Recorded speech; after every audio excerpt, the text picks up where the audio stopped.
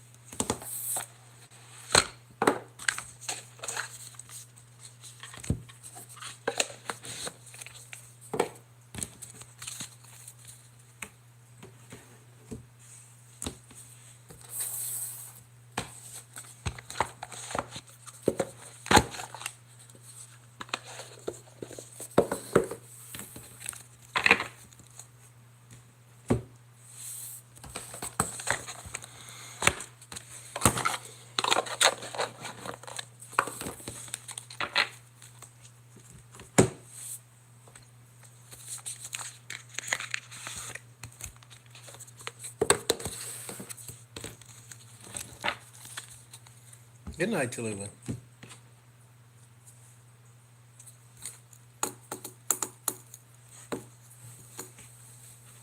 Good night, Phyllis.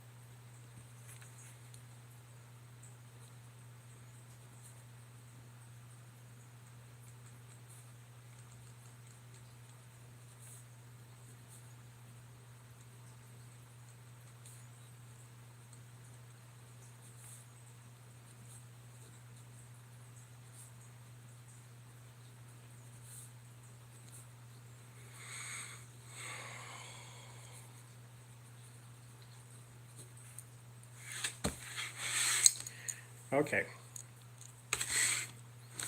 I got a bunch of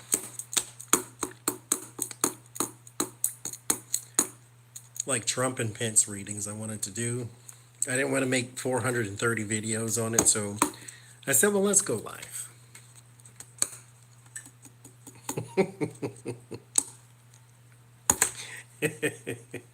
Where you sit there and You get called to the principal's office and they don't say nothing for 45 minutes. And it's like, well, Lord, what did I do?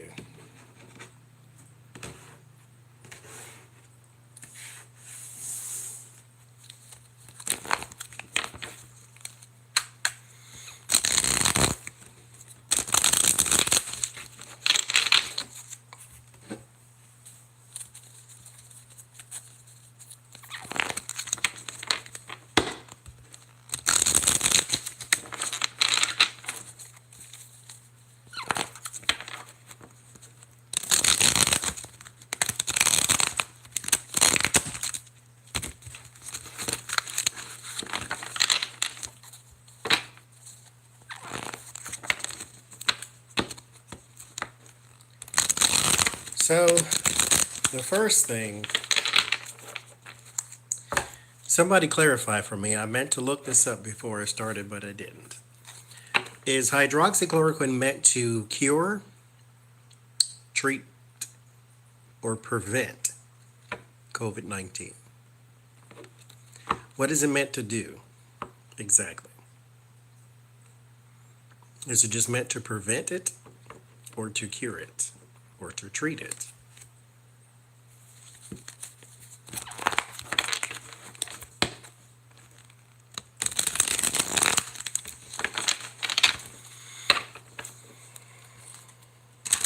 Thank you, Pat. Thank you, Bama.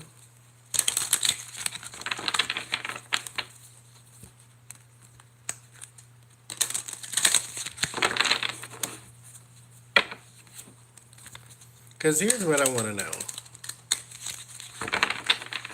Because Trump says he's taking hydroxychloroquine. If you've never had it, why are you taking this? If you've never had 19, why are you taking this? So you're not treating anything because you don't have it. At the most, you would be taking it to prevent you from catching it. So I'm not quite sure why you would be taking it at all.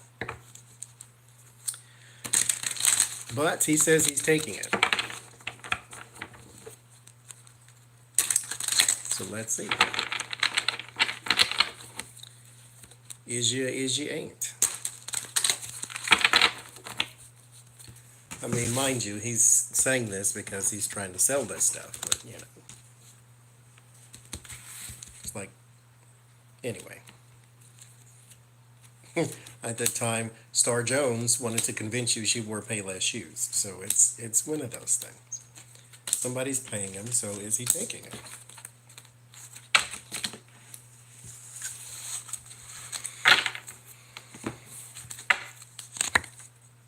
Six of Cups. Five of Wands. Four of Pentacles. Seven of Wands. Six of Pentacles.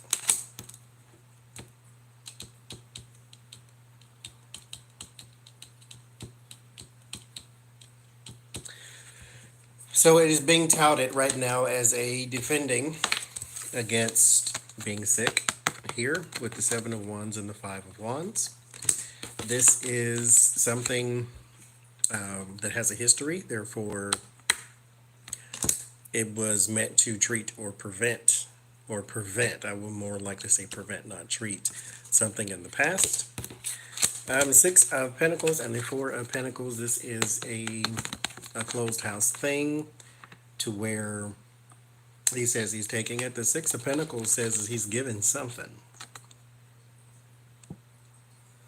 But I'm not going to say it's this because he would die from that.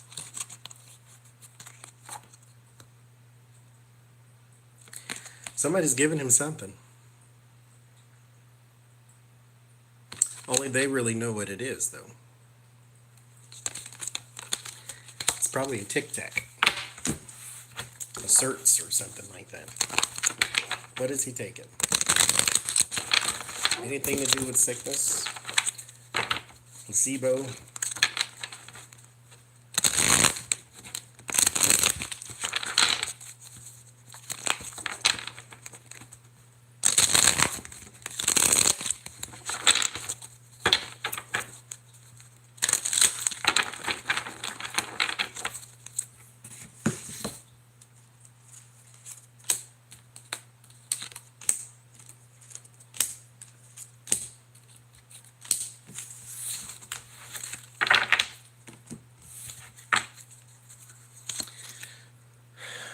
Three of Wands,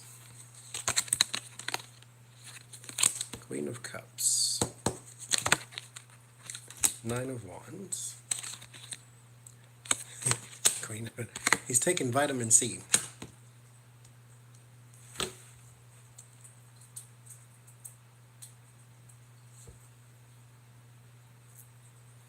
That's what he's taking an immune booster, like a vitamin C or emergency or something like that. It's an immune booster here with the Nine of Wands.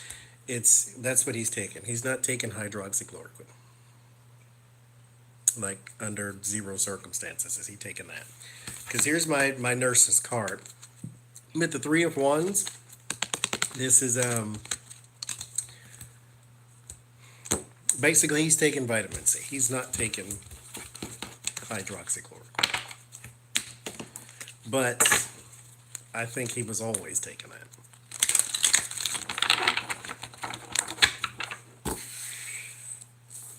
So why is he still pushing this? Is it still because of money?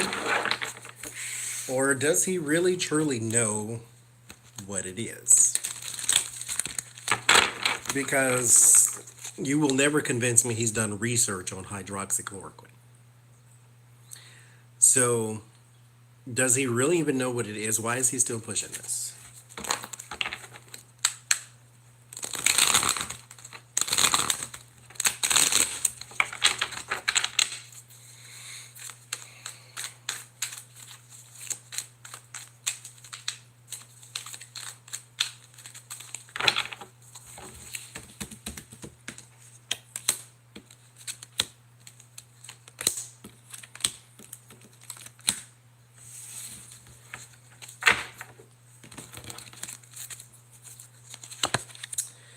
Ten of Wands, there might be an obligation here. The Sun,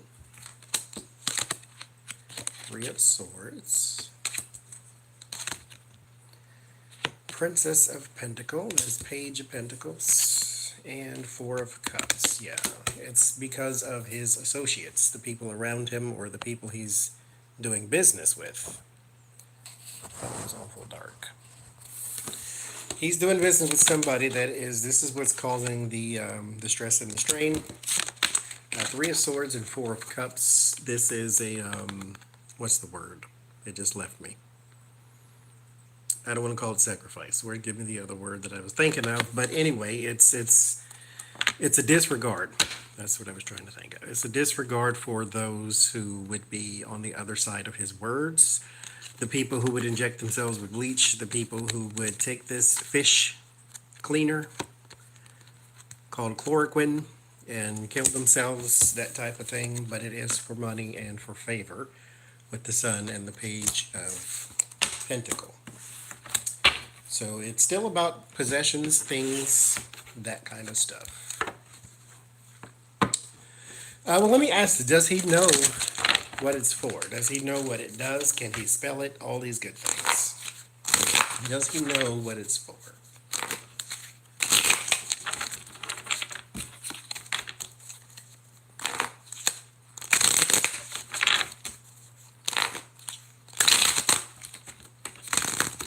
No, the page is not Jared in my deck.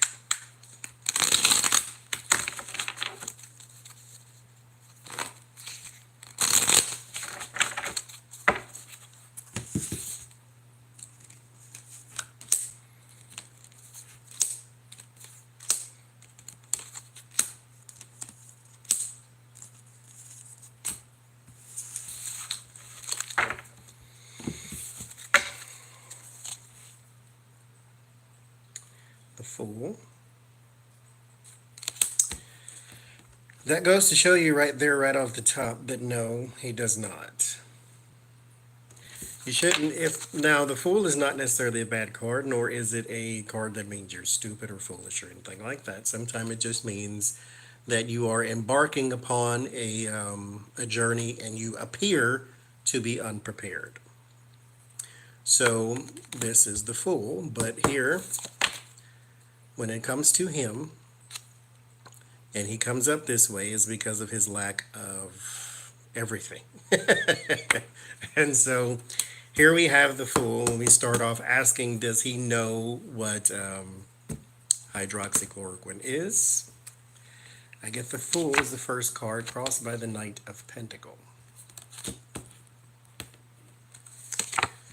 So the Magician.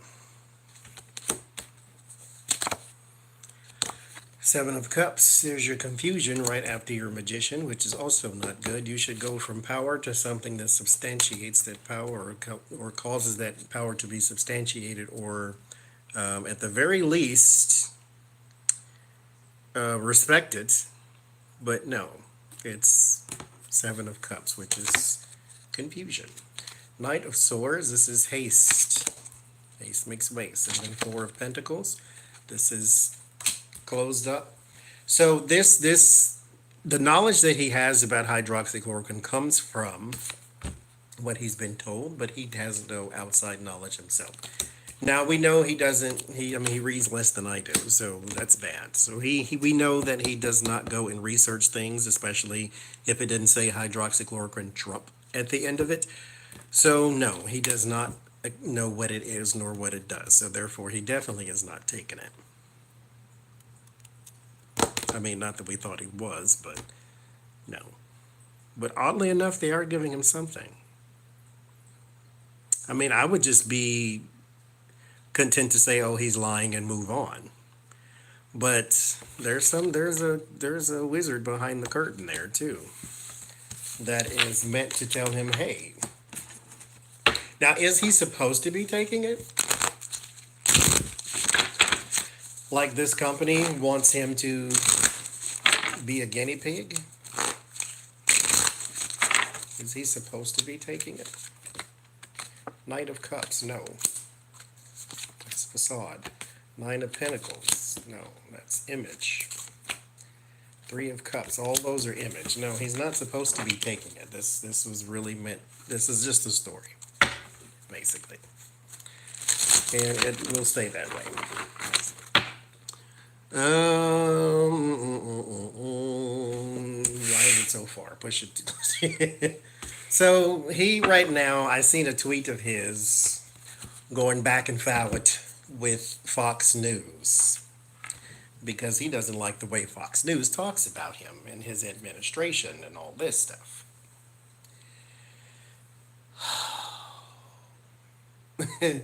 He said there have been way too many anti-Trumpers on Fox News. Time to search for a new outlet. And then way down in the comments, there was the One America News advertising. Some person tweeted, "Hey, why not check out?" Like he ain't heard of it before. So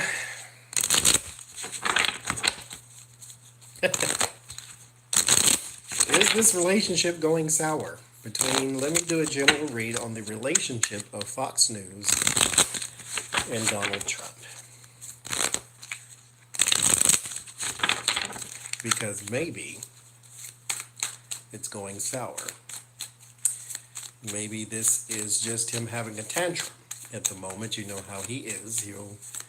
He's very wishy-washy too, so he'll hate you 1 second and say you're the greatest person in the world once you give him his compliment first. So, and I don't think he was talking about the guest. I think he was talking about the host. Like, they are now the never-Trumpers or the anti-Trumpers or whatever crap he said. So, let's see. Is the relationship between Donald and Fox News going sour? Let's do a general read on that.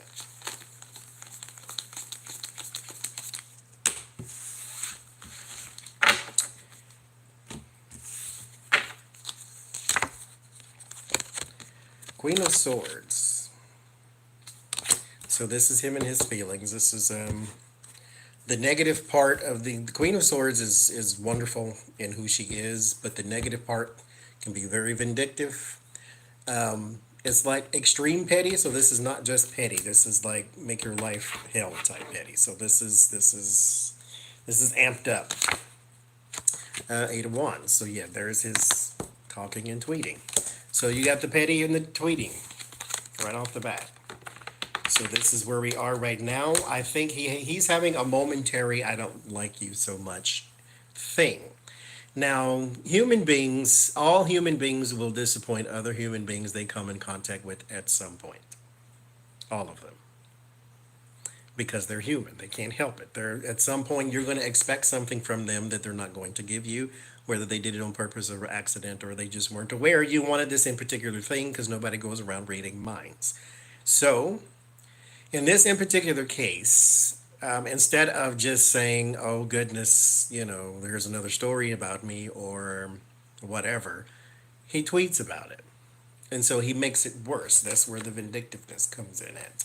So I can't just be slighted and move on because really, technically, honestly, actually, Fox News has no more real bearing on your presidency.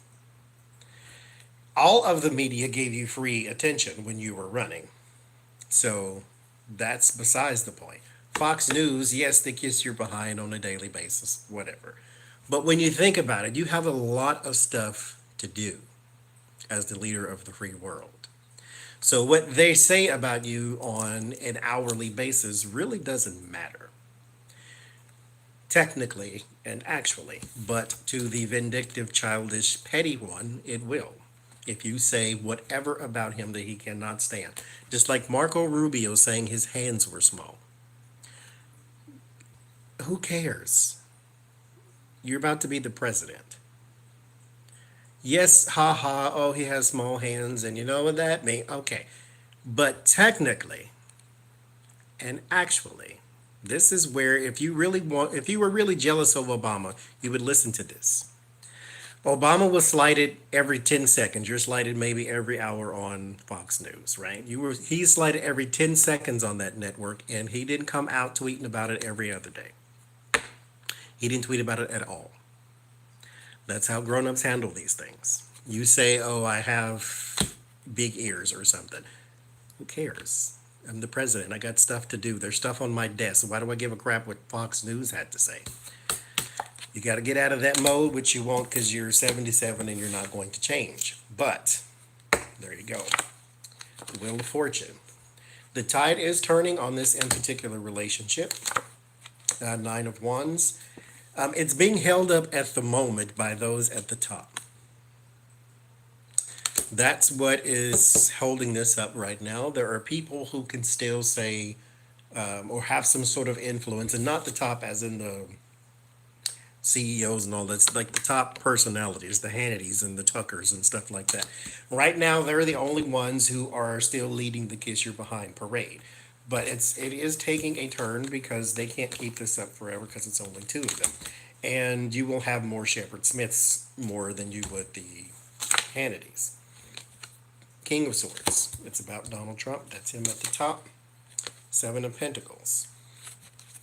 You will see a bit of a resurgence, though, here with the Seven of Pentacles, because this is now the harvest coming in. You will see a bit of a resurgence in the positive stories, probably because he's running for president, and the closer we get to November, the closer you are going to,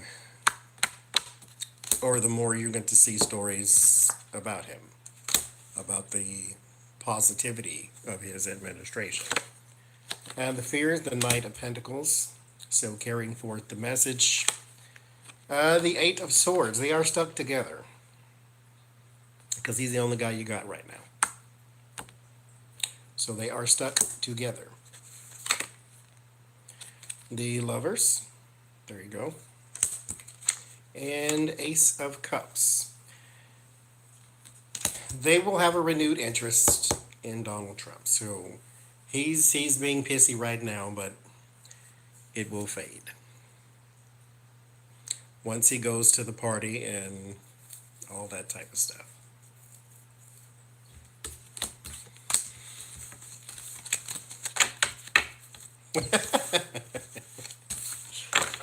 This reminds me, this in particular card. So Dorothy's in jail here, right? So this in particular card, they were going to a party. And so they were staying in this hotel that Blanche knew about, right? And it was cheap and it was whatever.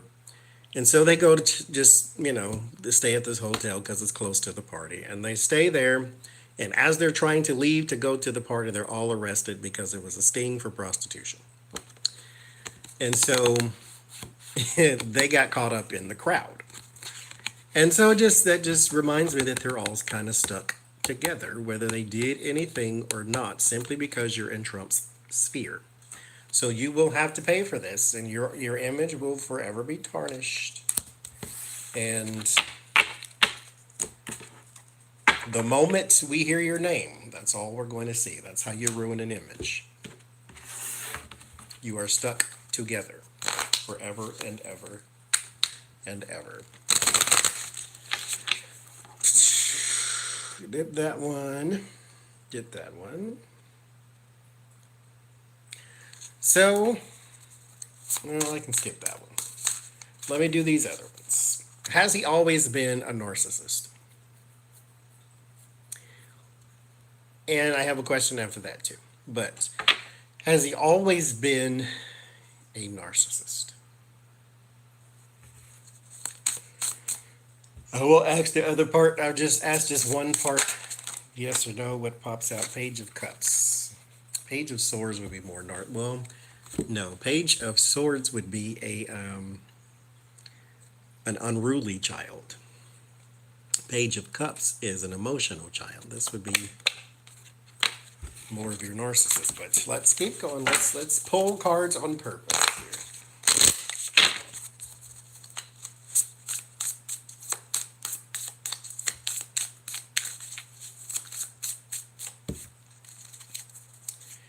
Has he always been a narcissist? I mean, not that this is a recent development. I mean, just throughout his life. Has he always been this person?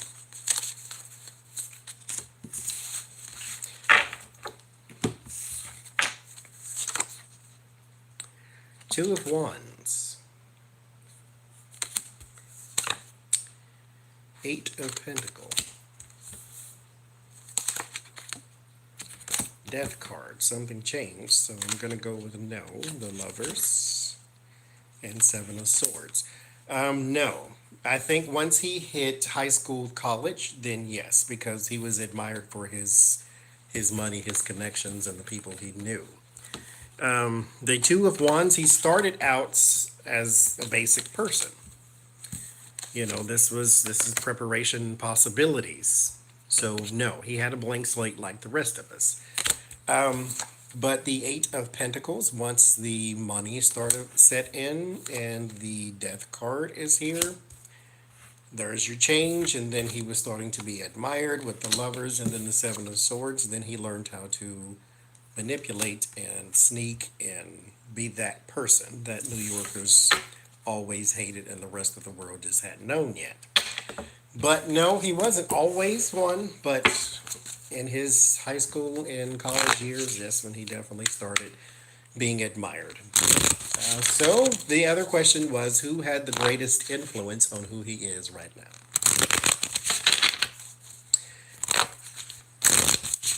I think he cares maybe very little to nothing about Andrew Jackson. And he says he was a very important person and blah, blah, blah. He admired him and all. I don't think so, because I don't think he knows that much about Andrew Jackson. I just think somebody told him this is the most racist one, so put him on the wall. So there you go. I mean, God forbid you put a flag up there, or a flower, or a ladybug. No. So who had the most influence? I'll pull an oracle card on this too. 3 tarot and 1 oracle card.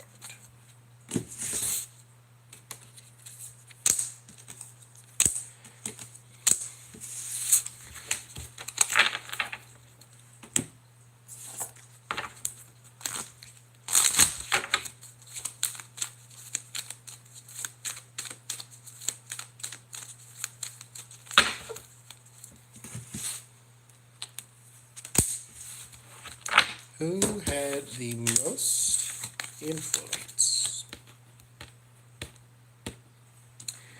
Well, his father.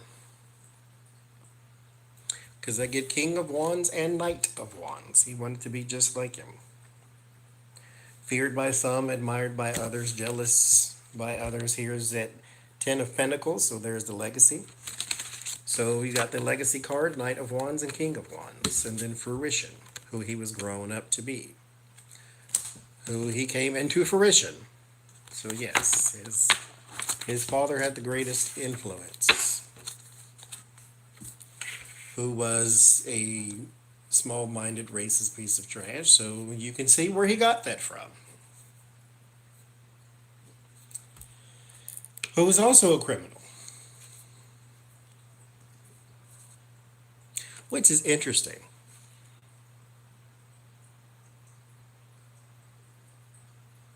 I'm going to do Don Jr. too, and Ivanka and that other boy, and see about them. Because he didn't raise his kids, and neither did Fred Trump. They just waited till they got to a certain age, high school, college, and then taught them the ways of thievery and horribleness. So who had the greatest influence on Don Jr. as he is right now?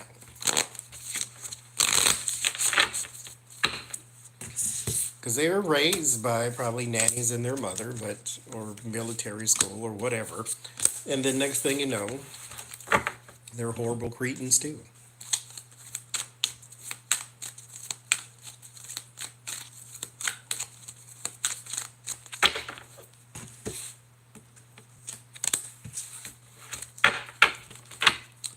Let's see.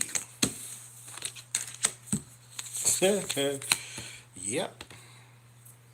And then I had what? King of Wands, Knight of Wands, Page of Wands. And then, because he is his namesake. And then there's the Seven of Swords and the Sun. So teaching him how to be sneaky. And self-love, the narcissistic one. So, yes. His influence is his father, too. What about Eric? Who had the greatest influence on Eric?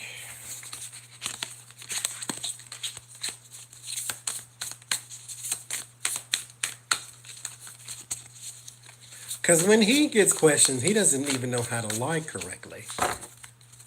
At least, Don Jr. would say nothing burger, not, hey, we get all of our money from Russia. Bless his heart. He's a Sri baby, as they used to say back in the day. It's one of them bless your heart childs.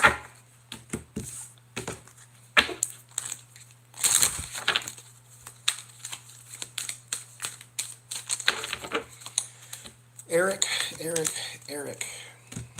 Who had the greatest influence on Eric? Somebody who worked for them actually had the greatest influence on him. Who's having the greatest influence on his day-to-day life? His father, because he can't help that, because he's a Trump too.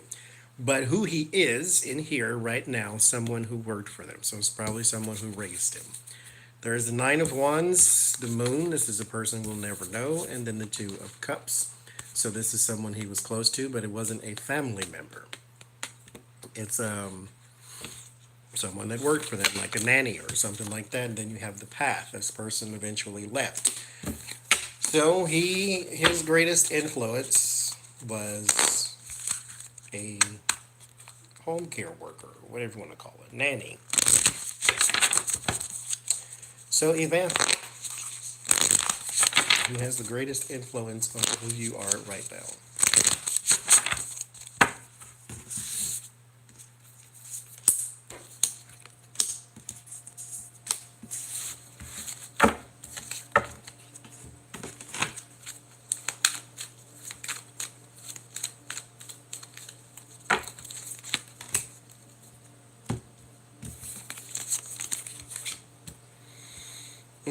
Was a teacher or someone who was instructing you.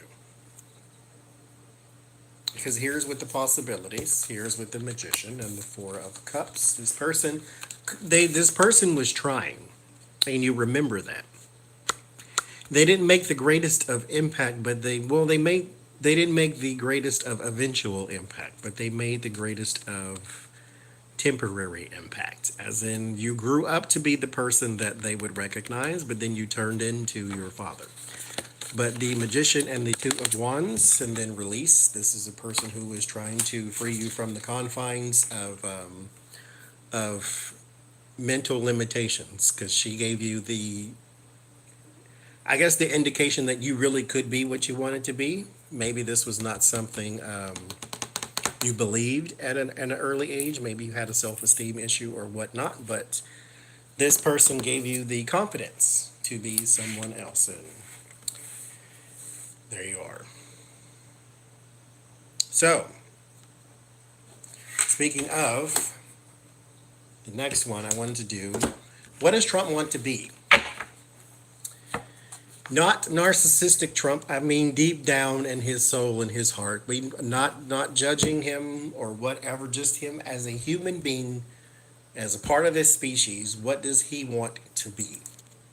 Like, if you stripped away the glitz and the glamour and the narcissism and the lying and the racism, and strip away all that to his core, what does he want to be? He once said he wanted to be a baseball player. He admired that lifestyle, and he thought he was good at sports. So what do you want to be? Like, I want to know in the heart, what do you want to be?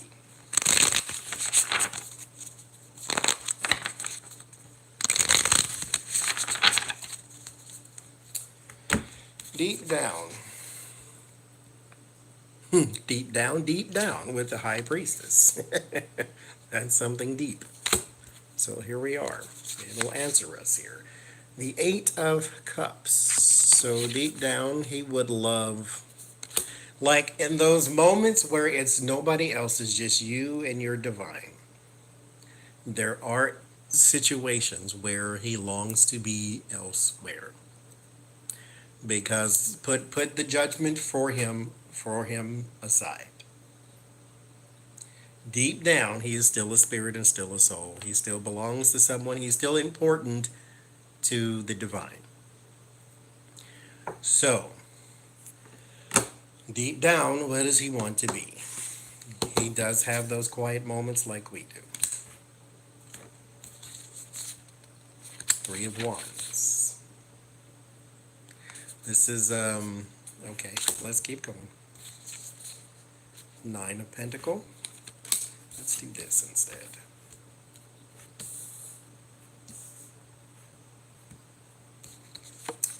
And the King of Wands. He wants to be in sports. He wants to be a baseball player. Well-known one, though. He wants to be a rich one.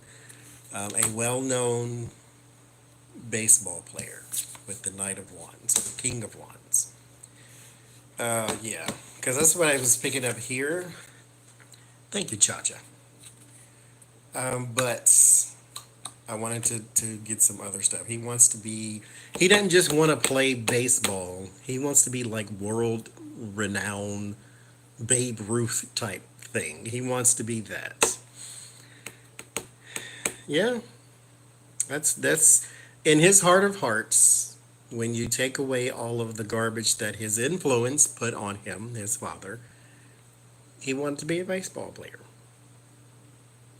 Deep down in the grossest and sickest of people, there is still something there that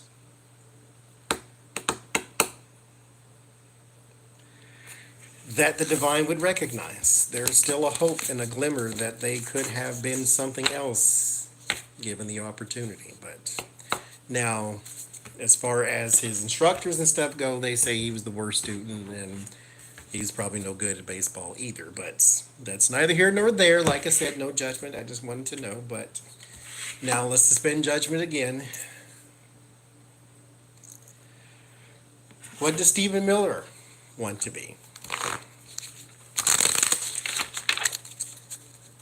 If you strip away the griminess, just strip away all that is, no judgment. What does he want to be?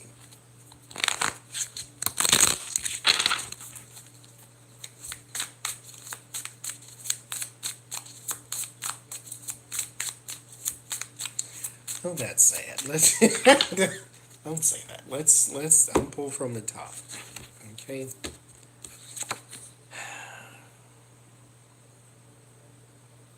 Seven of Swords. The Star. Five of Cups. Seven of Wands. Four of Swords.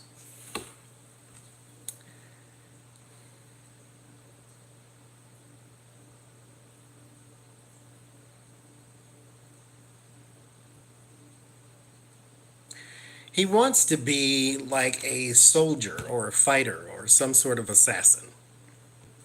But not just soldier, but a person who is meant to carry out dangerous operations and go and kill people and things like that. That's what he wants. He wants to be either a gun for hire or some sort of secret soldier type thing. Here I have strategy. This is strategy. Seven of Swords, someone who sneaks around or sneaks in. The Star and the Five of Cups together means bad health. So I would think, because what I heard, which I was like, that's sad, as I heard death. And I'm like, he doesn't want to die, does he? But no, then there's a Seven of Wands, so someone defending against whatever.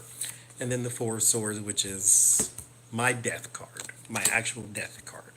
And so, yeah, he wants to be some sort of assassin or dynamic soldier type thing. Yeah. Or SEAL. They go and carry a true SEAL, the ones who goes and carries out the mission and you never know who they are type thing. Oh, anyway, moving on. I asked, so I got the answer, so I can't, anyway. So, I want to know also, Don Jr. Oh, wait, hey, thank you, Sheena. Don Jr. is, again, Don Jr. is named after his father. Is he proud of that name? I'll just ask it that way. Is he proud to be a Don Jr.? When the lights go out, is he proud of that? Knowing who his father really is, I'll do 2 tarot and 1 oracle. Is he proud of this?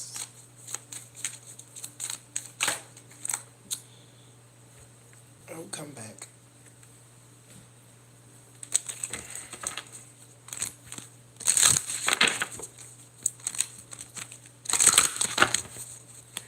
I figured they were little deep dives, Pat, and I just didn't want to make 900 videos on this one thing, but why do you keep popping out? Okay, pick my own card. Let me pick it myself. Thank you, Thomas. Bless your face. So there's that. 1 and 2.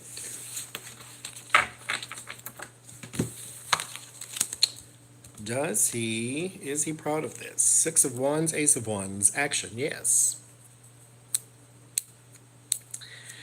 Now, why? We can ask why. Let's ask why. But so 6 of Wands is celebration and, what do you call it? Promotion. And then the Ace of Wands is like a yes card for me. And then there's action. Why? Do you admire him? Because we did get the succession. We got the King of Wands, Fred Trump. Knight of Wands, Donald Trump. Page of Wands, Donald Trump Jr. And then these other two, the blonde kids, they, their greatest influence are outside people. And then Tiffany Trump is hiding away in regular people life somewhere.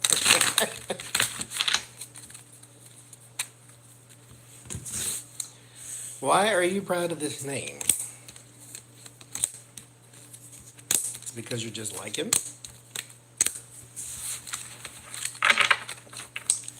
Why, oh why? Six of Swords, Three of Swords, Six of Cups, King of Pentacles. Yeah, you admire him because when he shows up as the King of Pentacles, this is not who he is, this is who you look at him to be. Like the man of resource and all that good stuff. And then there's the Six of Cups, that childhood memory, Three of Wands, Three of Swords, some separation, some hurt. Yeah, you admire him, so there you go. What are you gonna do? Okay, now this one here, this is like a 14-part questions. So if he doesn't get reelected, first thing I want to know, what does he feel? Like, what is his initial feeling when that flush feeling comes over your face? What is going on in here and in here, in your spirit of spirits? What are you feeling when you don't get reelected? I'm going to project that. I said if, but I'm going to say when. When you don't get reelected, what are you going to feel?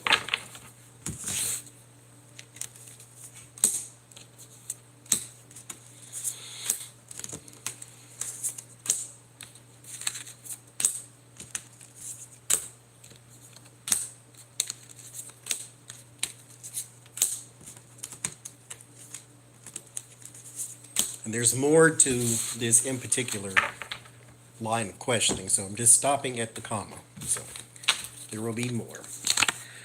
The Queen of Pentacles, there's my America card. So you feel we turned your back. Okay, I see where this is going already. The Wheel of, yeah. As soon as they turn, here it is, the Wheel of Fortune. You feel as though they turned their back on you. Get out of here. The Lovers, back in the past position. Five of Cups, regret, sorrow, disappointment. Oh, sweet Mary. Four of Cups. That is despondency.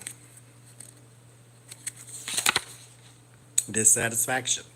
Three of Wands. Looking towards the future. Eight of Pentacles. Fear position is the job. High Priestess, don't know what happened. Are you going to write your own What Happened book if you knew how to write? That's been petty. I'm gonna say. Seven of Pentacles, and it ends with the Seven of Cups. What happened? What happened? Oh, you know what's saddest about this? Is not the fact that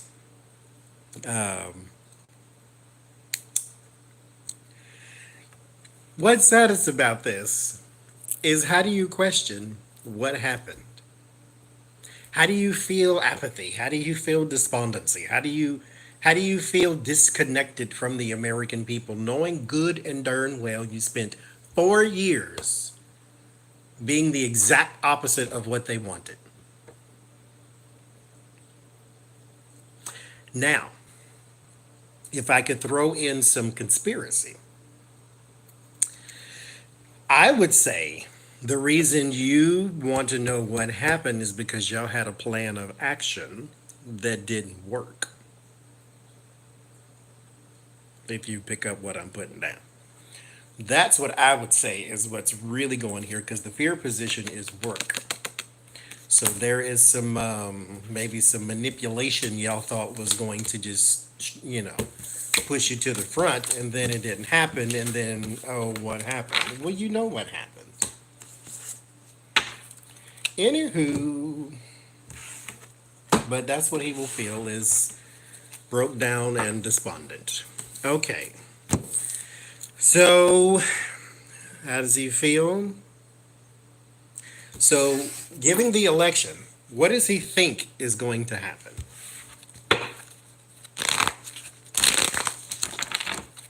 Right now, Actually, I don't want to. Well, yeah, we can just do it right now because that's too long to project. Right now, what does he think is going to happen?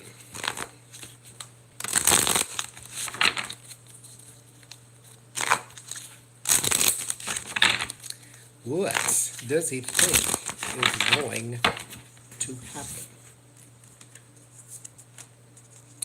Give me one. I don't want to.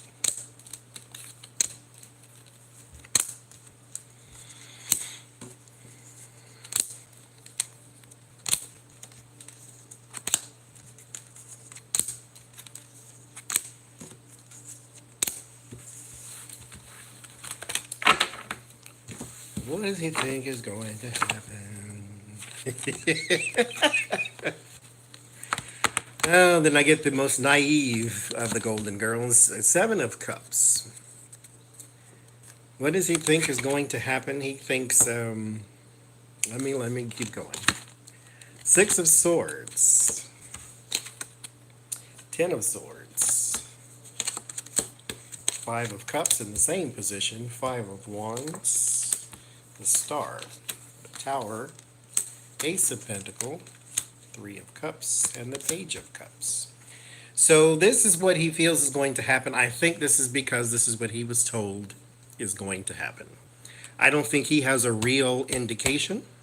This is just something that he was told, because this is, again, not something he really pays attention to, even though his name is in this one, but it's, you know, we know who we're dealing with. So anyway, so the Seven of Cups crossed by transition. So you have the, I'm not sure how this is going to work. I barely eked by the last time. If it wasn't for that voter fraud, sounds like Scooby-Doo episode. If it wasn't for those darn kids, if it wasn't for that voter fraud, then he would have just, got the majority of the votes. Hillary would have got like 9 votes, and he would have got a million times a million type. It's that type of thing, to where he feels as though everybody in the world loved him because this is what he was told. He got free publicity. They only took him to the pep rallies. He didn't go have to talk to people that he didn't care about. He didn't get the real experience of a presidential candidate. He got the experience of a anomaly, because we hadn't seen something like this in modern age, to where somebody spoke so blatantly racist and so blatantly hateful and so blatantly ignorant and still got pushed to the front of the line because, they couldn't help it. They had to cover the sideshow. If there was a sideshow going on, we would walk past it like, why is this not on the news? And when they put it on the news, we said, why do they keep putting him on the news? Because he's the sideshow. You got to point the camera at the elephant in the room, because everybody else is going to want to know why you're not covering it. So here he is in a position to where he's not really sure, and then they're telling him, you're going to do just fine. You're gonna transition on to smooth waters. Yes, it's gonna be a bit of a fight because Joe Biden's a firecracker or whatever the hell, but it's one of them type of things. But he believes the fight, someone will lose, someone will win, and this is what they're telling him. Disappointment, the future, new opportunity. So they telling this man, this is what he's thinking. They're telling him that this is going to go well. He fears disaster with the Tower. And then in the end, Page of Cups. Surprise. Good news. Good emotional news. This is what he thinks. 3 cups right next to it. This is what he thinks. He thinks he'll be all right. That's,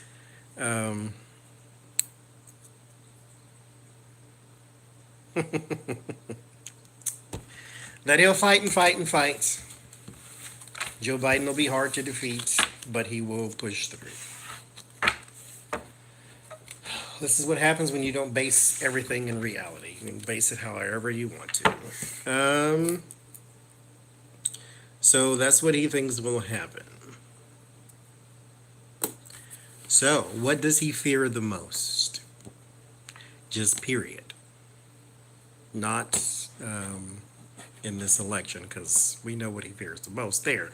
But what does he fear right now? Let me say it that way, because I think in the past, death is something that he fears. But what does he fear? Hi, and thank you. Where you sleep? You're on the other side of the world. Any daytime over where you are? You sleep in the day too? So what does he fear the most?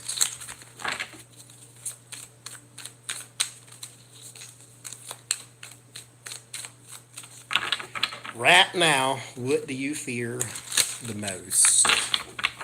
Donald Trump. What do you fear the most right now? I'm going to do 3 cards. And I'm going to do 3 here too.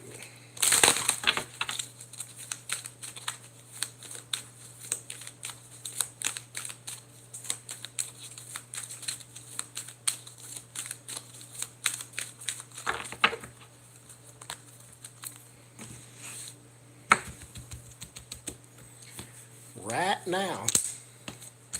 It might be, especially the way I say it. Oh, you know what? Let's pull 3 Lenormand cards too. One of y'all out there read it. Y'all can tell me what it is. 3 cards. It's still a yes or no, but still. I'm going to do 3 cards. What do you fear the most?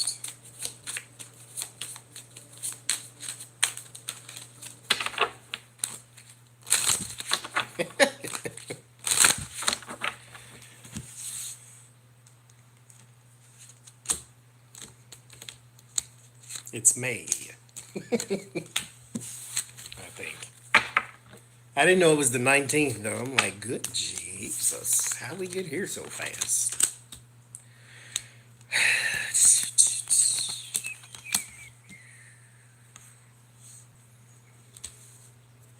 So what happened to his father?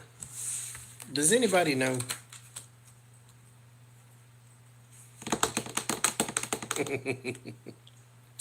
What happened to his father?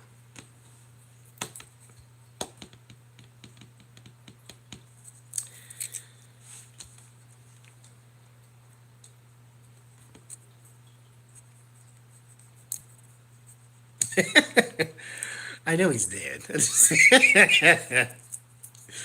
But I mean, what, okay. Alzheimer's.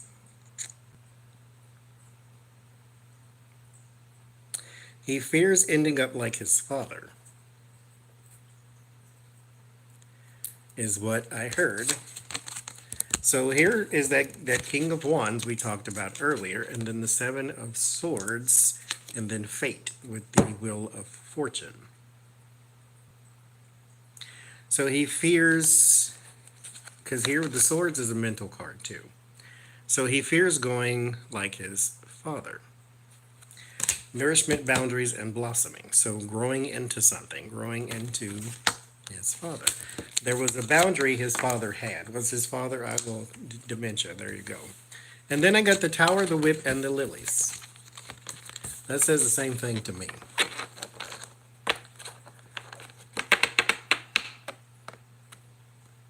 Some old white man. Terror and punishment. Institution. He fears that right now. Now, what I want to know through that, the reason I asked, is why.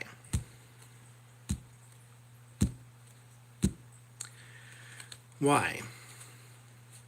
Why do you fear ending up like he did?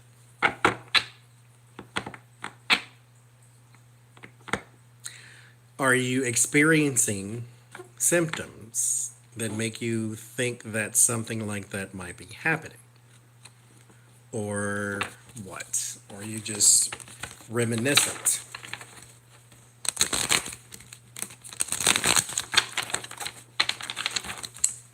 Why?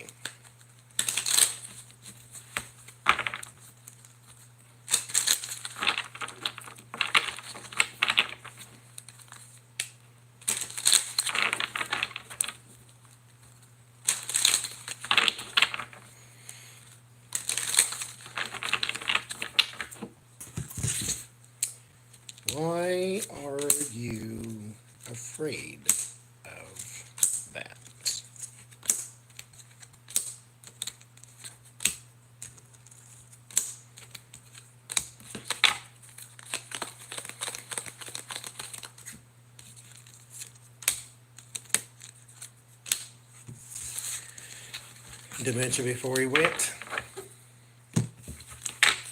Well, he lived to 93.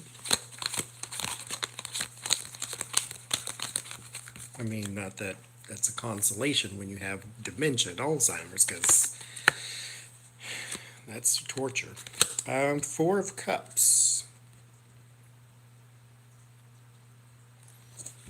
That's interesting.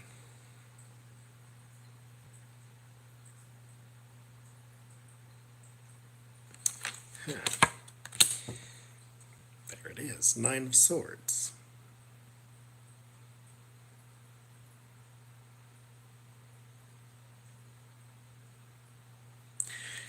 It's okay. I always hate to say this because I don't think anybody ever understands it when I say it. But other people have said it, so I know it's an expression. I didn't make it up. When a person says their brain is fried, it's kind of like it feels like static. Like you just can't really focus. You can't keep your mind straight. It's like I don't ask me to think. Don't ask me to make decisions. It's just like shh going on in your head. Like you can't like the brain cells want to touch and they just seem to miss each other and it's you can't get it together. It's like I'm tired of thinking. My brain is tired, which is where I go with the whole brain fried.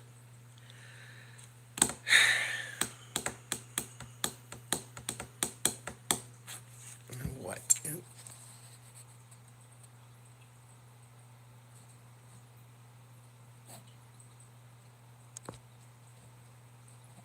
Um, and so what I get is there are moments where he's sitting there and it's kind of like someone turned it off, his computing skills, just for a moment. But it's a moment enough to make you worried that something might not be right. And then there are other moments to where he's sitting there and it's just static. Because that's what I get with the Four of Cups. Now, mind you, the cups are not mental cards, but that's what I hear here, simply because this is a person disconnected from their reality. The cups in front of you are like your day-to-day life. Nothing really changes. It's one after the other, after the other, after the other. And then here comes this other cup kind of out of nowhere and you're indifferent to it. And but with this, it just seems as though he is not connected to his own reality. Like at moments, it's just not completely. It's at moments where it just like shuts off. And somebody's talking and then it's off and then it comes back on. And that's enough to worry you, as the Nine of Swords says. Interesting. I've never read on a person who has dementia or about dementia, so this is interesting that it's coming up, and these will be my cards for it, I suppose. Knight of Wands and Strength. It's a legacy thing. Ace of Wands. That's what came up in his "Who has the most influence on you" thing. And then Four of Swords. This would be the Rest and Retreat. Nine of Cups, King of Cups. Ooh, that's bad. And then Knight of Swords. There's your racing thoughts. So he panics at times when this happens. I don't think he's voiced this to anyone. There's your doctor. I don't think he's voiced this to anyone because I don't think he knows what's going on. And if that because if that happened to me, I wouldn't go straight to, oh, I must have dementia or early onset. He doesn't. He probably doesn't know what it is. But this again why I say, if you're going to go to the doctor, tell them everything. Don't leave anything out. Say, hey, I'm experiencing this, this, and this. They went to school to study anatomy, the human physiology. They know things you don't know. So tell them everything. But As we say around these parts, you do you, boo. That's all I can say. But he fears ending up like his papaw. So there you go. How is Michael Donald Trump Pence, feeling about this administration?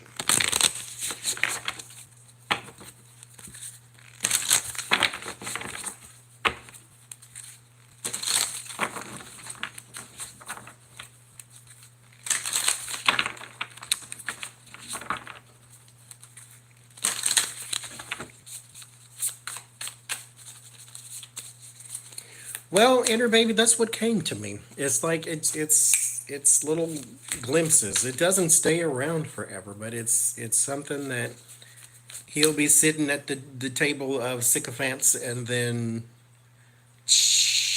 it'll come back on. It's like he just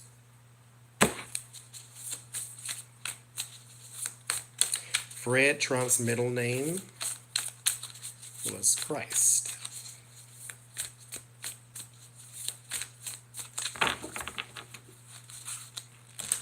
I don't even know what to say. And well, Jesus is not a unusual name, so you call yourself whatever you want. How does Mike Pence feel about this administration? There's a reason for asking this. So there's another part.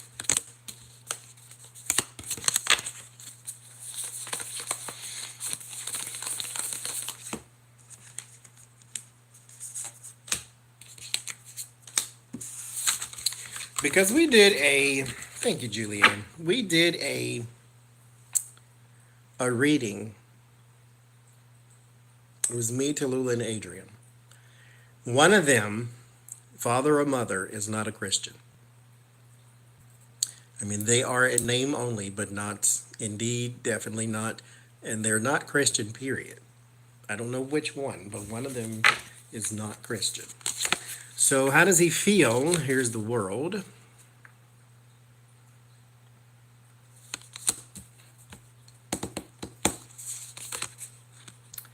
The King of Wands. So your role in the administration. Queen of Cups.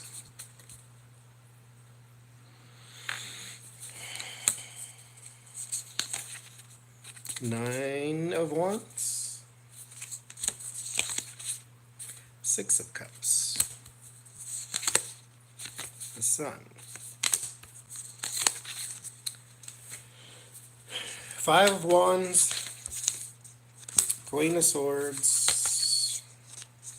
Eight of Wands. Four of Cups.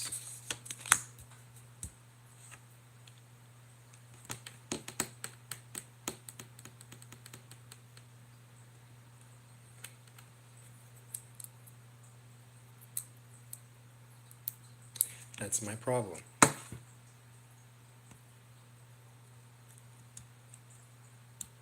So I'm going to be a little judgy here. Let me pull an oracle card first, but I'm still going to be judgy. Because at one point in my life span, I called myself Christian too. Wore it proudly, told everybody. Went and knocked on people's doors. Hey, come to church and be Christian like me. I did that.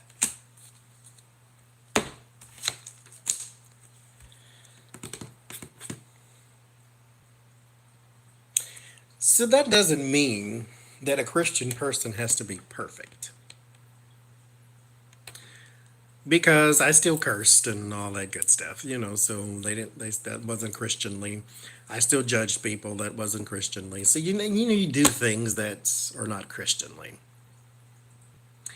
But the 10 Commandments, one of them is do not take the Lord God thy name in vain or something crazy. I don't know. Don't take his name in vain. And when I was growing up, If you ever said goddamn, then that means that you broke one of the Ten Commandments, and then all the fellow Christians would be like, oh my God, you took his name in vain. So I never thought that's what that means. Well, no, I never believed that's what that means, and I still don't to this day. Because I think that if you use the word Jesus Christ in the place of a swear word, as they say, that would be better than cursing. Even my pastor I had at the time said that. He said, if you were to say Jesus instead of, the F word, I think God would appreciate that a lot more. And so I always thought it to mean, don't call yourself Christian without Christianly deeds. Don't take the Lord's name in vain, as in don't call yourself a Christian. When you look at the word vain, I think the second definition is fruitless. So don't take the name and then show no results for your Christianly title. So how does he feel about this administration? Here with the world and the King of Wands, he does love the fact that he is on a different plane than just his governorship and all that good stuff. I'll come to those last because that's where I'm going to be judging. Okay, the Nine of Wands and the Sun and the Queen of Swords. There's a lot of work to be put in. There's a lot of day-to-day stuff that he does that he didn't think that he would need to do, being vice president. Vice president supposed to be chilling in the cut, as we used to say, which just means standing on the sideline. And so that's what he was supposed to be doing. But no, he's got a lot of work to do, because of who he's working for. I bet you Joe Biden didn't work that hard because he didn't have to. But here he doesn't really care for the fighting and the negative press and the this and that, that messes with his sciatica or whatever. I don't know. But here's the Eight of Wands. They are trying to put forth a message that the Trump administration cares. That never really happened, but that's one thing he wanted to do. He had ideas coming into this that we could start doing these things, and as the vice president, I can do this and this and this, lead some initiative like First Lady type deal. And then we come to this. Because this is what Spirit was saying to me when I picked up these little cards. He went down to the border. Here is the support, and then here's the children.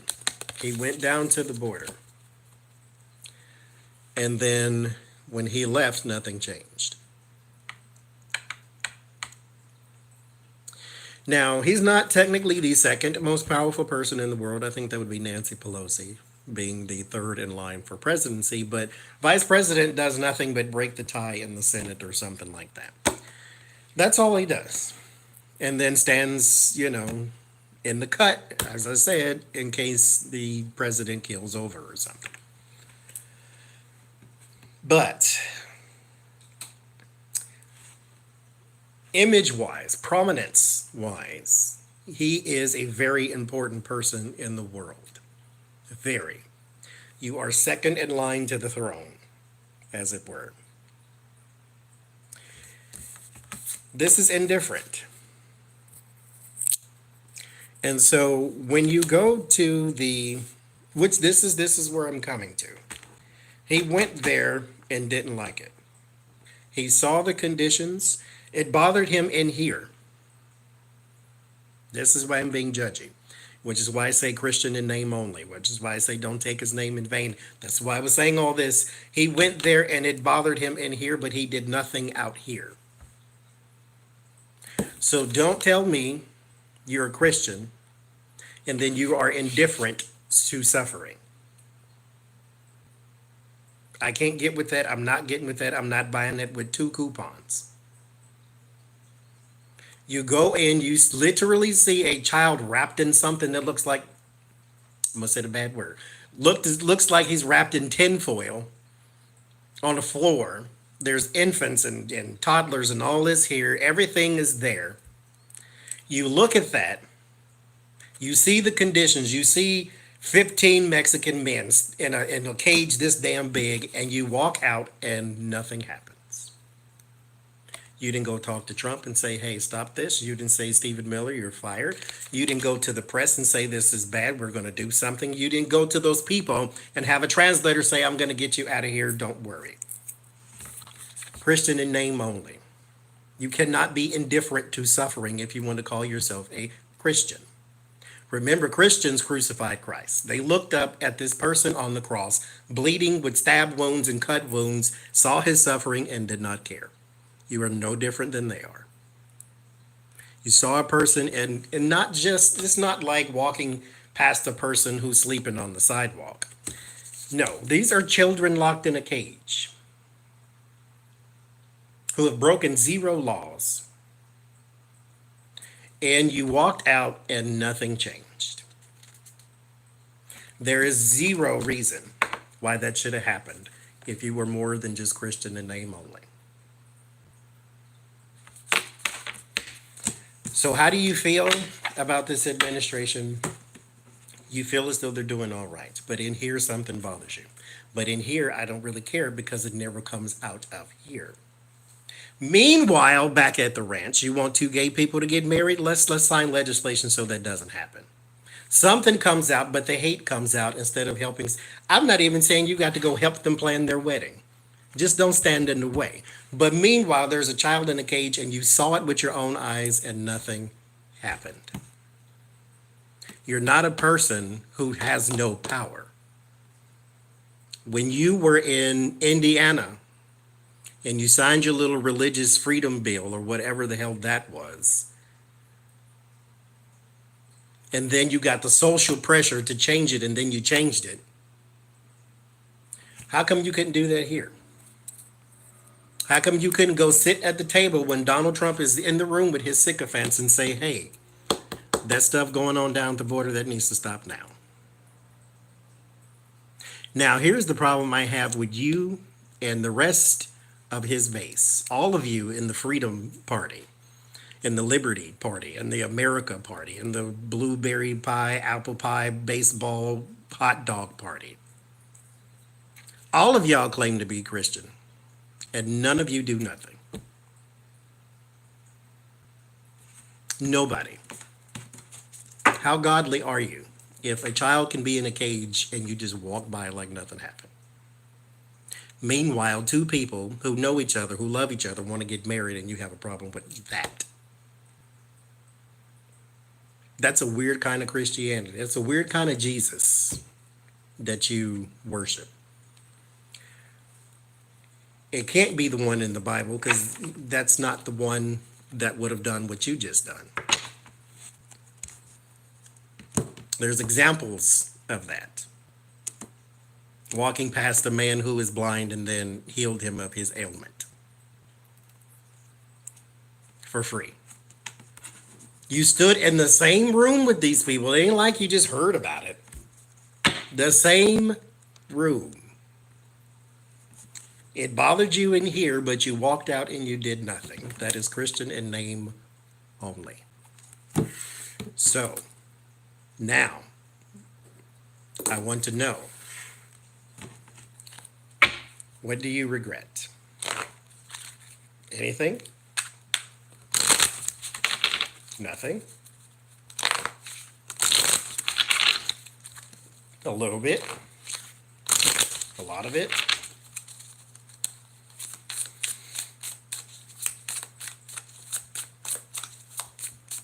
So, let's see.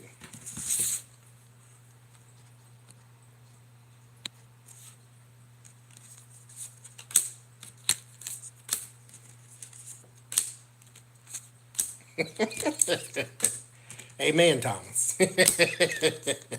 What do you regret? Anything? Thank you, S. Walker.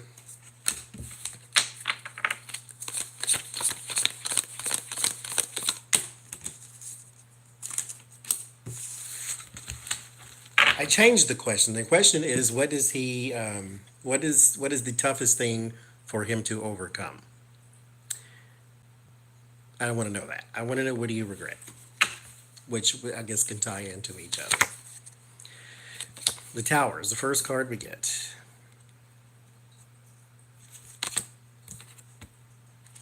What do you regret? Ace of Pentacles, the Fool,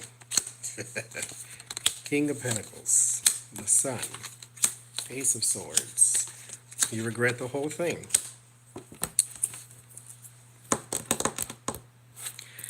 You regret the whole thing.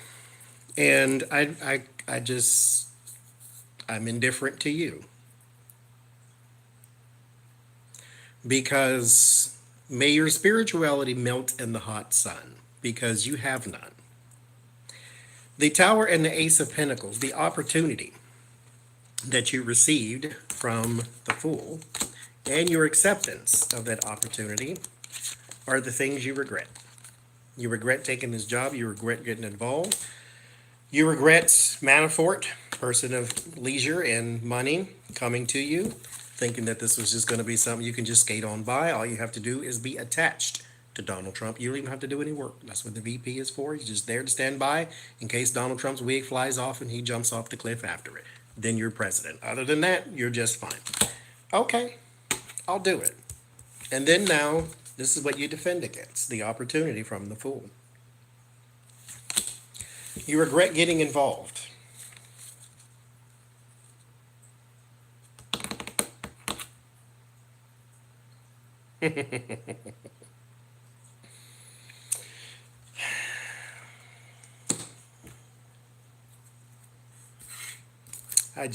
You know what?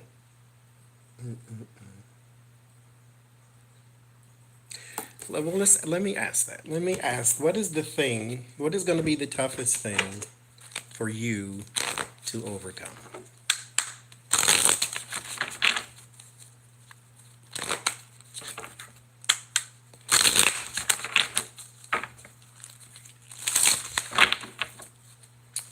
The toughest thing. The World. Wonder if I'll get the Judgment. The Empress. Page of Pentacles. Knight of Cups. Six of Swords. The toughest thing for you to yeah, this makes sense, is image. How you appear to the world. Knight of Cups, Empress. Empress is also about vanity and beauty, so image. And then Six of Swords, transitioning to a better time. Now, why would image be a thing that he needs to overcome? I don't think it's him. Simply because of all the stuff I just said. How you were an evangelical and you did nothing. Except the opposite of what a God-Christ system would do. Now,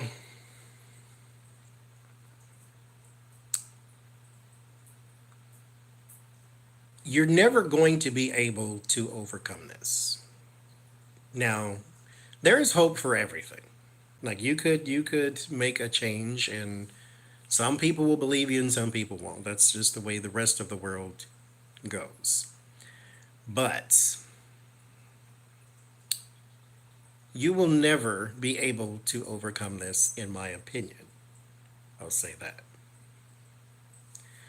Simply because where we are right now in the world, religion used to be, 78% of the American population? And now it's somewhere almost in the upper 60s. And it will be even smaller in the next 40 years. Because of image. You care about pockets more than people. The pulpit more than the person. And then when people look at religion, it's a bucket of hypocrisy. I don't like this, we don't like you. Meanwhile, the pastor's got 99 wives and 15 children and all this type of stuff. And not to mention 3 Cadillacs, and he can't drive them all at the same time. So his image, that's the thing he will not be able to overcome. So, Trump, what is your regret? What do you regret, Donald Trump?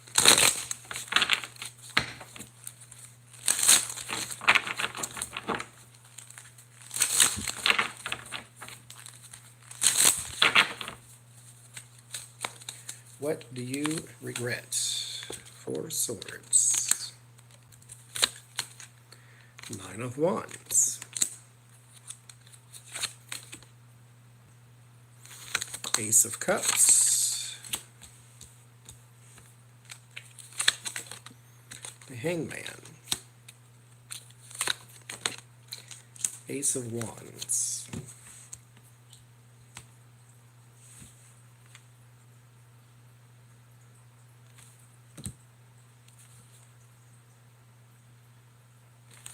Someone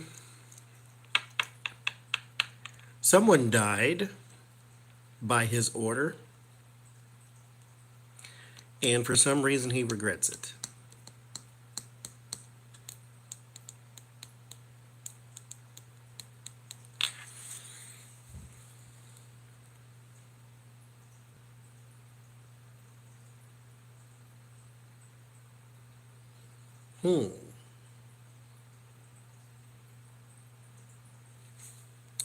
Let's see if we can get an insight on who it is.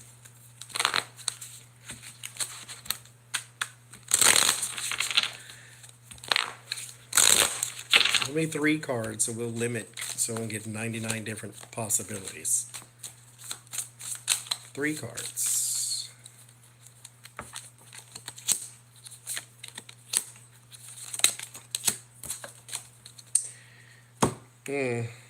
Allegedly speaking, for the purposes of entertainment, I say this next statement, Epstein. That's what I thought I was going to draw, though, but I don't know if I'm projecting or what. Someone in the justice system. Someone who was influenced by a manipulator. And then someone involved with children, with the 6 of cups. He regrets that. And this is possibly, well, let me ask why. Let me ask why. I have an inkling, but I want to see if it'll tell me why. Why? Let's do 3 cards on this. I'll extrapolate what I need to, but.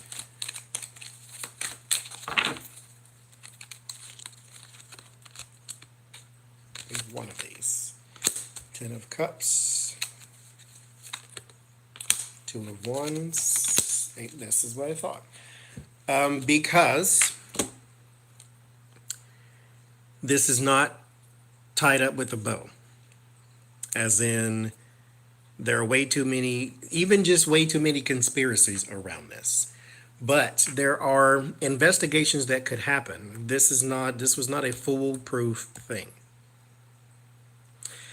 Like Soleimani type of thing, to where it was public, this person died, you know who did it, you know why they did it. It's done.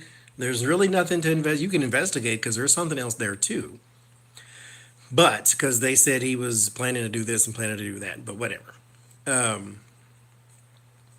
This one is different because there are way too many other little variables out there that a person could pick up on. It's kind of like some of y'all might. Well, I don't watch it. My brother loves these type of shows. The investigation ID. I just killed my whole family shows. So there was a guy broke into a lady's house, killed her, and took whatever, and boom, he was gone. Right. So there were people around, they did the whole investigation, I guess, to find out who knows who and who does she know and who doesn't like her, whatever. And they had a lead. And the lead was she has a tomato plant outside of her window. And he stepped in one of the tomatoes and it made a shoe impression. That was a lead, and I didn't watch the rest of it because I don't watch that. But there, that's what I'm saying here is there's too many little variables, too many little things that you cannot possibly dot all of these I's. And yeah, that's that one he regrets. Which is interesting because you wouldn't think he'd give that order. That would be like, the rest of the humanity who did dealings with this man. So, at the risk of a rhetorical question, what does Stephen Miller regret?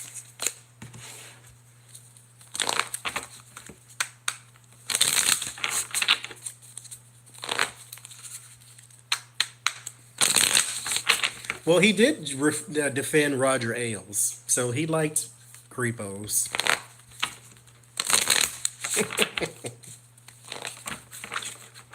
You attack everybody else, but the rapists, no, they're fine. It's a good guy.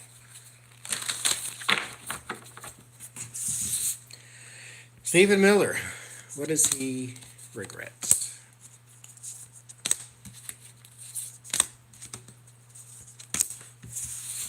Anything. This is the person who wants to be an assassin, mind you. Six of Cups, something in his childhood. The Star. Seven of Pentacles. The High Priestess. Three of Cups. This is a person he spent some time with in his childhood that he regrets. So this is probably where I was picking up that he was abused in his teens or something of that nature. Because I get the Six of Cups, something in the childhood, the Star. This is the future here. Seven of Pentacles, though this was someone he spent a lot of time with, because this is the Time and Patience card.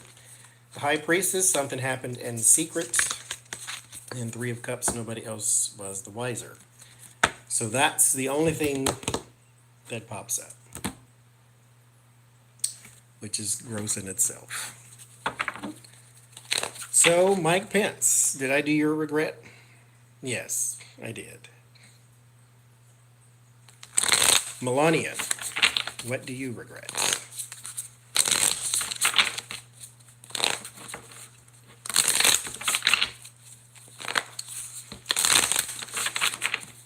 Do you regret leaving Slovenia in the first place?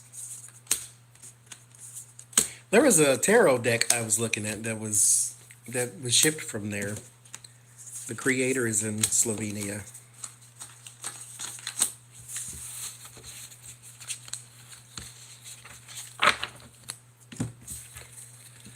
So, Eight of Cups. There's abandonment, death, change, the Emperor, justice, Eight of Wands. I'm leaving where you were to try to change your life, which is interesting.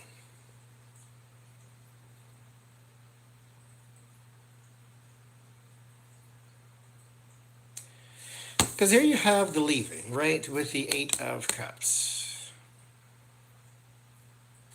And then to try to change everything with the Death card, the transition, the moving on from something.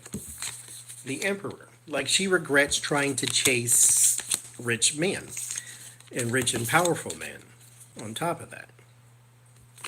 With the Emperor, who is sitting on Mars, the war planet. And then Justice, trying to tie them down, right? And then the Eight of Wands. There's your I do, Jay. And this is the communication card. So when you have those two together. Now, this is not indicated by the marriage card because marriage is, in my deck, is a happy thing. This is more of a legal thing. So she was trying to chase down rich men to tie one down and travel around the world and, all that type of stuff. So she regrets the trajectory, the direction of her gold digging. Because look at where she is now, and it's kind of like be careful what you ask for.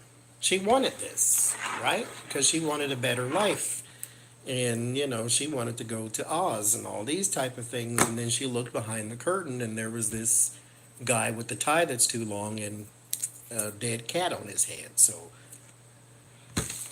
decisions. What does one do? When in Rome, I suppose.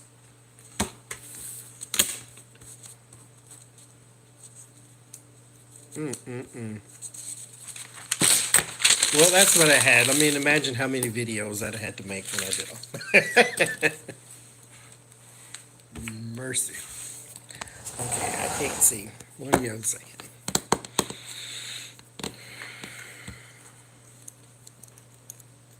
Oh, Lord, Ian.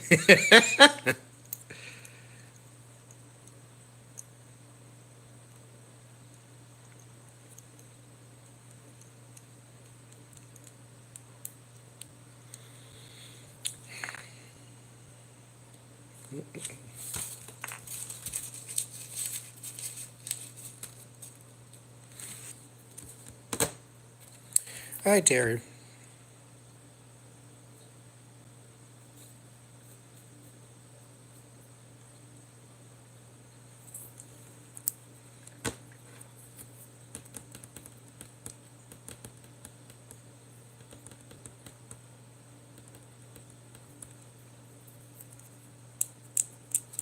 No, that was actually a joke, Alice. I don't know why I thought people would get that, but it's actually the name of a song. I'm going back to Cali. I usually put when I go to the store, you know, chit chat walk or whatever I put, right?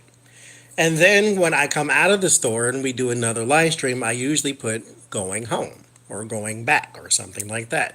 So at that point, I put, instead of going back, I put going back to Cali. Cali, which is the phrase in the song, but nobody got it but me. LL Cool J, I'm going back to Cali. You are dismissed from this stream ever. That is not who did that song, Jules. LL Cool J does not sing that song, Keisha.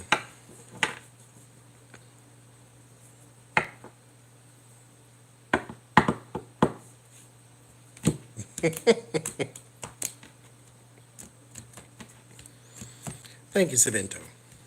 Somebody got it.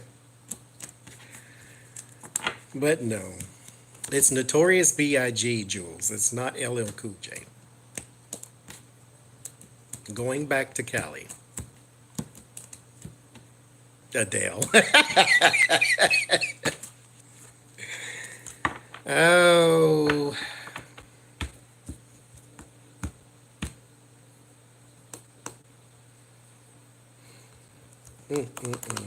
Thank you, Sunflower.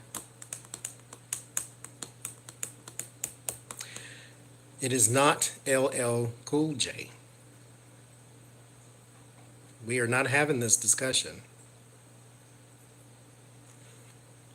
Okay, thank you. Say that, Keisha. He rapped a version you know of, but it is not his.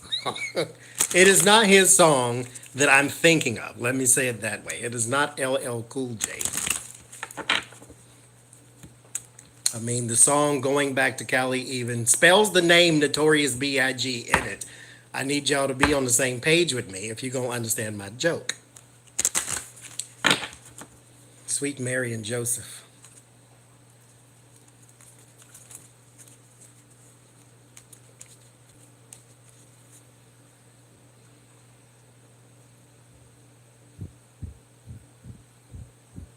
You ain't in this discussion? Well, don't type you ain't in this discussion if you ain't in this discussion.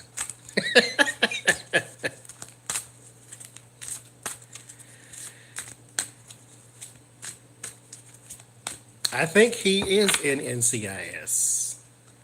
Or one of them NCIS. Some, I don't know, because I've never seen it. I'm not Googling it. The one that I'm talking about is not LL Cool J. So that's the end of this, okay? He is in one though. Ice-T is in one of the SVU type things. What do you call that? The Law and Order things. LL Cool J is in one of those NCIS Miami's or something like that. I do believe. At least he was when it was on.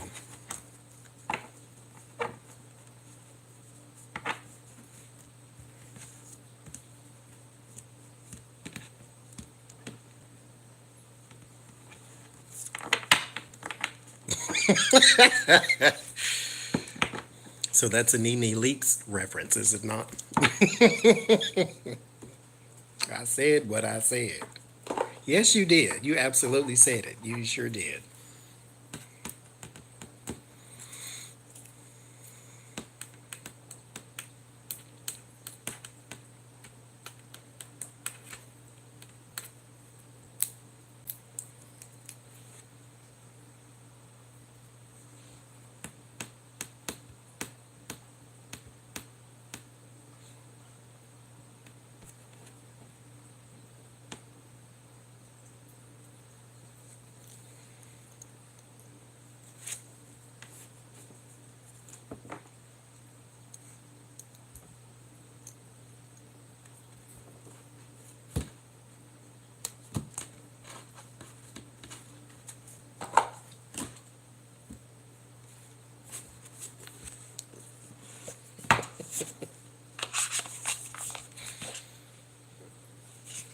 No, but to answer the question, no, I am not moving to California.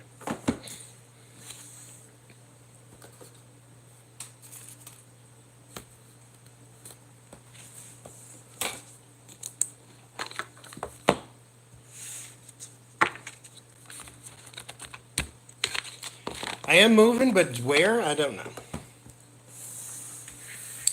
I don't know. This is not my house, so I don't make that decision. For those who always ask, if you don't like Florida, why do you live here? This is not my house.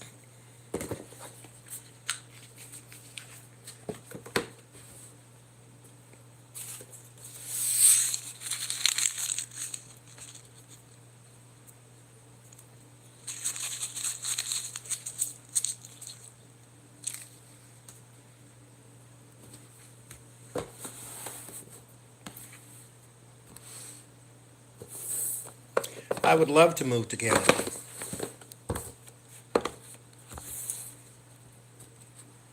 Yes, I go where he goes. The first part of my years in my 20s and 30s, he went where I went. And so I go where he goes. He goes where I go. That's what we do. We travel the world together. Where I've lived, he's lived. Where he lived, I lived.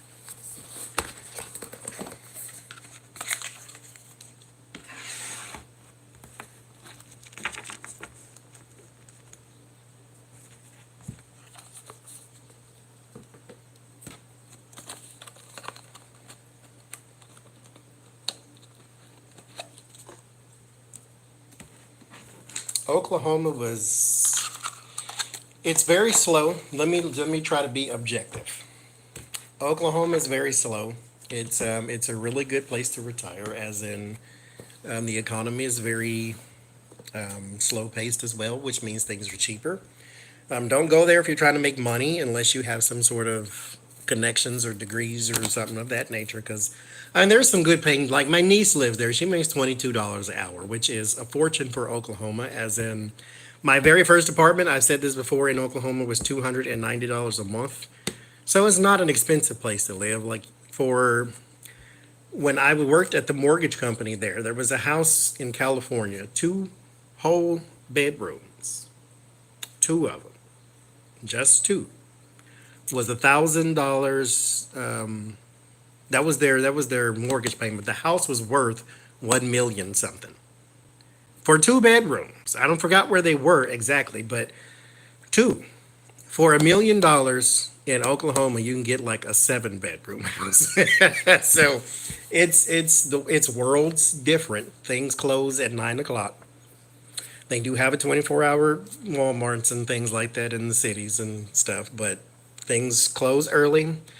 There is a point in Oklahoma, and I know this because I've done it, where the busy streets, you can literally walk down the middle of it because there's nobody coming. So it is very, very, very slow paced. It's very calm. People are nice there. Like, you know how you walk at a person and both of y'all looking at the ground? It's not like that there. When you walk at a person in Oklahoma, they look right at you because they want to say hi, or at least give you the head nod business, right? The wind smells really nice because it's not a bunch of traffic and pollution and people. I think there's 3 million people in the whole state. Now, in the negative, like I said, things do close early. This is turning very slowly into blue pockets, but it's still a very, very red state. It is highly religious, so there is a church, and I do not mean this figuratively, on every corner. Like in certain places you go, if you drive down the street, this stoplight, there's a church. Next stoplight, there's a church. Next stoplight, there's a church. Literally. I was in a church. They had a church across the street this way, had a church across the street that way. You go down the street, there's one more church on the corner at the stoplight. There's 3 of them in a 2-mile radius. And they are very small minded because, like I said, it's highly religious. There is a heavy Native American population. Now, they are very nice until you meet them in church, and then they're church people too. But it's nice to, I don't know. That's me personally. That never mind that one, because I just personally like to see Native Americans. Period. But that's just me. We've always gotten along. But it's like I said, it's very slow, very small minded. You cannot make a whole bunch of money there because the economy is small. This is a place you go when you already have the money and you can retire there or buy real estate there and just sell it to other people. But that's that. It's all right. But the weather, if there's a saying, if you don't like it, wait 5 minutes and it'll change. And that is the truth. I told y'all this before too. I flew there one day and it snowed, it rained, the sun came out, and then it snowed again, all in one day. All in one day. And so yeah, that's Oklahoma for you. $290 a month, and then the apartment I moved to, it was $315 a month, and then they raised the rent to $340 a month. By the time I left Oklahoma, I had a that was an efficiency, I think, for 430, something like that. But it was in the middle of all the shops. Barnes and Noble was across the street. Big Lots was next door, which is like a that was sort of I'm calling it a discount store because it was irregular items. You know, they had a furniture department, but then they had stuff you didn't see in every other store. Then across the street from that was a little shopping center that had, for those in the States who know it, called Burlington's Coat Factory, which was a big clothing store. Then there was a Office Depot or Staples it was. And then next, so it was a bunch of shops, and then there was a bank, and then there was a post office. So everything in the world was in this little area. And so they charged a little more for their, then there was a KFC and a Brahms next to it too. Brahms is a hamburger place. But there was all these, oh, and the Russell Stovers was down the street from that too. Not that I went in there anyway. But all this was in that one little place, and so they charge more for their rent. But rent is not really that expensive there. Now you can find you some expensive rent if you're looking for it, but you know, like my sister has a 3-bedroom and she pays 800.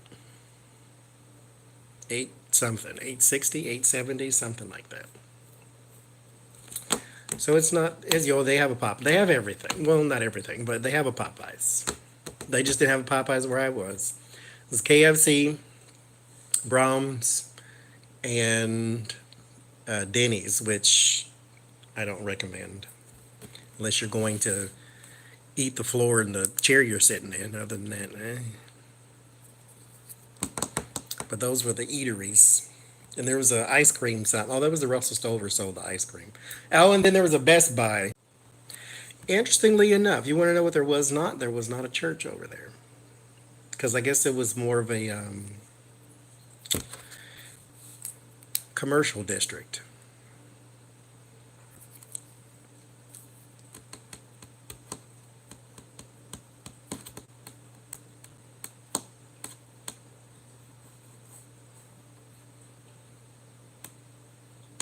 There's a churches the church's chicken in Oklahoma are all in the hood. I didn't live in the hood at the time, so there are certain things they put in certain places, and so the church's chicken was always in the hood.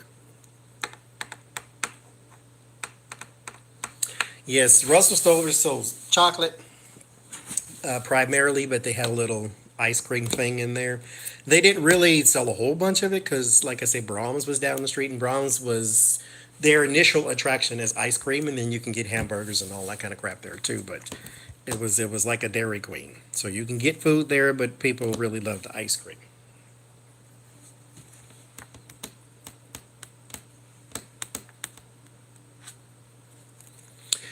But it's kind of like here. Oh, Taco Mayo. Oh, they still had. Well, they had them back in the day. Yes, I remember Taco Mayo and Taco Bueno. Yes, I do. That's a oh, I ain't thought about them in years. Mm-mm. No, I under zero circumstances want to live in Alabama. I will live at the bottom of the ocean before I move to Alabama, Kentucky, or Tennessee. I'm tired of the South, period, to be quite honest. I'm tired of red states. I'm tired of Southern people who think like red state people. Like I'm just no. If I go to Georgia, it has to be Atlanta. I have to go to the big city. I don't want to go to the outskirts. Well, I would live in the outskirts, but I don't want to do business with outskirt people because they think like rural people. I just can't.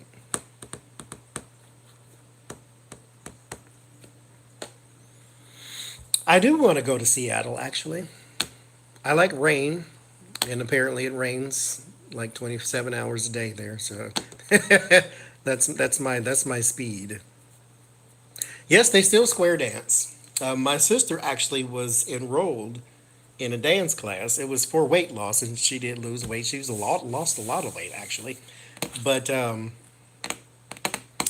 yes, they still square dance. That's never going away. That's like banjos and guitars. That's not that's not going away.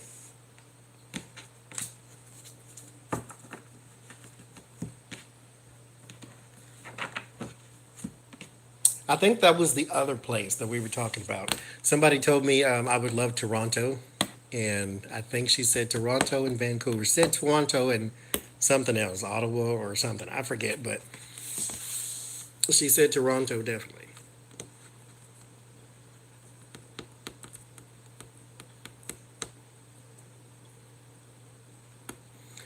I'm very country.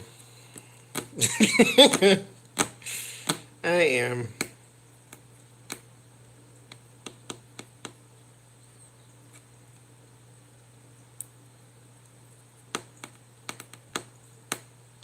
I can't remember that's what she said. If it was Ottawa or Vancouver, she said some other name, but we start talking heavily about Toronto, and so I forgot that other one, whatever it was she said. But she said basically Toronto. You would love Toronto. It's very urban, not urban, but multicultural. Is what she said. Montreal. I wonder if that's what she said. I really don't know. And she was, as they say, snowbird. I just hate that term, but she was a snowbird, so I definitely don't know who she is to ask her again. But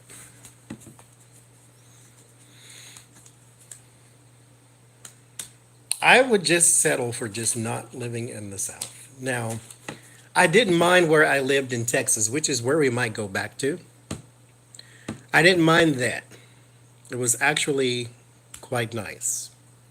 The area in which we were in was very quiet. I told this story, I think, to Jen and Becca and to Lula and them. When I first moved to that area, I had just come out of Oklahoma at the time. And even though Oklahoma is quiet and peaceful, this is still not something you would see. So we moved to this area and we're driving down the street after we did all the unloading and all that crap. So we're driving down the street to go home and it's midnight. And where we were, it was dark, beyond dark, like Dark Vader darks. It was dark. They had a few stoplights, but it's trees everywhere. And you driving down the street, and there's trees here, but behind those trees is a pathway, is because it's a commercial district as well. So there's a mall down the street and a grocery store and what have you. So there's a sidewalk that goes all the way down there. Because again, this is also a tourism spot because it's got a little amphitheater and all that type of stuff. So we're going down the street and it's midnight and we're at the stoplight and I see this girl, white lady, she's jogging down the street at midnight. And I'm thinking to myself, I've never seen such a thing. She's that comfortable to where she's running down the street at midnight and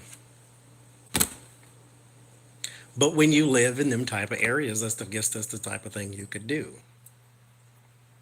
I don't know. I still walk with a knife this darn big on me. I don't care where I am, but that was the kind of area it was in. And so if we were to go back, thank you, Jules. That's what I was thinking too. And mind you, like I said, when you're on the street part, all you see is trees, but behind it is a pathway. And so here she come darting out of the trees, and I'm thinking, oh my God, girl, you better get in the house. It's midnight. But they do that.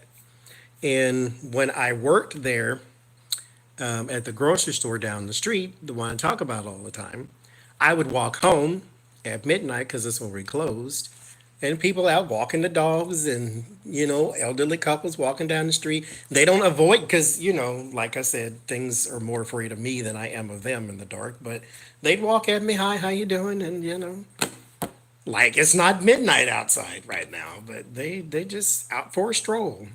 And that was interesting. And the only reason I'm out here is because I'm going home. But y'all actually out here to just take a walk. And that was just something interesting.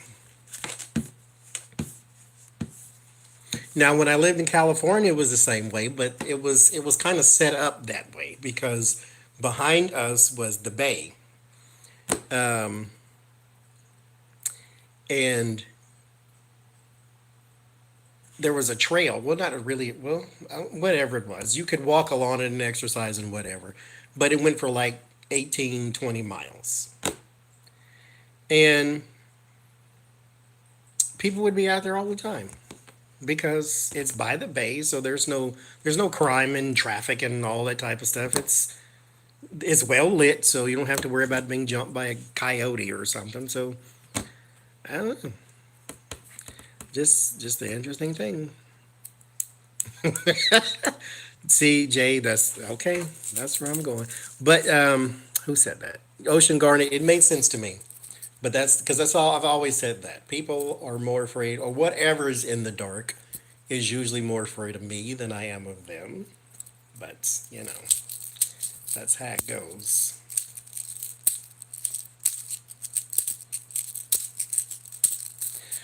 I lived in Biloxi, Mississippi, and if I ever go back there, it would be because something stole my soul, and that's where it is. I would never go back. I hate Mississippi. Hate it. Exactly. If you see me running, you better run too. And then pick up a rock if you can, because I hate Mississippi. I hate it. If it fell into the ocean, I would not care. As long as all the nice people got off of it first. Where did I live in Texas? It was called the Woodlands, Texas. It's south of Houston, but north of Galveston. It's right in the middle.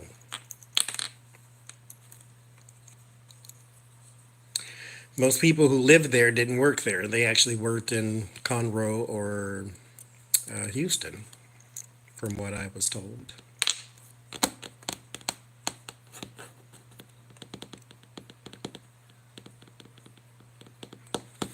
My brother used to live in New Orleans. I just visited. Well, I stayed a little while, but I wouldn't call it living there.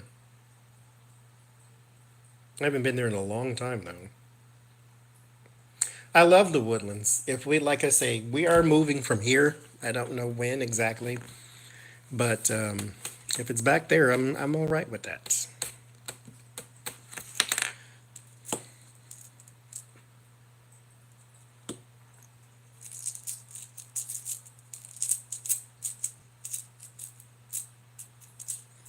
I hate Mississippi.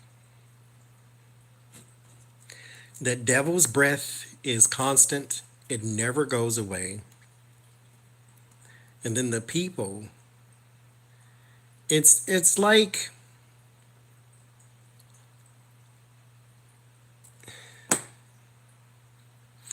too many people. Not all of them, naturally, but when you run into the same type of person all the time, you get to thinking that everybody's like this, and they're not. But they give you this my mother and father is the same person type of energy to where they have this Bocephus Cletus mentality, and you just I want you to come forward, not backwards. Get out of this. My uncle was in the Confederacy. Okay, so what? He's a traitor, and they lost. So I need you to, you know, quit peeking at your mother in the shower and do something about your life, because this is not right. What's happening right now? So I don't like Mississippi. If you can't tell, I can't. And like I said, they're not all like that. But every time you meet somebody, they're like that. And it gets you to thinking, is all of y'all like this? Do all y'all eat raw meat? What the heck is going on here? I guess when you go and you have a baby at the hospital, instead of anything else, they just drop it on the floor first. And if it survives, pick it up and it's yours. Like, I don't understand. I hated that place. I hated that place.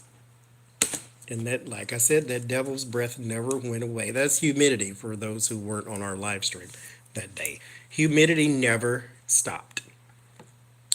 And then it didn't get cold, so we always had mosquitoes. So we had humidity and bugs and backwater people. I can't. I really can't. Like, what is this place I'm in right now?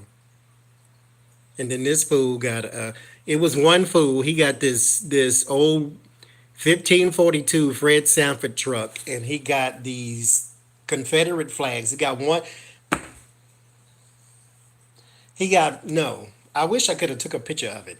I didn't have an internet thing at the time. YouTube channel. He has one American flag and one Confederate flag, and would just I don't know who he was, but I'd always see him on my way to work, driving down the street in this old loud ass truck. And I'm like, if Fred don't get on somewhere with this old truck and these two opposite flags on the back of your truck, that just goes to show how stupid you are. One of those things is in direct opposition to the other, and they both on the back of your truck for what? Where is you going, child? This is why I said these people, his mama and daddy got to be the same person. Like,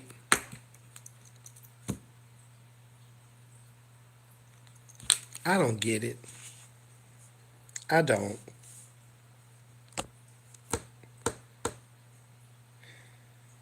Like, what we doing right now?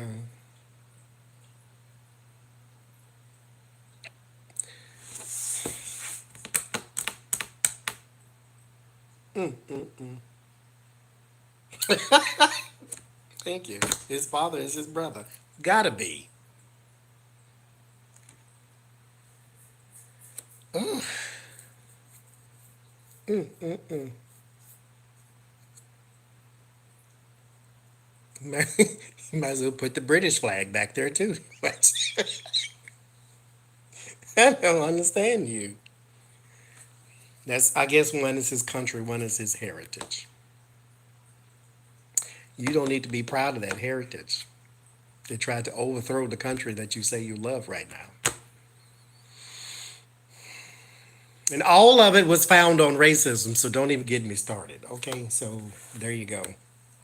I guess you and you're right then, because whatever. Jesus Christian. But if I ever go back there, it would be by accident. I just want you to know. Now, the casino part. I don't gamble. So I didn't really care about the casino because it ain't like Las Vegas where it's in the shape of pyramids and statues of liberties. But it was cute. You walk around and watch other people have fun, which I'm okay with that. You know, I don't mind somebody else having fun in front of me, so go ahead. But I wouldn't go there just for that because I don't gamble. I put $5 in a slot machine in 2003 or 2002, and I won $40. This is back in the day when quarters came out the thing. And I'm like, oh, that's nice. And now I got this little bucket because everybody had these little cups, right? And so I had this cup of quarters and I'm walking around and it was fun. And I put a quarter in this other machine because it looked neat. It had Wheel of Fortune on it and all, it had all these little things. And I'm like, okay, double diamond, I think it was called. So I put a quarter in, I put another one, another one. Nobody told me you got to play dollars at a time. This is how you actually win, but no. I put another one, and next thing you know, I got $35. $5 is gone. I'm like, I'm putting money in this machine. It ain't nothing coming out again. I'm done playing. I ain't ever gambled since then. If I put money in the machine, I want a Cheeto bag or something to fall out of it. But you ain't gonna keep just taking my quarters. That's what we ain't gonna do. Somebody, where's the waitress? Girl, bring me a Snickers or something, cause hell, give me a comb and a toothbrush. Something need to come out of this machine. Ain't nothing coming out. I put $5 in here. I ain't bought nothing. Girl, bye. Shh. I wish I would give you some more of my money. I put $5 in this thing. Ain't nothing come out of it. But some sounds. I don't care. I'm not buying sounds. This ain't Sound Hound. What is this? Shh. You ain't even paying nothing. Give me something to watch. If I put some money in here, at least play something. Where's Fresh Prince of Bel-Air? Let me see that for 35 seconds. Give me something. I don't want no drink because that is going to make you drunk and spend the rest of your $35. No. I felt like somebody was sitting behind the glass somewhere with the buttons and wasn't nothing coming out because you didn't stopped it. No, we're not playing this game. Somebody gonna give me something in here. I want something. A blow pop, something. Somebody give me something for $5. I could have spent this money at the buffet and got all kind of stuff. Got orange chicken, fried chicken, baked chicken, mashed potatoes, corn slaw, I got all kind of stuff. But no, what I get to get is some sounds coming out of the machine that didn't give me nothing. That was my $5.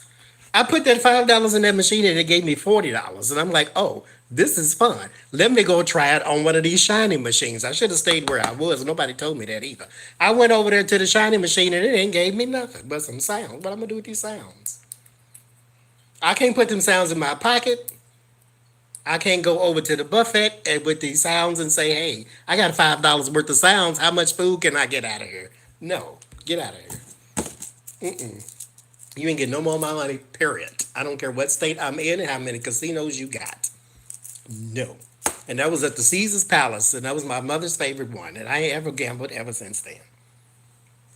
Y'all got a big Trojan horse downstairs. I bet that's where my $5 is. Nope. Not doing it again.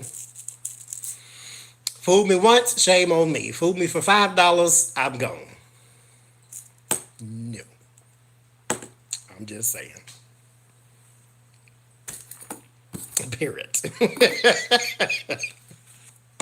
That's all I'm saying. Oh, Dave. You probably could.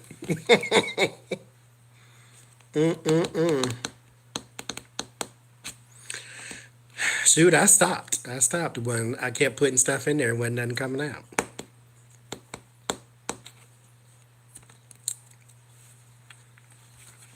I'm just saying. I can't, and I ain't. And then you walk down the street and it was some child, because before we even got there, my brother said people gonna be on the street trying to hand you something, don't take it. And they keep doing like this. They try to push you something onto you so you can go to the burlesque shows and spend even more money. Child, no. Everywhere you go, somebody wants you to pay for something. No. There's a slot machine in the McDonald's. There's a slot machine in the gas station. This is probably the slot machines at the church. No. No. There was one church on the strip. It was right across from the AM PM, right across the street from the Luxor Hotel. And they did weddings and themed weddings, like you could dress up like the two Elvises and have a wedding, that type of thing. Right there. Now, they didn't have no parking lot. Or they might have had one that was in the back.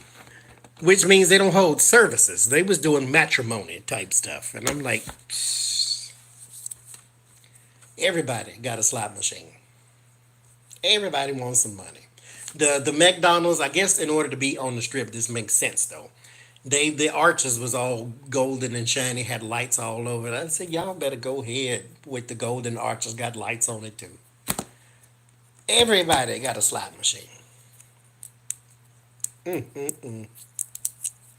That's a mess. I don't mind if you gamble. Go ahead and gamble if you got the money to do so. They used to say it was a sin, but according to the New Testament or whoever's testament, if you taking money from the mouth of your family, then it becomes a sin. But games of chance is what they called it. It's supposed to be a sin. But if you take money from the mouth of your family, then it's a sin. But if you got it and that's what you want to do, go for it. But what I ain't gonna do is join you. I'd sit in the back while you playing your bingo card, but I ain't playing. No ma'am, no sir.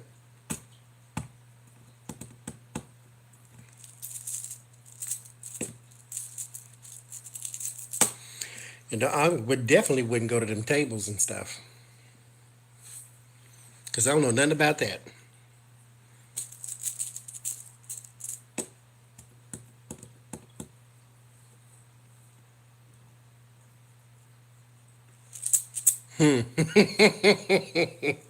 No, that's paying God, so that's never a sin.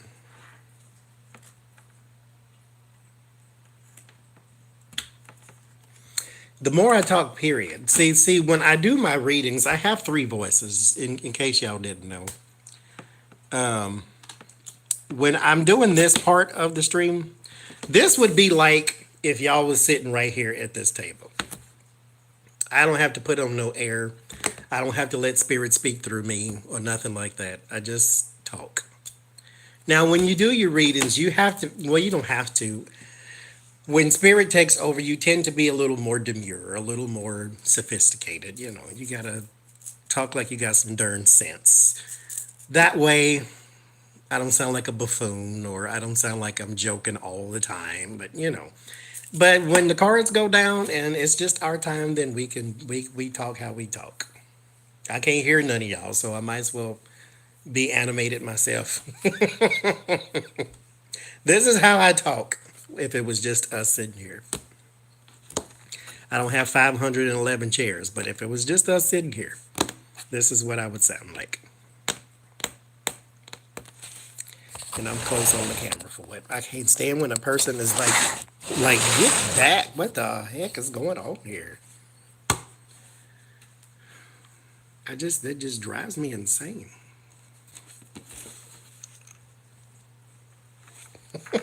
Damn table talking.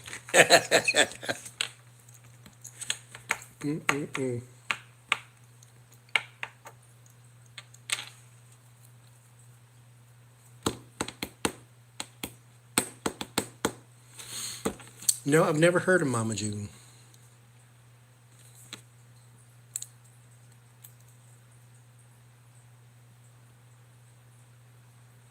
I hate this. And before Sunday, I'm chopping it off. This is the worst thing that has ever been invented outside of periods and cramps. I cannot stand this. Everybody else, fine, because it ain't itching your face, but I hate it. It is the worst. I don't even mind that it's full of gray hair, but I don't like it because it itches. Like I'm constantly doing this like I got rabies or something. I hate it. And then it's bad when you run your hands through it like, how? Lord. But I can't shave every day because of the type of skin black men have. If you shave it every day, especially with a razor, you're going to get 850,000 bumps right down in here, and it's going to look real gross. The last time I had an actual, one of the big type shavers, I shaved with the had the foam and everything. I was trying to be cute. Went to the store, I got all the name brand stuff because I'm about to do the thing, and I'm like, okay, I got the foam here, and it's all Santa Claus looking. And then I shaved it off, rinsed it, tap tap tap, shave it, rinsed it, tap tap tap, and I'm like, oh, that's nice. And I put some stuff on because I like smell goods, and I was smelling good. Left the house, went to work, clean face. Woke up the next day, and all of this was full of bumps. And not just bumps, but little bumps with little white heads at the tip of it. So I looked like I had a skin condition. And I'm like, what the is this? And I had to go to work with the leper face. It's like, what the hell is going on right here? And you can't go and just pop, because this is 50 million of them. Like I had some sort of infestation coming out of my skin. Went to work, had no idea. Everybody looking at me like, that looked like it hurt. It looked like it's nasty. Quit looking at my face. And I don't know nothing about Revlon and Maybelline, so I couldn't cover it up. And so the next day is kind of fading, but it's still kind of there, but at least they ain't white. And I'm like, I ain't ever doing that again. So I went to the store and went to the black people section of the store because they have one of them in some places. They got this thing called Magic Shave. It's like Nair or whatever. And so you put it in a whatever you're going to put it in, this little powder, and you add some water and you make a paste. You don't make a smoothie out of it. You make a little paste. You put it on your stuff, and then you just wipe it off. I'm like, okay, I can do that. So I put it on and I wiped it off. Next day, I had the bumps. I had the itches and scratches like I got herpes and gonorrheas all over my face. And I'm like, what in the heck is going on? I need to do a peel commercial about flare-ups because I got all this going on. So now I'm like, I'm not shaving and I'm not using this magic stuff that's supposed to be for black people with complicated skin, but that didn't work either. So now what do I do? The only thing that cuts this is hair clippers that you're supposed to cut on the top of your head with. But you can cut your beard too, because that's how it was when I went to the barber and he was playing all them records. That's what he did, is he shaved here and shaved here with the same thing. So I got hair clippers, and that's how I cut all this off. And then I don't get the bumps. If I go to the barbershop, I have to pay somebody just to do the exact same thing I could do in here. And then they're going to play records, and I'm not doing it. Mm-mm. I went to him twice. I sure did. He played records the second time, too. And that's when I was like, wait a minute. I'm paying you $20 for you just to make me bald. I can do that.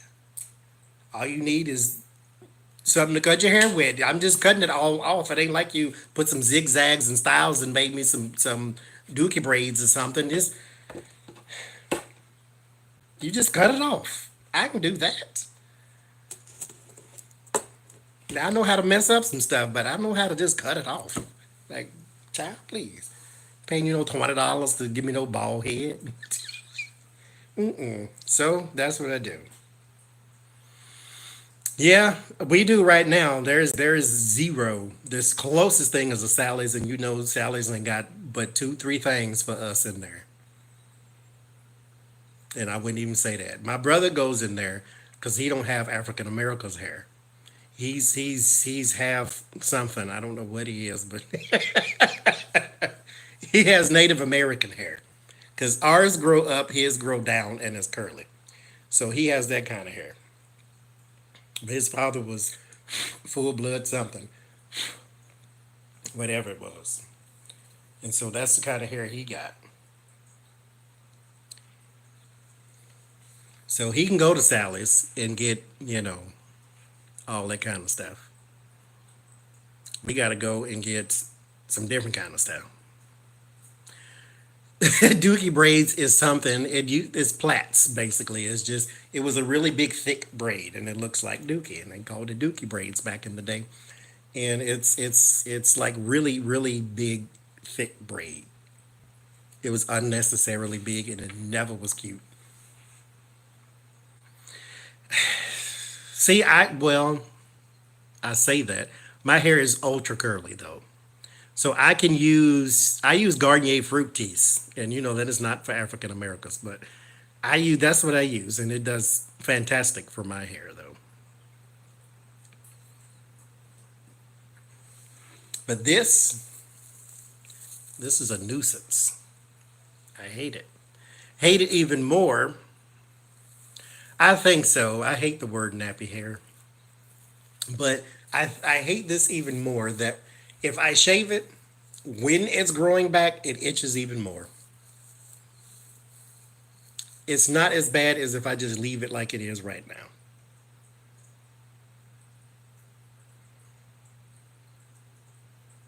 now. Porcupine here. That's my very first job in Oklahoma, my boss was Navajo, and all her kids. She had two boys, but the youngest boy, all her kids, of course, they had the long hair and all that. And but the boys had to shave theirs because that was part of the religion, because they were Christian, and Christian men aren't supposed to have long hair because it's girl hair. Anyway, so she would cut his hair and then leave this part, and then it would be sticking up like a unicorn, and I would always looking like, okay, why are we doing this now? And it's another one. He was Mexican though. He cut everything off except what's back here. He have a little patch of hair back here. As this guy I worked with down the street, he's black too. His I don't think his was part of his spirituality. I don't know, but he cut all this. Not making fun of this. He cut all this, leave this patch of hair, and every now and then he'd get it braided. And not that it was long, but he would get weave put in right here. And I had a good old inside chuckle every time he would do what you want to do. I'm not talking about nobody hair, but I mean, where are we going? what what's happening right here? Like all this is just skeet bald. It's just bald and shiny. Michael Jordan bald. Back here is a tuft of hair. Like he got a pubic patch or something. Just a tuft of hair. And then he'd had, I guess his girlfriend or somebody would put him some braids in. But it was weave because naturally this is not what it looked like yesterday. And so, you know how you got short hair one day and then you got long hair the next day. So it, hey, that's your head. You do what you want to do. I just want to know where we're going. But, but it was worse than a mullet. At least there was hair, and then it was going back to give you the impression that this is a hairstyle. This tuft of hair. What is we doing? Where are we going right now? Is we all right? Did you miss what, what happened back here? What are we doing? I just want to. I'm just so we can be on the same page. or at least the same book. Like, what we doing back here? Is we all right? Did you miss? Because I mean, we sell clippers here. We can get that for you. Just zap zap right on in. Okay, if that's what you want to do, you go right ahead. But don't braid it. What's with the weave? Is that spirituality too? I didn't get that part. I really didn't. I mean, just skeeter ball and just a little patch, little soul patch back here. And then go ahead. Skeet ball, that is literally something I made up just right now. I talk too much. Don't ask me what things mean. I just made that up. I'm pretty sure I heard that somewhere though. I probably did because my whole family talk like I do. Oh, I see. I didn't take a picture because I worked with him, and so I'd see him constantly. But I thought that would be mean to do that and then share it with everybody. But he lived here. I mean, he's into spiritualisms, and actually, all them stones I got that are all wrapped up in wire. He did that for me, actually. So he was, yeah. A Zoom party? I don't know what that is. Is that like a bunch of people just? I don't know. Like a conference call? I need to look that up. Actually, I've heard of that because that's what people were having the problems with. Somebody was hacking their Zoom thing. Okay. We'll look and see. It's skeet balled. I think I've heard of it. I don't know. I just said it just now because that's what popped into my head. This is what happens when you talk too much.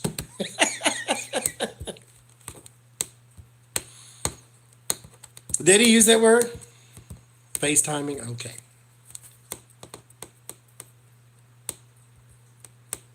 Okay.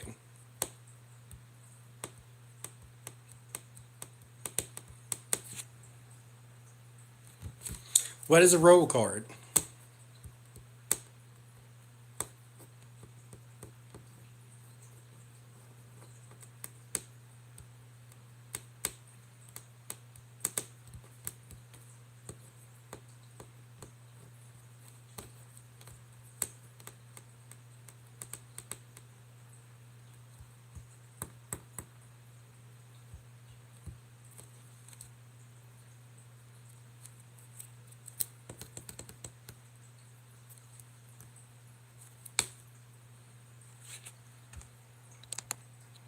Okay, now I don't know what that is. I've never heard of it.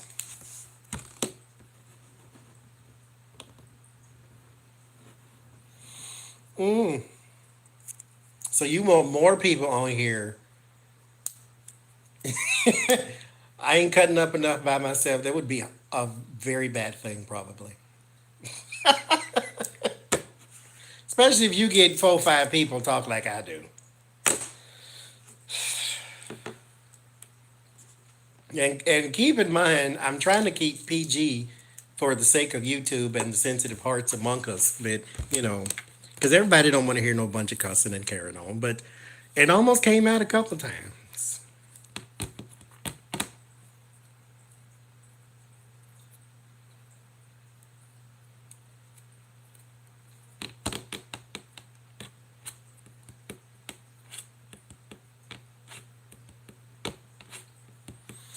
I work at night, but not this night.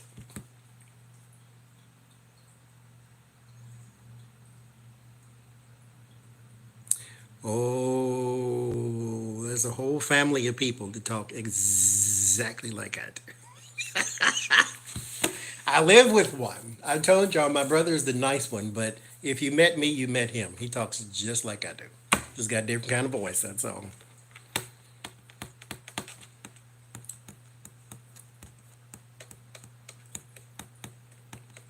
I sleep during the day since I work at night. Well, not just because I work at night, but because I sleep during the day.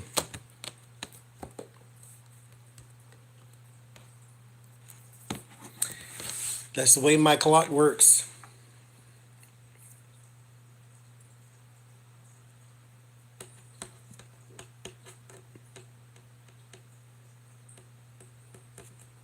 But see, okay, back in the day, back in the day, when I was a child, there was something called a ducktail, where your hair was short. It wasn't skeet bald though; it was just short.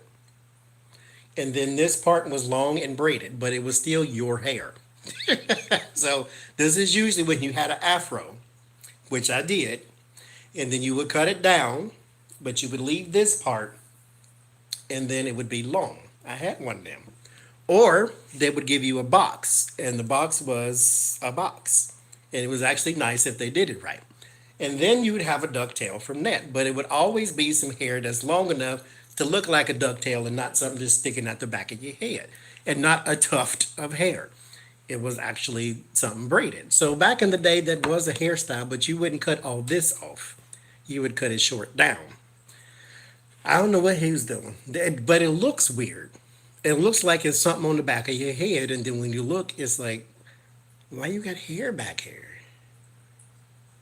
I don't understand. It looks weird. And then he's African American, so it's a little it's woolly. So, you didn't even like you took a comb through it or nothing. You just got up and just said, "Hey, that's what it's supposed to look like. Your crown of glory, I suppose." But I'm gonna need you to do something with it other than that. Thank you and good night.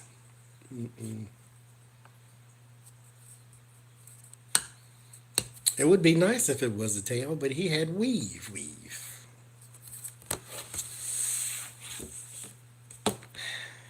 I ain't understanding. It's African Americans. I got that from Tyler Perry. I know where that one came from.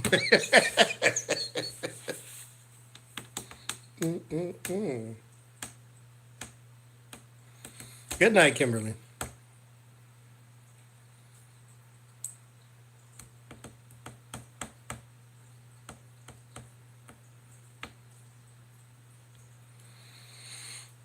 But he was a nice person, sort of. He was nice to me. I think I don't know what he was. He was interesting. I'll just say that. Um,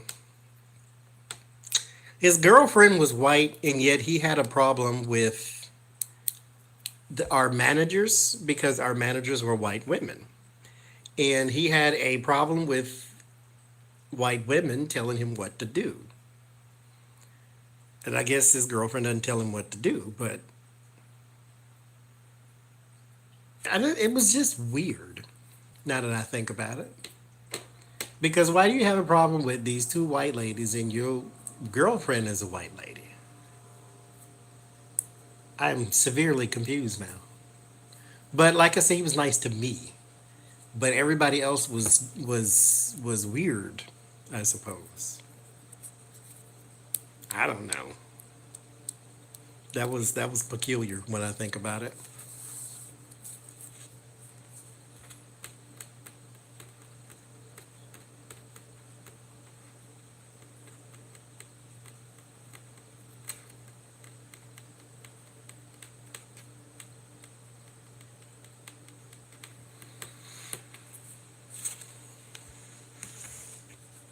Everyone does not like me.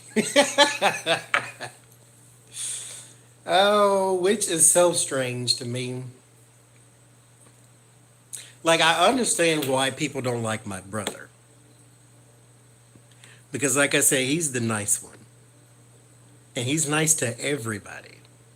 Like if he met you all individually, you would think, oh my God, this is the nicest person in the world.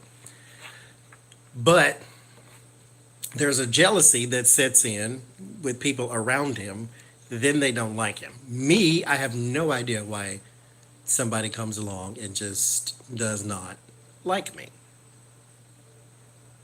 But I've never thought about it, so I don't really care. But it's always possibly for YouTube anyway. I'm not sure about real life, but YouTube, it's always because of something that came out of my mouth. I'm pretty sure. I don't like when you said, okay, then maybe you should have your own YouTube channel so I can come over there and say, I don't like what you said either. So there you go. Yeah, no. This just a weird emotion to have jealousy. I don't want, because ain't nothing over here that you need to be jealous of. I ain't doing nothing you can't do. I might just do it differently, but you can do everything I'm doing. So I don't know.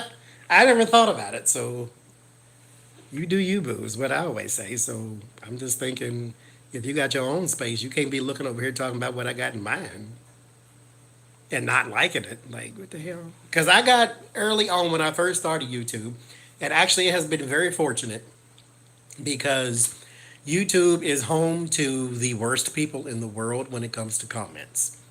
Because they will leave you all kinds of, oh, you suck, and you this, and you that. When Anyway, so I've been very fortunate that I don't have trolls everywhere every day type of thing.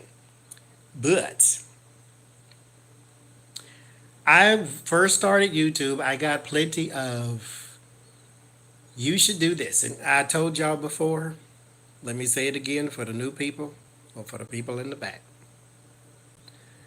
I have 3 rules. I can't remember the first one right now, but these 2 I'm gonna tell you right now. Don't call me son, even in jest, is beyond disrespectful, and I hate it. I've never been a fan of boy, but I don't even care about that. Son, for whatever reason, gets right under my nail, and I hate it. And don't tell me what to do.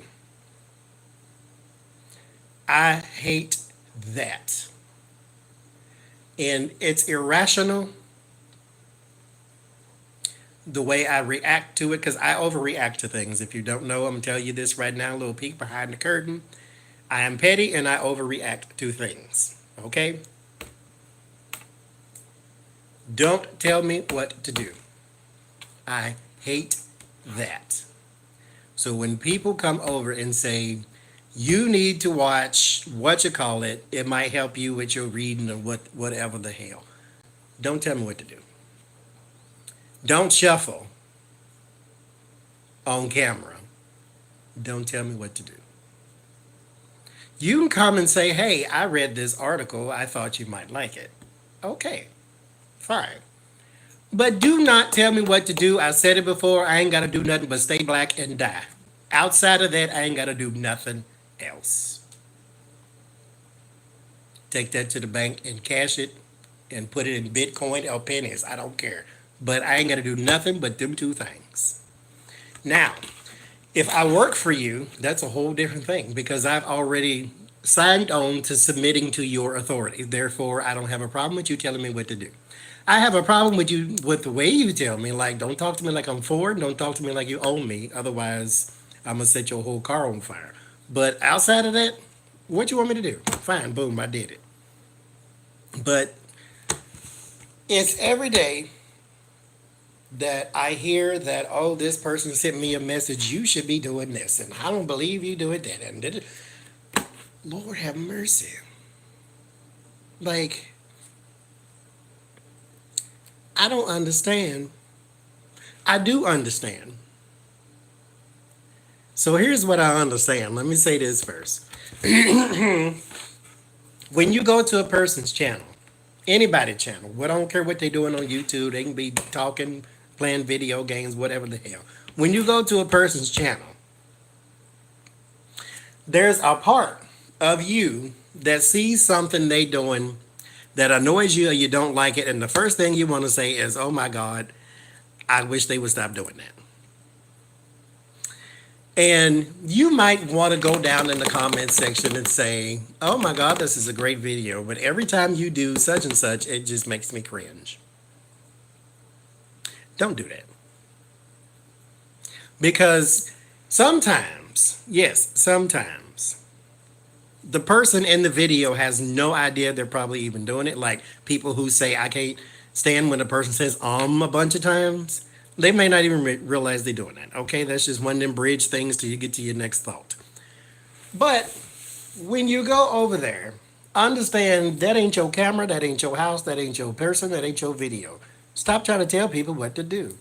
Watch it, like it, or don't. Move on.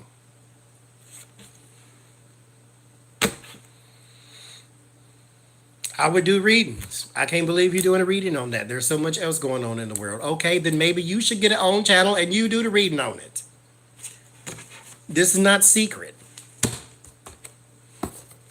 It'll come with a book. Buy the deck, read the book, do your reading. Let me see what you do. Ain't nothing secret about these cards. I show you one, you can type it in Google and look that sucker up and it will tell you what it means.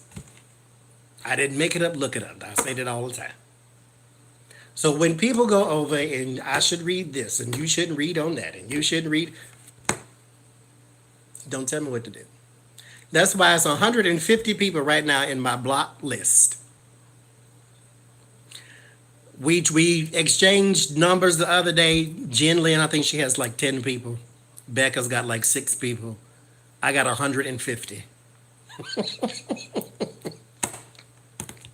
Now, in my slight defense, it's because I make more videos than hell anybody on YouTube, I guess. And that gives me a greater chance to having more trolls. So therefore, that's why I have that many people. And probably should be more, but that's why I have that many people in there. And some of them were not necessarily like trolls in the comments. I would get emails that there's one out there. It says MSNBC, Fox News, CNN, TBS, blah, blah, blah, blah, blah, has subscribed to you. And it's one of them troll channels. And so it's like, okay, it's not a troll channel, but a bot channel. So we block it, but that's one. 149 is legitimate. But like I say, you come over here to my stuff over here and start some mess, you getting blocked. Period. I don't care who you are. I don't care how long you've been here. I don't care how many nice things you said in the past. Quit starting mess. Ain't nobody got time for that. We're doing this for fun, right? Like we're supposed to be having fun and it's lighthearted and ain't none of this really changing your life. I mean, so, let's not be so stick in the mud about this. Like, calm down. But, my early days, I got a whole bunch of everything. Because y'all know the sound wasn't right and the lights wasn't right. Okay, I'm not Lionsgate Studios, so I don't know nothing about lighting and sound. And you ain't buying me nothing, so what you want me to do? So I'm like, okay, we'll improve it eventually. Okay, fine. I do a reading like this and people don't like it either. Turn your camera sideways so it can be in landscape mode or whatever the hell that was. Okay, I don't want to do that because then it looks like I'm looking down. I can't, no. How about when I turn my camera on, I do what I want to do. And that's where I graduated to eventually. And so there you go.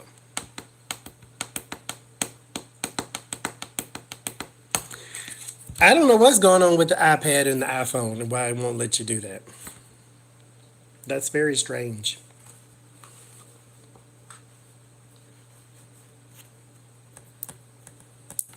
You passed Zazzle? Was it dead on the side of the road? And did you laugh at it and point? Tallulah's Tarot is making us new stuff. So God bless her forever and a day. She's making new stuff, and whenever she says it's all right, then I'll put it on the YouTube. Because luckily, YouTube works with a company called Teespring. And Teespring is Teespring. They make stuff like shirts and whatever. So she is making the mugs right now, and they look fantastic, naturally, because she knows what she's doing.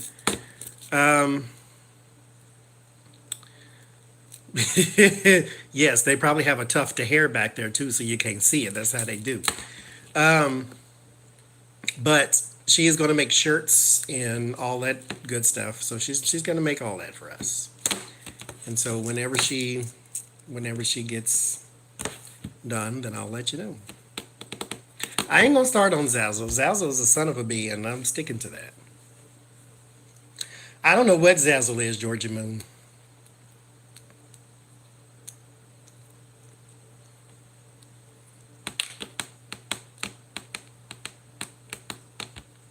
Me too. She is very creative, so she's doing all our stuff for us.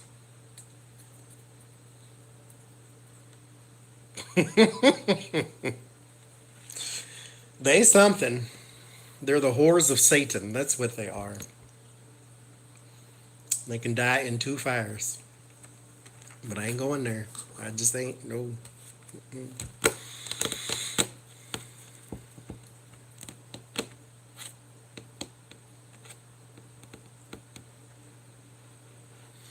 I did a couple shows in high school, but it was in the choir. They always wanted me to go and do solos. I know. I don't know. No. Mm-mm.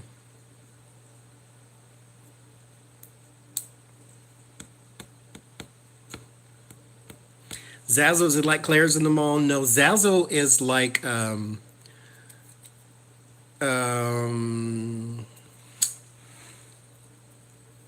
you know what? Zazzle is like, it's like a fart at the cemetery. That's what it is. There you go, Miss Lady. So, a guy made this for me. One of the customers that would come in the store all the time.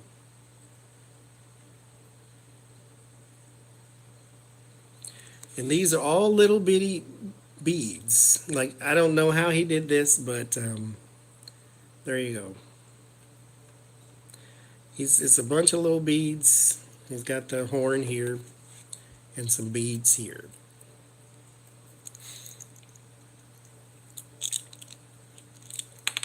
I told you keep asking me, we ain't going at all. No, I don't want to go to the beach. But see, here's the thing about the beach. I'm going to say this again. It's for those here. We have to go early in the morning. 1, it's cooler. 2, it's emptier. That way I don't have 439 people walking around in my stuff. But when I wake up, it's usually noon because I go to sleep at 7:30 in the morning. So that would be the optimal time to go to the beach, but that's the time I'm going to sleep. So I'm going to have to make it a deliberate thing to stay up or something of that nature, or go to bed early, which I despise doing because it feels like I wasted my whole night. Like I could have been asleep, but I could have been awake. So I don't know. We'll see. We'll get there eventually. But I don't know. I'll have to I hate appointments. But we'll have to do it. Hell, I don't know when. Oh, I can't do it today. I was going to say, hell, we'll just stay here and do a whole stream marathon, but no, I can't do that because I have to go to the grocery store today. What is today? Today is Wednesday, or will be Wednesday, is Wednesday. So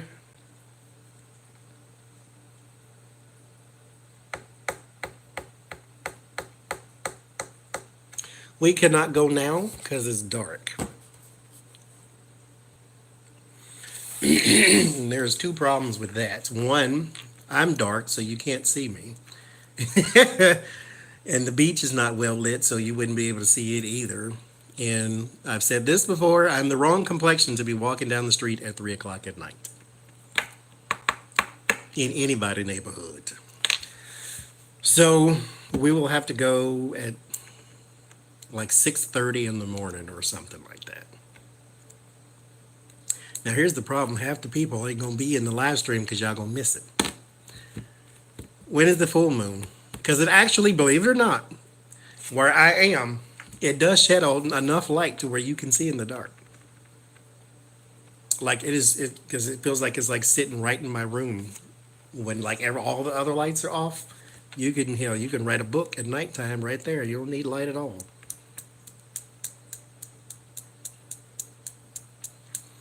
So we'll have to make a concerted effort to actually go down there.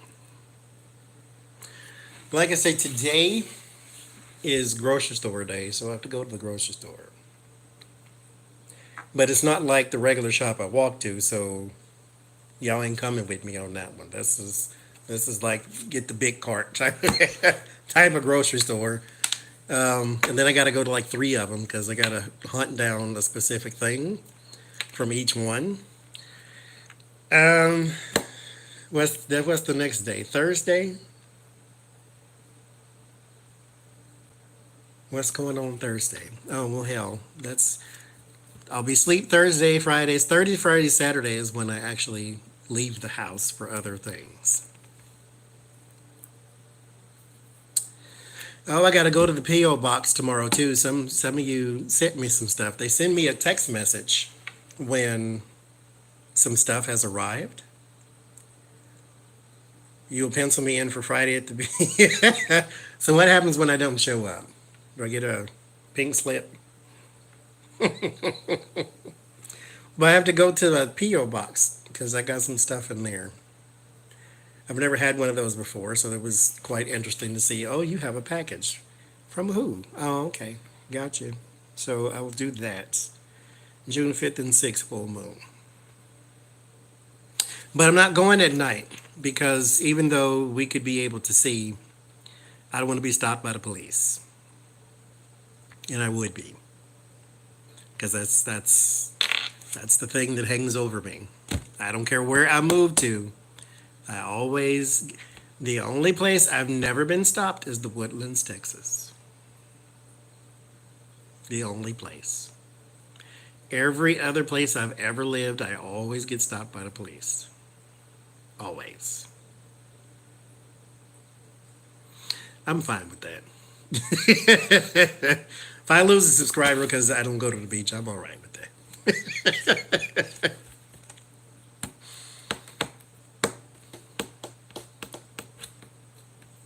Because ain't but 100 of y'all gonna watch it in the first place. No, I ain't going at nighttime nowhere. I get stopped every time I go. So we ain't doing that. But we'll go in the daytime. 6:30 is enough light to where I don't look like some vagrant walking down the street, I guess. So you can't bail me out, Miss Lady. I understand. But we'll go in the daytime. But like I said,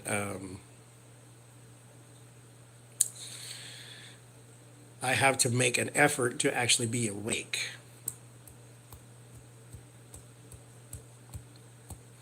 Yeah, and it's always the same. Hey, where are you going?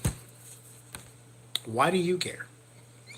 What am I going to tell you that changes the trajectory of this conversation? Where am I going? Oh, I'm going to the crack house. You want to join? No. Like, why are you even asking me that? Am I going to truthfully tell you where I'm going, or am I going to make up some? I mean, get out of here. I guess it's a loaded question because all you really want to do is look in my eyeballs to see if I'm drunk. Because that's what they always did when I was in Oklahoma. It's the moment they stopped me, flashlight right in my eyeball. And I'm like, oh, here we go. Ain't none of y'all ever offered to take me home, which I ain't getting no police car anyway, but where you going, flashlight? I'm going to the Sears Optical because you just blinded me, you son of a... That's where I'm going. Who said they want flashlights in their eye? Do you just walk around flashing one in your eye? Do you like that? God, dog. If I was on drugs and drunk, okay, I guess. But me walking down the street full of drugs, what crime am I breaking? You ain't seen me smoke them. Shh. I ain't smoking nothing but ham and turkey. Oh Lord, but those are the trials of thine life. So there you go. Oh Sears, oh shed a tear. Moment of silence for Sears. Sears, J.C. Penney's, and what's the other one? Kmart. Toys R Us. Oh Lord. But kids don't play with toys anymore, do they? It's all iPad and Xbox and PlayStation and everybody else station. That's what it is. That Google has one now. It's called Stadia. You ain't even got to buy the box. All you need is just plug it in your computer, turn it on, boom. There you go. They send it everybody with YouTube Premium. You can get 3 months of Stadia for free. I'm like, I don't want Stadia for free. I don't know. I don't. Thank you. Yeah, Kmart's here have closed. In Oklahoma, they're all completely gone. I think they said they got one Toys R Us in the world, and they kept it open for nostalgic purposes, I guess. Yeah, Sears, I think, was just doomed, and J.C. Penney's didn't know how to keep up. Montgomery Ward, all that stuff. If you even heard of that, that's all that stuff just didn't keep up. Macy's, I don't even know how they stay open because they have the same stuff pretty much.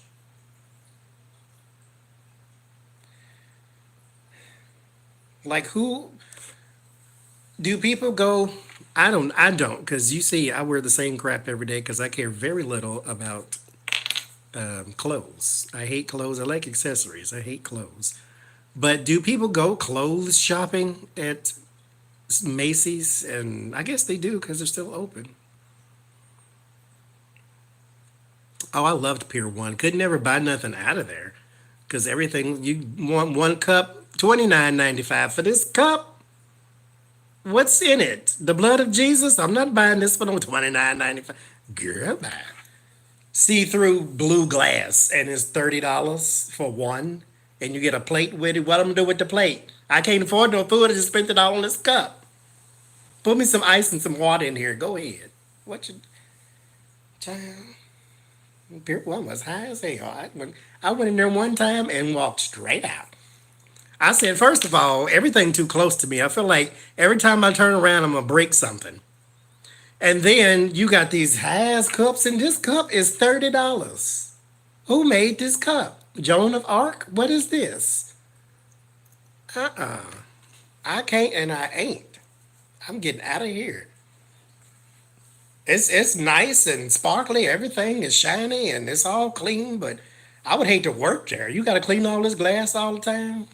Shh, no, I can't. They had one when I lived in Mississippi, I think. I forget where I was, but we had to travel a distance to get to it. And Macy's declared bankruptcy. That's how they're still in business because they use somebody else's money. But J.C. Penney's, they couldn't keep up because all they sell the same thing. I mean, how many pairs of beige slacks do you need? Payless is gone out of business. They said when the hell, this was back in 2012 because I worked in a mall and they had a Payless in that mall and it shut smooth down. And then it's bad when you go to the mall and the anchor stores, the J.C. Penney's and the Sears, both of those was gone. They had Dillard's and Macy's was the only two left. The Sears and J.C. Penney's were both gone out of that mall. That was weird to see. You just walk past it, and every now and then it's a Christmas tree store, and it's a Halloween store, and it's, oh, that's sad. Y'all can't even get nobody in here. Ain't nobody to put back in there. They did have a, what you call that place? Nordstrom's decided to move in where the Sears was. But if you're going to go to Dillard's, I mean, if you're going to go to Nordstrom's, you might as well go to Dillard's. For those over here, there's just clothing stores for those who don't know. But They're supposed to be a little more expensive. I wouldn't necessarily call them high end, but they're expensive.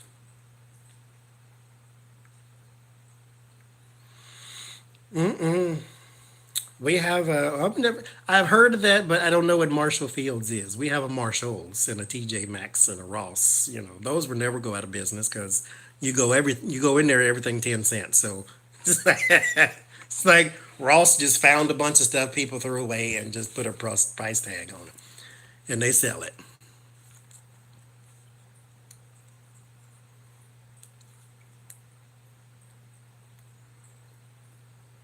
It was another. Who else did that? Macy's bought out Marshall Fields. It was another one. Like the bigger one bought the smaller one. I forget who. But I've never been in Marshalls, and that's where I was told to go to get this stuff for the shirts. Because the stuff I have, you can peel it off. You can't peel this one off. It's like it's in the shirt. So she said she got hers from Marshalls because Hobby Lobby can drown in a bucket. But so she said, get it from Marshalls. I'm like, okay, I'll go to Marshalls and get it. And then, of course, I never did. I wish I can find somebody to give that stuff to because I don't just have to throw it away, which seems like a waste.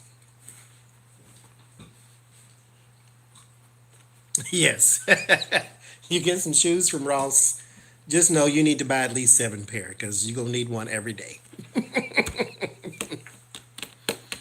I always went, and they do have some interesting wall art, though. I do like the wall art in there. I have no art on the wall outside of this, though. This is the only thing outside of my mask that y'all see that looks like I have a man bun, y'all say. Outside of this is the only thing hanging on the wall in this house.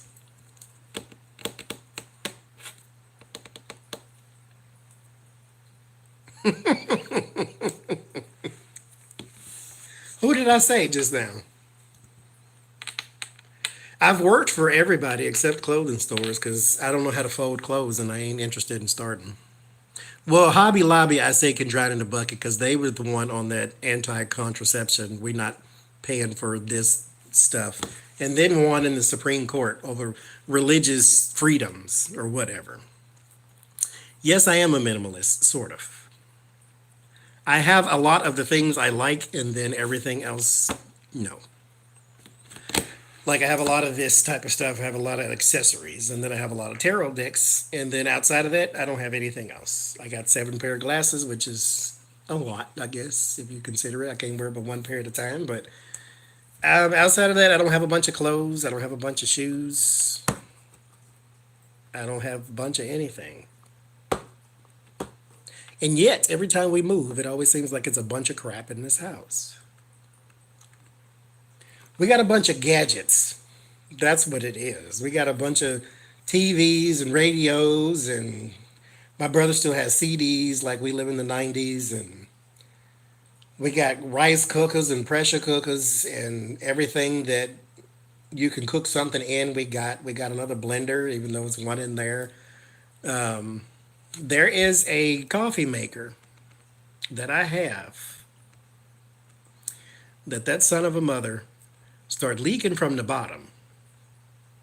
First of all, it wouldn't do anything. So you hit start and it just beeped. And I'm like, okay. So then we took it apart and then you hit start and it just beeped. And now it leaks from the bottom. And so it's trash. And so we have that still sitting up here for whatever reason. And then there's another coffee maker sitting right beside it. We just got a bunch of gadgets and crap. There's 4 TVs in here in 2 bedrooms. There's 4 TVs in this house.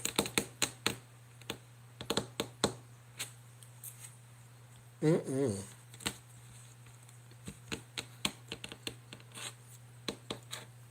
I've never worked for Woodward's. But we never had it, that's why. I've worked for everybody else, though. Walmart, Target, CVS, Walgreens, Office Depot. Haven't worked for Staples. I did apply for Staples, and the Lord intervened, and I did not get that job. And so that was meant to be. I've never worked for food places though, because hungry people is a different kind of mean, and I don't understand why you want to piss somebody off that's cooking your food, but there you go.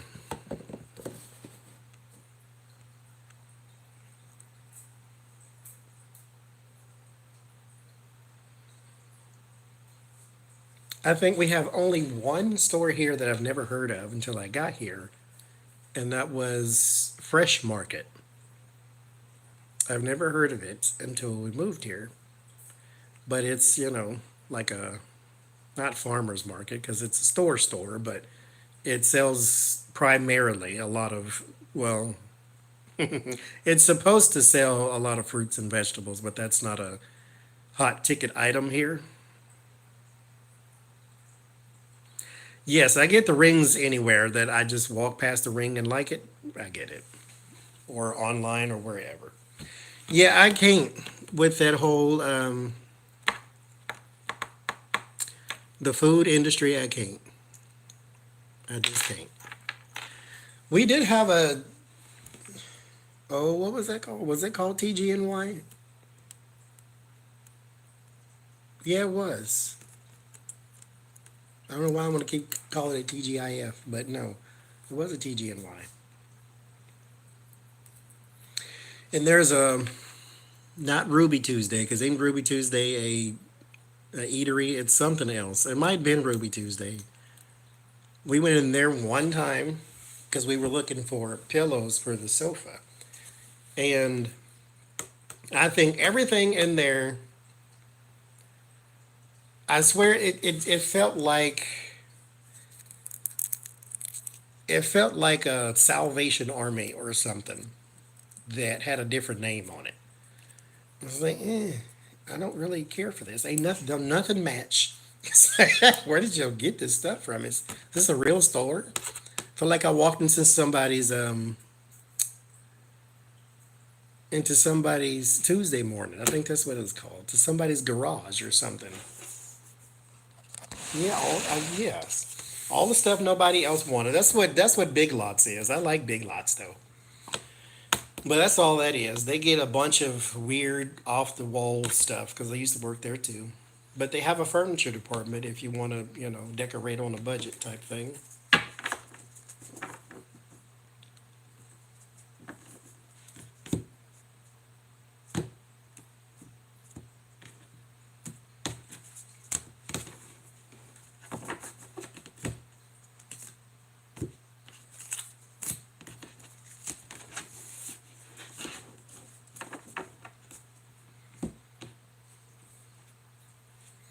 I've never heard of that one.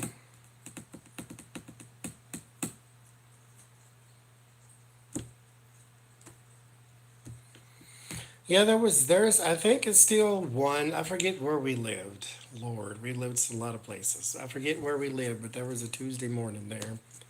Same parking lot. There was Family Dollar Tuesday morning, and they could have traded signs because it was both trashy in both places.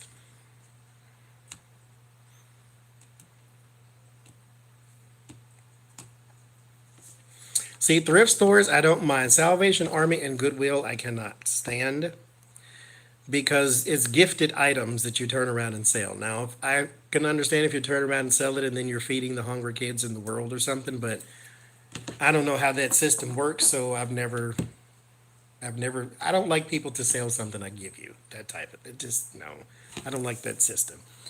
Um,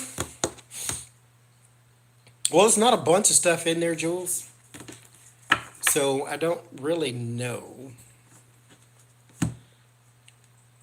I haven't thought about that. I mean, that would be fun to do to, open the packages online. But like I say, it's not a bunch of stuff in there. I think it was just maybe four things. So that would be, oh no, not Salvation Army's homophobic. See, I can't, I'm not dealing with them anyway. I have a thing, it's a block. Like I say, I've never researched their system. I don't know how they do or what they do with it, but When I give you something and you turn around and sell it, that bothers me. Now, thrift stores is completely different because it's a store. These things are supposed to be charitable things. Like, I can't. Because you can go drop stuff off at the thrift store, but you know they're going to turn around and sell it because that's what this is. But these Goodwill and Salvation Army this gives me the impression you're a charity. And then when you give me the impression you're a charity and you turn around and sell the thing that I just gave to you, I don't know. I don't like that. But like I said, that's they feed on 39 cents a day. Oh Lord. What did Pompeo do? Well, what are you talking about exactly? Because I mean, he's done plenty of things. Let's narrow that down.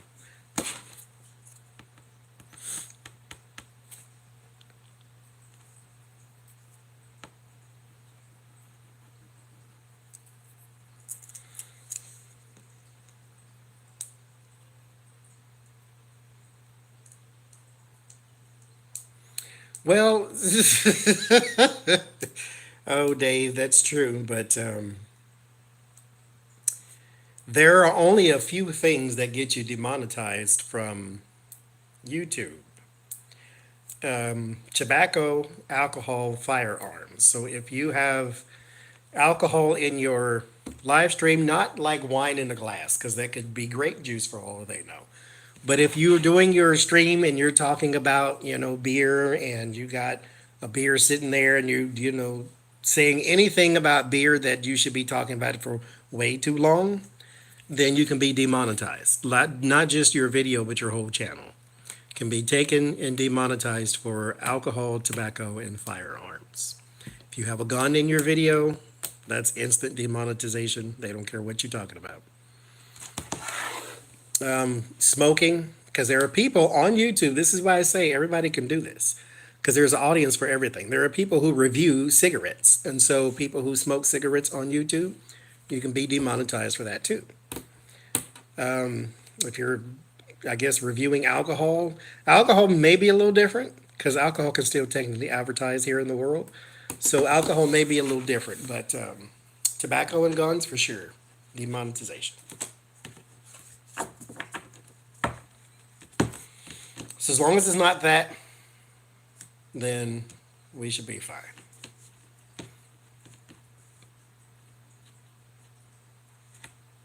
Oh yeah, I seen that about the. He's basically been doing a bunch of stuff on the taxpayer dime. Jen put in. She emailed me or texted me or whatever about putting that on for the Sunday thing. So I guess we'll talk about that too. And then Scaramucci had something to say too about Trump, and so that'll be on there too.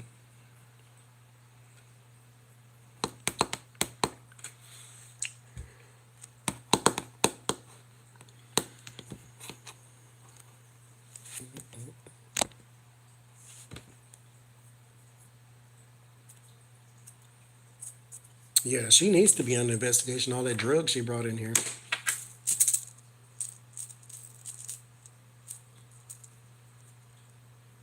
Hmm.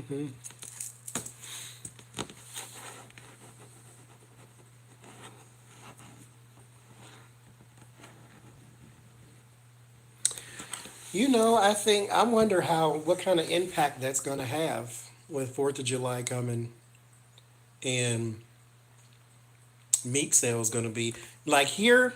We don't have a shortage on meat. There's plenty meat and plenty everything everywhere, and so I'm pretty sure they're still going to go crazy for it here.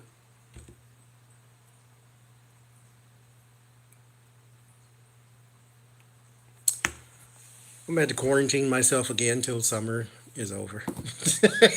I'm tired of summer.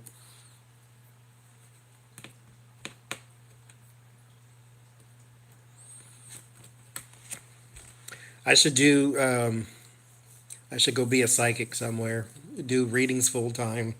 That'll be my job. That'll never happen. I mean, never say never, but I don't see it happening. It ain't got nothing to do with psychic. I don't see that happening.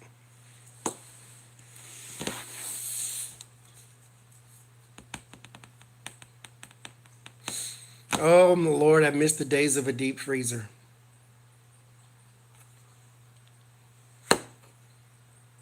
The freezer is the smallest part of the refrigerator, but it's what I want to put the most stuff in. I don't really enjoy um, doing readings all day. So I know I could, make your own schedule and work for yourself. But if you're going to turn it into a job, then you need to do it to where you can pay your bills and stuff. I just don't foresee that happening because I just don't want to do. CIA is hiring. I just don't want to do it all day. It just seems like, mm,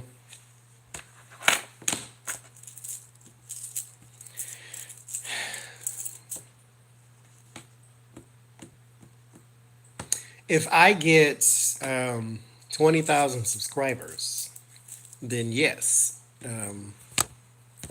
Back then, yes. Then I could make enough probably from YouTube to where I didn't have to work at all.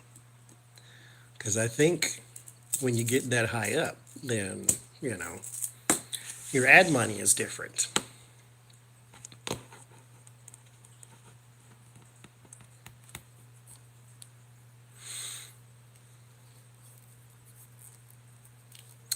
See, and I had, y'all don't know about this because it's deleted now, so you can't go look it up.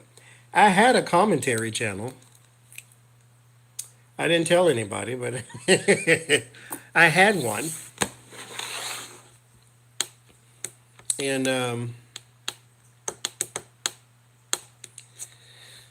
I just didn't say nothing, but I had one.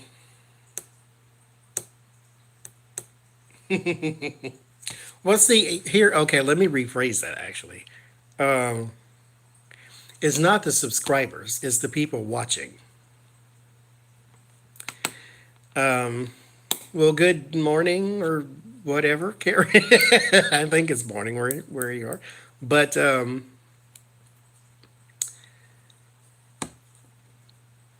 it's not the subscriber count, it's the watch count, the viewer count. That's what, because the viewer who watches the ad is what you get the money from, not from the subscriber count. The subscriber count just says this is basically where a bunch of people gather to support this channel. Not that they watch it, not that they like it, not that they even care. There is two channels in my subscription list right now that I have not seen in like a month, but they're still there. And it's not that I don't like them or like them anymore. I just haven't clicked it to watch it. And so the watching part is what they need, not necessarily the number. But the number attracts other people. So that's why the numbers count. Because the higher your subscriber number, the closer to the first page of YouTube you get. Like, for instance, when I type in a certain word on YouTube, the person who does this the most, or the person they think you would like the most, based upon your other things, like you ever seen that recommendations from YouTube, based upon what you've watched in the past, they think you might like this person. But that's based upon an algorithm of other people watching it, and other people recommending to other people, and then they clicking it. So us recommending this results in a click. So therefore, let's recommend it to more people, and that's it's a whole thing. So I take it as I get it. Like I said, long time ago when I first started this thing, I was tickle pink when I had 15 subscribers. So I am beyond grateful that there's 10,000. So this was definitely never ever something I ever thought when I started this channel. I figured at the most I might get 30 because everybody's got a little pocket of subscribers to their thing. But I figured I just do my videos. I might get 10 people watch it, 30 people watch it. But here we are. You know, I didn't project this because, like, I'm still just doing this for fun because it's fun to me. I like tarot cards and I decided to put it on YouTube. That's pretty much it. If YouTube goes away tomorrow, I'm still going to do this, but just don't have anywhere to put it except, possibly somewhere else. But there you go. But 10,000. I was ecstatic. They emailed me and said, "Oh, you reached 10,000." I'm like, "No, I didn't. I got because they round up too. When you got 9,789, they say you got 10,000. No. So, well, thank you, Jay. The very first one I followed, now don't follow any. They turned out to be a mean person. So I'm like, you know what? I've got to get away from you.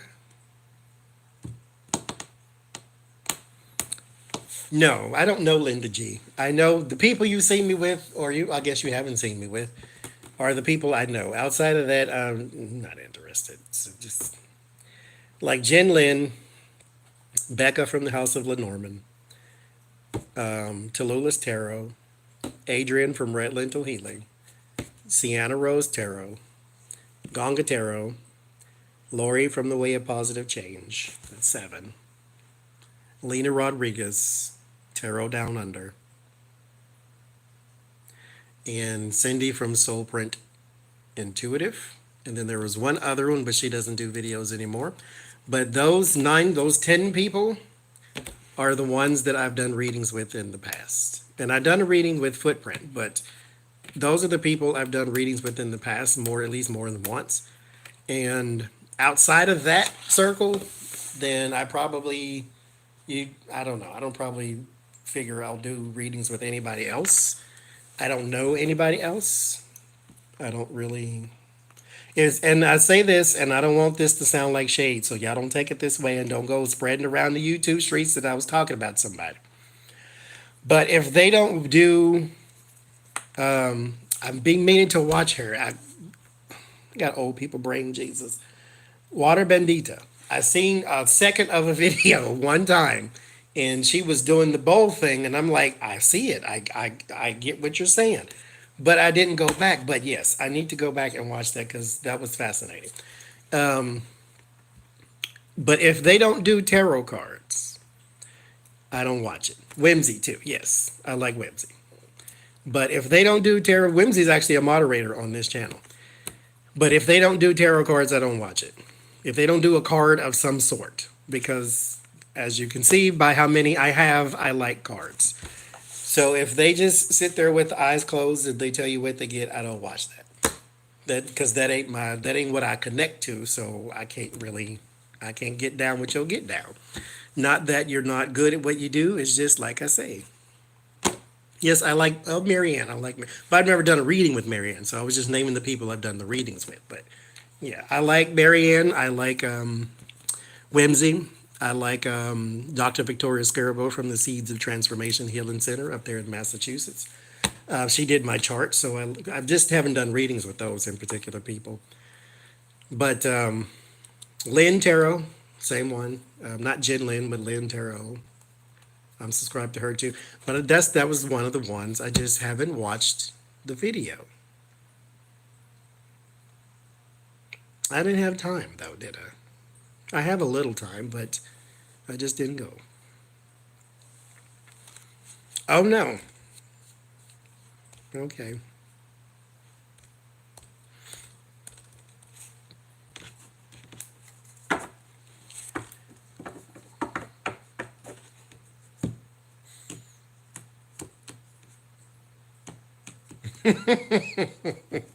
I wish I had a intro, but I'm not that person.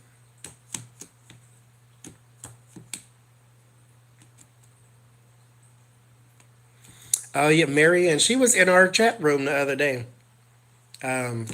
Whatever day that was, I walked to the store. But yes, I like Marianne too. I guess not. I mean, okay, so is technically my intro, but I want a fancy intro. I mean, at least say hello, intrepid viewers or something. I don't even give you that. I'm just like, turn the camera card. Okay, here we go. So this is what we get.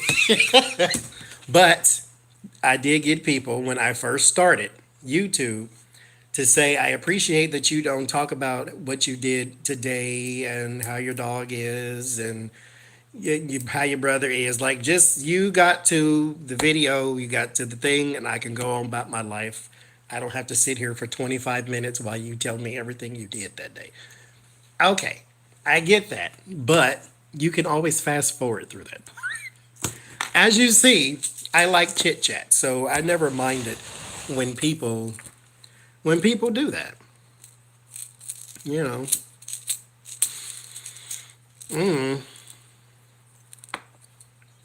See, it has to be a song that's not copyright. Yeah, they do. The intros do get kind of the same. I always still like Hello Intrepid Viewers, though.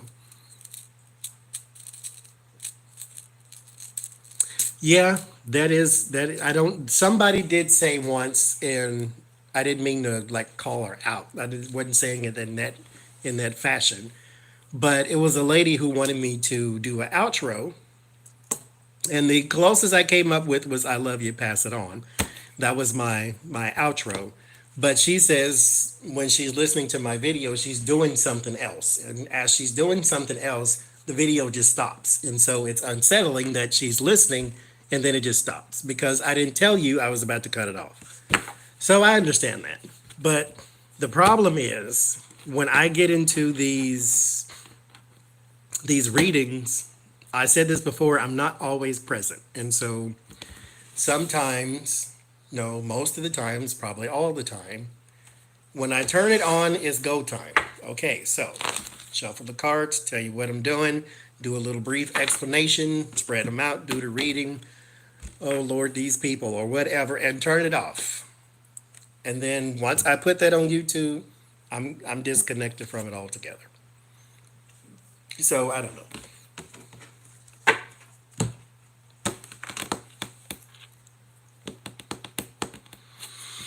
But that's my list of people I do readings with. And I only say that because people always have this other list that they want me to do readings with. And if they're not some of the people I already named, then ain't no need to be trying to branch out to nothing else. Yeah. It just no. I mean, I'm not opposed to it. Like if somebody said, "Hey, you want to do a reading with me or whatever?" then sure. But I don't know how to say no without sounding like I don't like you. No has never really been my strong suit.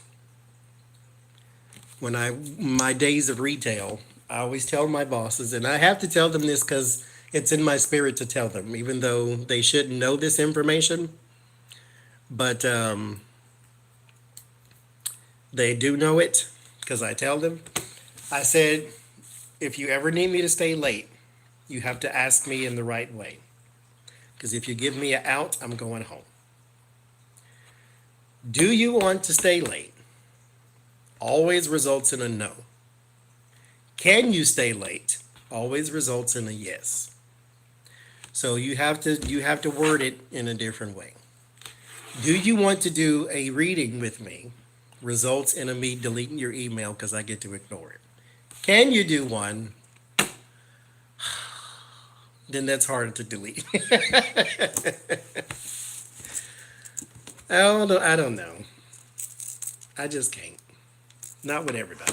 Some people you just the styles clash and just no. Everybody don't need to be with everybody.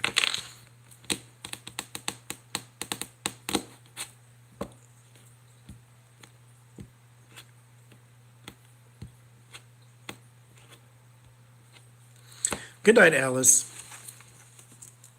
Well, the phone's probably gonna die. It's 3 hours now. I had text messages from who? Oh, Lord have mercy. Got a reading to do.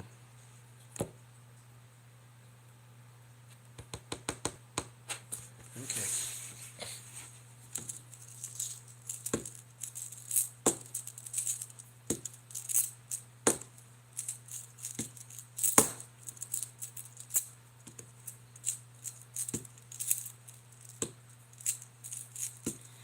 Yeah, me too. I mean, I used to subscribe to all of them just out of sheer support, but I found that to be unnecessary because, like I say, it's not the number. If I'm not going to watch the video, then what's the point of having my feed full of stuff? Good night, Miss Lady. So I have maybe 11 tarot readers, and then the rest is just fluff stuff. Actually, on this channel, it's just that, and then my personal channel is like where all the, you know, late night with Jimmy Fallon and all that kind of crap is. It's that stuff is over there. Over here is Tarot Land.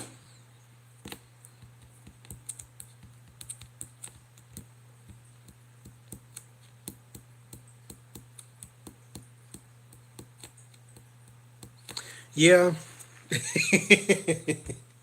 it's a lot of I kind of stopped watching some that why they would put out a reading and then that reading would result in 150 questions. Do I go back and read all the comments? No. To be honest, no, I don't. I read comments on certain videos. Because the way the comments work for me is they email me a list of comments and I read those. And so the ones they send to me are the ones I read. The ones that are all on the channel, no.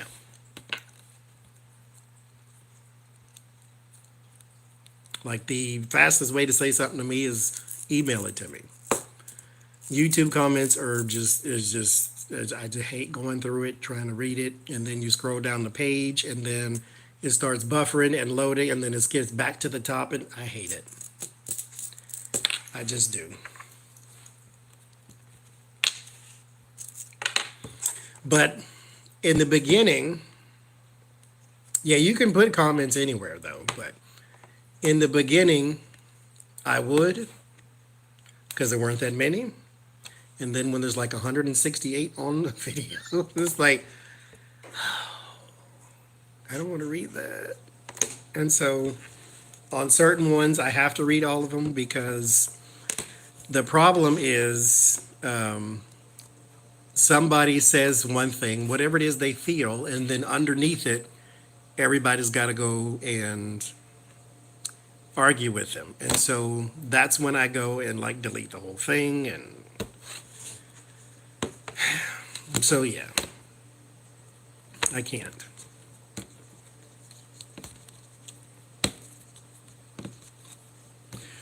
I just, because when I have free time, I don't want to read.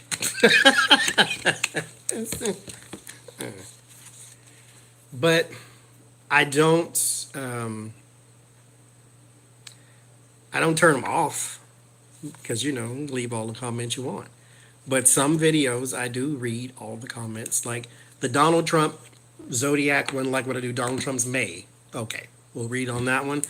Or if I do a community post, the community post, I read all of those because that's where I put like the conversation we need to have at right there.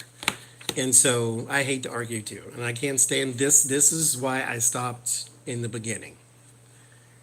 I would read, and I love this community. I love the comments. I love my subscribers, so forth and so forth. I would read 99 great comments and then one bad one, and then want to go in and say something crazy and then make a rant video. And it's like, okay, just stop reading it altogether. And that's bad because, the 99 had something nice to say, but that one person I know for me is going to piss me off. And so,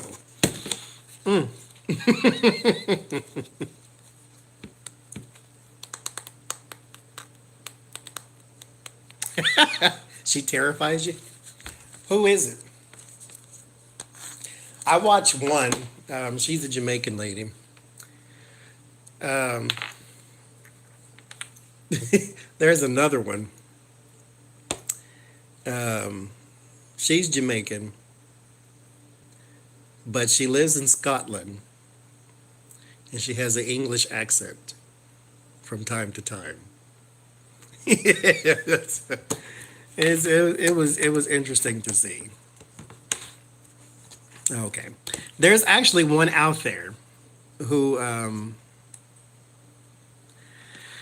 who is like me. He's very calming. I don't know what kind of cards he uses. They look oracle-ish, but I forget the name of it, so I guess I shouldn't even brought it up. But one of y'all sent him to me and showed me his channel.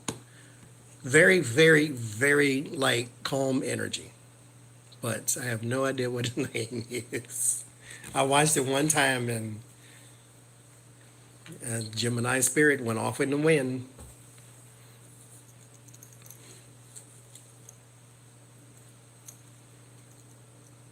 Well, I ain't gonna tell you who I don't watch because that's gonna sound like I'm talking about people. So I'll just read y'all comments.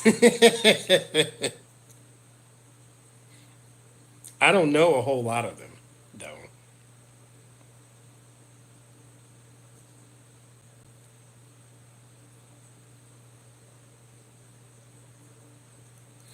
There was one, I won't say who. The very first one that I subscribed to when I first started watching tarot readings for YouTube. Um, she became mean spirited, and so I stopped watching her. And it wasn't mean spirited towards the people in the comments because I can understand that you control your own room. It was mean spirited towards other people. Miss Cleo actually was not Jamaican, but that was just an accent. That was a character.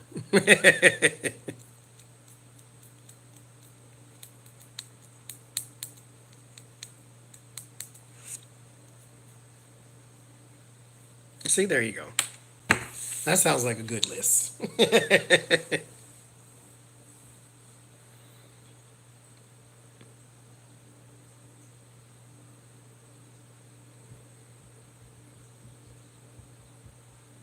That sounds like a good list.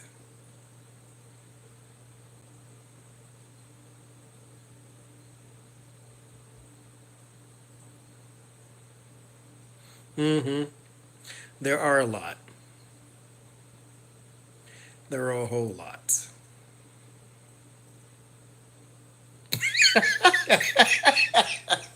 Oh, that's not fun. That's a funny sentence, though. Her ADD is out of control. It ain't like mine because I interrupt myself all day, like all day.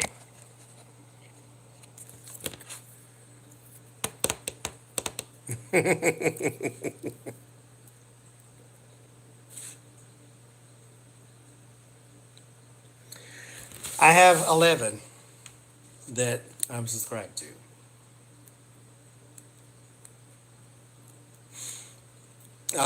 Me and Jen get the same email all the time, which is why I do this. I like you guys together, but I like the solo readings better, which I understand. Why do I understand it? Because before I had a tarot channel, I had a video game channel. And I would watch certain people play video games. But when they start playing with other people, I stopped watching it. Now, I didn't stop watching the whole channel, but I can't watch that video. Because that person brings a whole different energy, a whole different verbiage and vernacular, and a whole different way of looking at things. And I like the way you do it. And so when you bring this other person in here, it throws it off. And so I don't feel like I'm connected to you. I feel like I'm looking at you having a conversation with somebody else. Like it feels like, oh, now I'm sitting on the sideline, like we're not connected here now. Like we're not having the talk. Y'all having the talk and I'm watching. And so I get it. But I never responded to these messages. This is why I don't read comments. I never responded to these messages. But the response is me and Jen and Becca do a reading once a week. I understand you don't like collaborations, but it's once a week. It's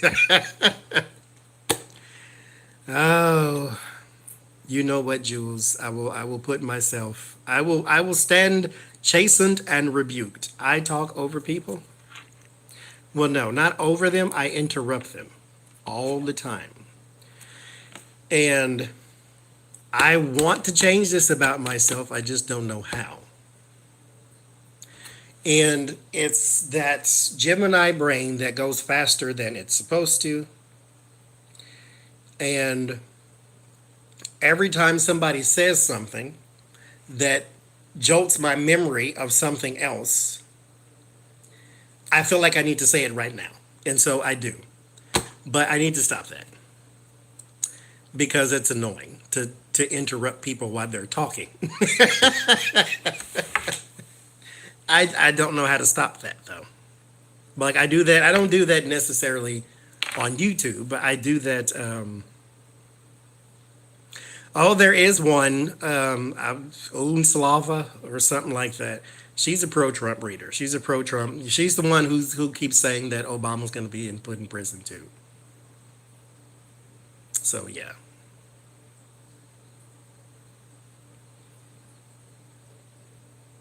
No, I don't try not to do it here because that person's actually doing a reading while they're talking, so I don't want to interrupt that part. But if we're having casual conversation, oh, I'm gonna interrupt you 4 times in your one sentence. And that's bad. I shouldn't do that, but like I said, I don't know how to stop it.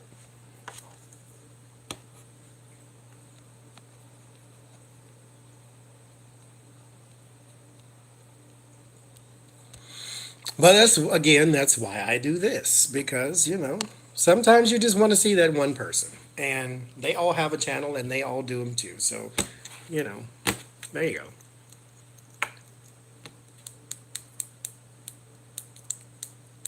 Yeah, I think everybody has a favorite, um,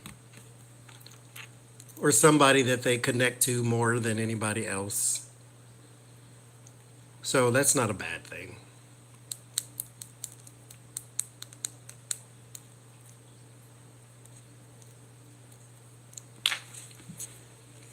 Like Jen was the first person to reach out to me, actually, one of our subscribers. Her name is Janet. Shout out to Janet, who recommended my channel to Jen, and then Jen told everybody else. And then that's how all this really got started. Um, so, in the YouTube streets, that would be the person I connected to first, anyway. Outside of YouTube, it would be Tallulah because she's like family on the channel here. Um, but outside of that, everybody else is cool, but whatever.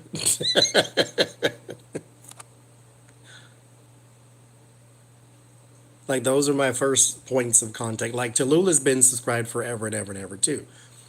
Um, she just hasn't had always had a YouTube channel.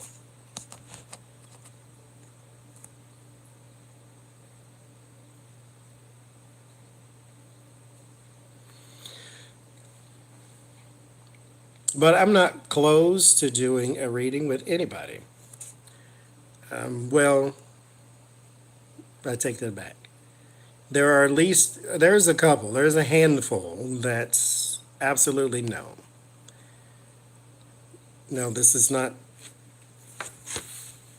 no, we don't have Instagrams. We don't know what that means.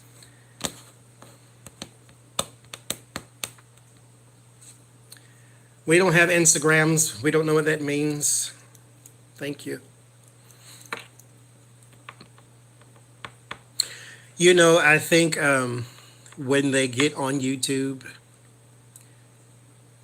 there is a certain amount of confidence that I don't know if it just comes with doing it over and over and over again,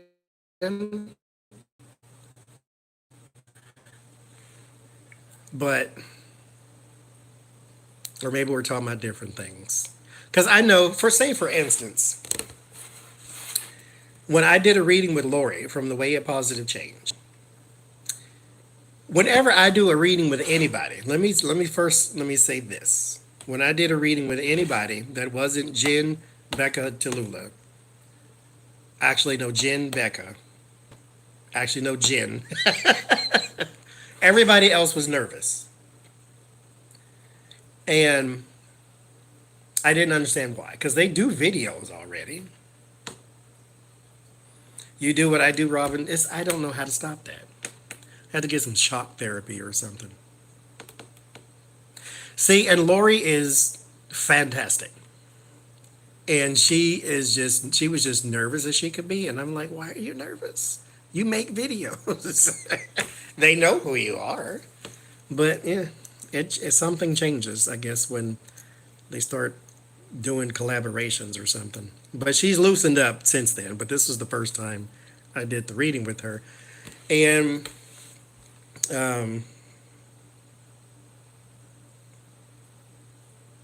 Tallulah was nervous, but she didn't show it, but she said she was.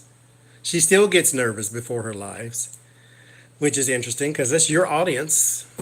I think Becca and Jen, the only two people I know that don't get nervous before live streams. Ganga didn't look nervous. Like she went straight in with the music and boom, and she hit the ground running. So I did tell her though, well, I need to tell her. I told Becca and them that we need to, next person that talks to Ganga needs to tell her this. Everybody in the stream is not talking to you. Because she would read the comments. What? I don't know what that means. Because they're not talking to you. They talk amongst themselves and they talk to each other. Because this is a place we all sort of gather together and we talk. You know, we don't see each other throughout the week until somebody goes live. And then next thing you know, here is Terry and here is Georgie and here is Ian and here's Jules and here's Jay and here's Colleen. So it's like now we can catch up and we can talk, you know, because now I sort of see you again, right? And so I need to tell her that everybody's not talking to you. Just you do the readings, and if you want a question from the chat, find one. But yeah, they're not talking to you. So I need to tell her that. She says she might try to go live again since her channel is all crazy right now. Yeah, that was another one I wanted to do, see if we can get her on maybe a Sunday thing too and put her there, but we'll see. I don't know. My circle is closed enough.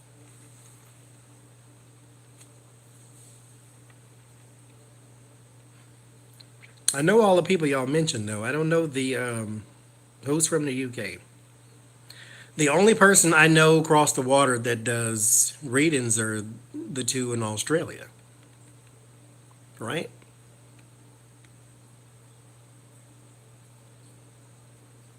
Like who else is there?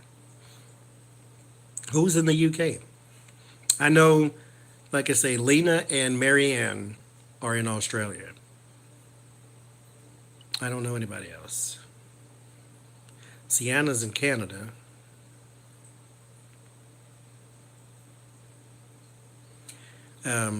Soul Print Intuitive is in Canada.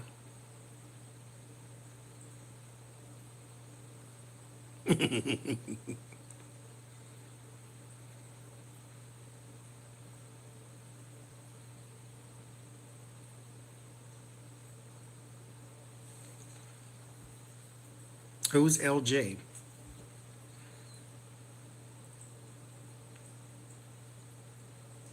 I love Lena. You can't help but love Lena.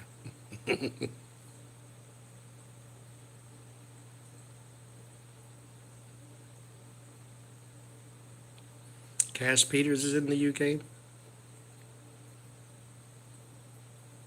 In LA now.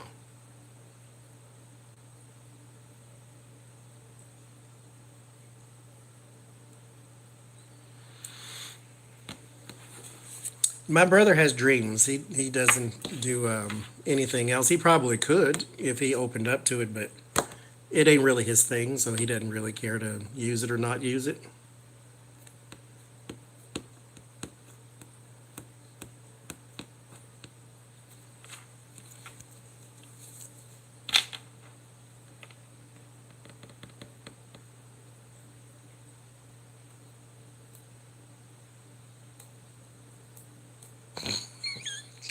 Not hooker boots.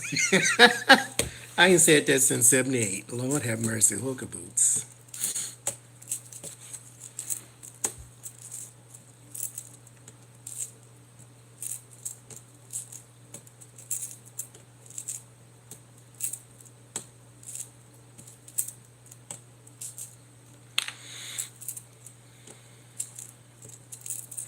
Yeah, I'd really like cards. That's my form of divination. Even if you just use oracle cards or Kippers or Lenormand or tarot, whatever it is you use, I like cards. And so if you don't do cards, then I probably don't watch it. Well, not probably, I don't watch it.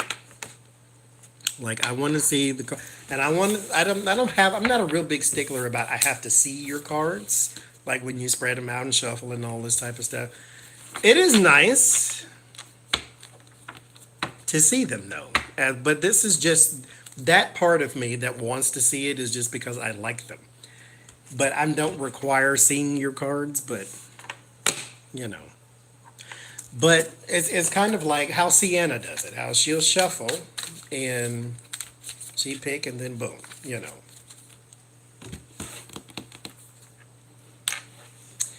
I have some here too.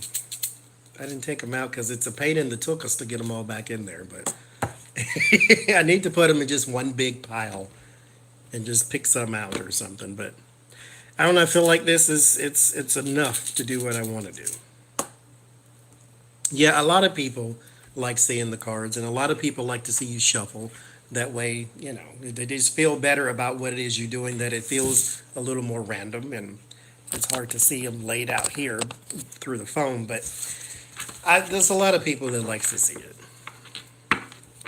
Las Vegas, C Sims. Get a funnel. I laugh, but that is actually not a bad idea. Because they have to go in this little bitty spot. And so, yeah, that is not the worst of ideas.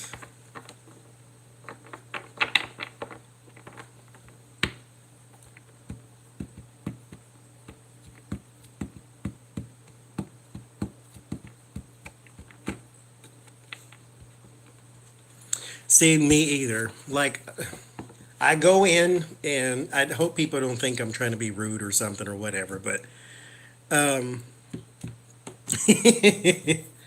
that's what most people like. I apparently explain it well, and then you know I might throw in some humor there too. But a lot of people, I hope they don't think I'm rude. I go into the chat, I'll say something that I'm responding to whatever the reader says, and then I turn. There's two computers on my desk. I have to show y'all sometime. And so one computer has the reader on it, and the other one has whatever the heck I was doing on it. And so if I'm typing something out or if I'm just shopping, which I'm usually doing, that's what I'm looking at. I'm not actually looking at the cards because when they say I pulled the Ten of Swords, and then they go on to explain it. So it's not like I got to look at it. And so I don't ever really watch the cards. And then when I am looking, I don't really need an explanation because I know what it means. So I don't really look at it. And therefore, I don't really look at the chat either. So that's when you go back through it and it's, oh, hi, hi, hi, hi. And I'm like, oh, hell, I didn't say hi to nobody. But I do it every time, too. I go in, I say something, and then I turn around and look at something else. Okay, now if we're going to talk about readers, don't get in your feelings. So if somebody don't like somebody, they cannot like them.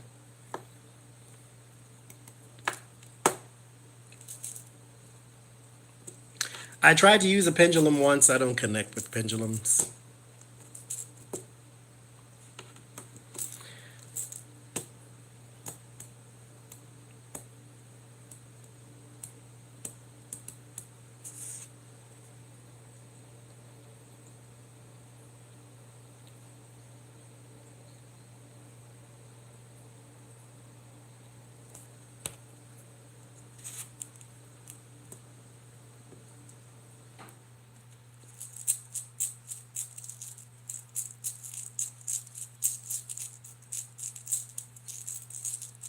No, they should be here Thursday. So I am still waiting. Hi, Don.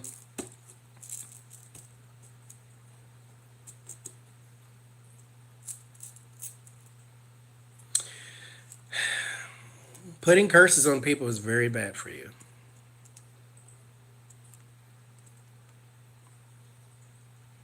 Okay, wait, let's not slide down into.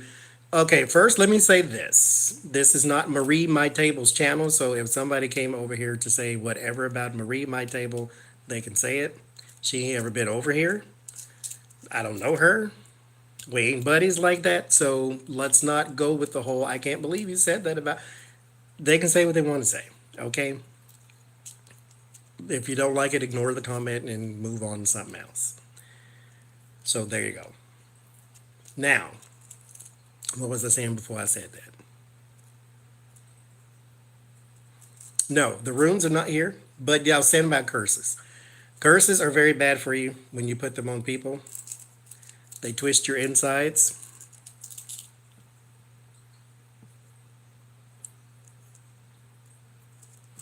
And so if you want your insides twisted,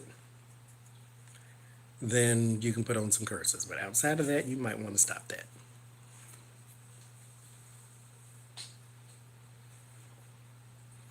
No, because I don't really have problems connecting. I've never had a problem connecting with the deck, Lori. I've never had a problem. The only time I had a problem with connecting to a deck is when I didn't like the images afterwards. And so that's it. Well, I read them when I get them. Okay, so here's the thing. Because Becca asked me the other night, have you looked up any? Are you looking into it and looked? No, I said no. I want the first impression I get of runes to be when I open the box. What's going on? Dawn, we can see you. Why am I getting all of these? Feed? I don't know. Because you need to like black people. Maybe that's why. And see, but every time you click on one of the videos, like this one, they're going to show you another one. So if that's, Anyway, so when I get the runes and I open the box, that's the first impression I want to get of the runes. I'm not going to like use them or anything, but I just want to look at them. And then when I finish looking at them, then I will go through the book and see what it says and blah, blah, blah. Because they look interesting to me. And tarot cards is not the same as runes. For me, like tarot cards, I've always wanted them.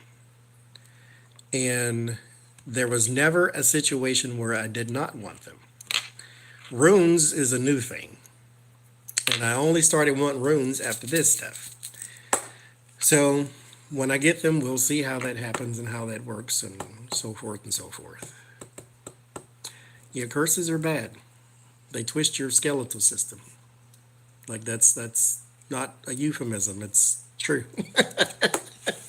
I've seen it.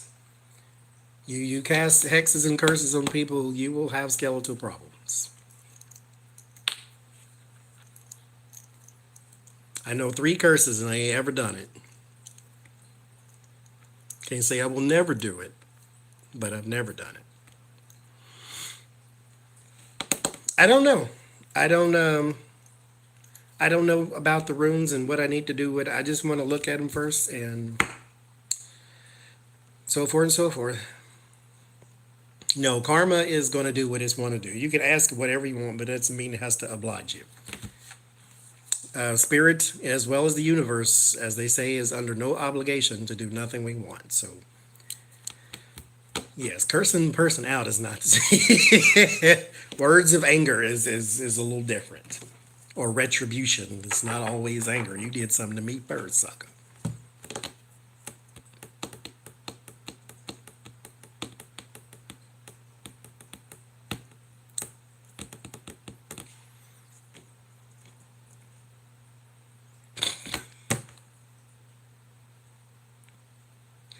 I've never been called dark guys before. Oh, let's sit here and decide how we feel about that.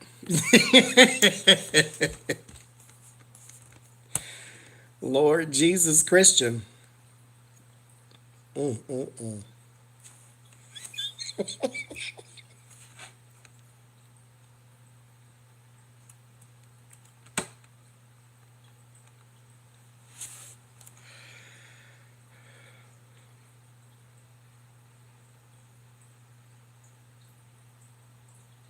Is that a movie, Don? Is there dark people?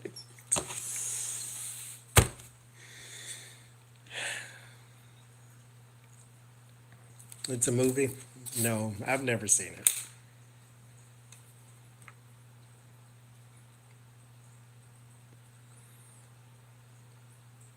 Okay.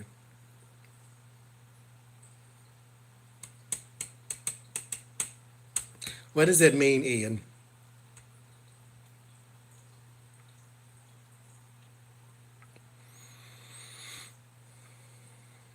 Las Vegas Sea Sims. That's my favorite place.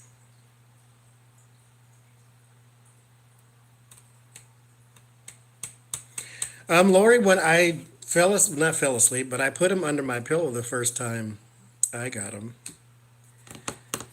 and they were in my dream. Okay. Yeah, I did say it. I just didn't understand why you were repeating it. I thought it meant something. I hate it because it's very bland and basic. It means fate. Like that doesn't mean much to me. I needed to say something a little more detailed than fate in time. I use it for technology too, but that's it doesn't say much. Are you afraid of feathers, Don?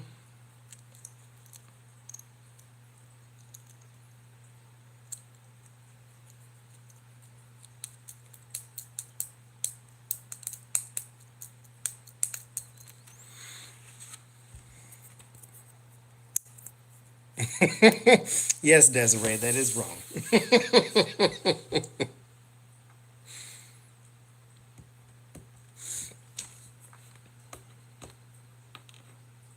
I've never thrown any away. Um, no, double A, I've never heard of that, but no, I don't.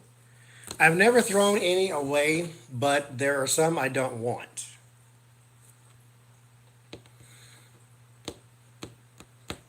But I just can't bring myself to throw them away. There's those Oracle cards, Dark Mirror. I don't want those either. But I can't throw them away. I can throw those away. I probably just haven't. But that Mary L. Tarot,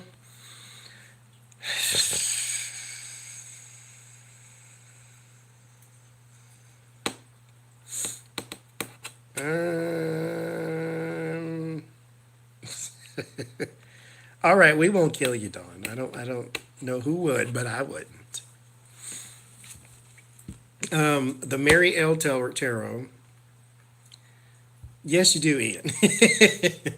And the Guardian Spirit Tarot, something like that.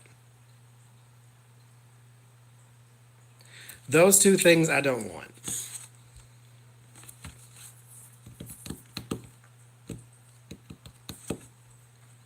because I just don't connect to those at all. And there's another one. Um, Celeste, that's actually when you look at the comments, I think on one of them websites, that's what it says too. Is that these images are just no for me. But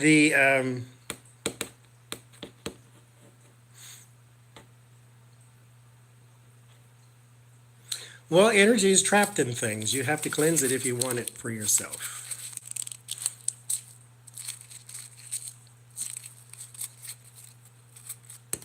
I'm just not that person who puts a whole lot of, maybe my energy is overbearing or something of that nature. Um, because when I get a deck, I don't sage it. I just open and go.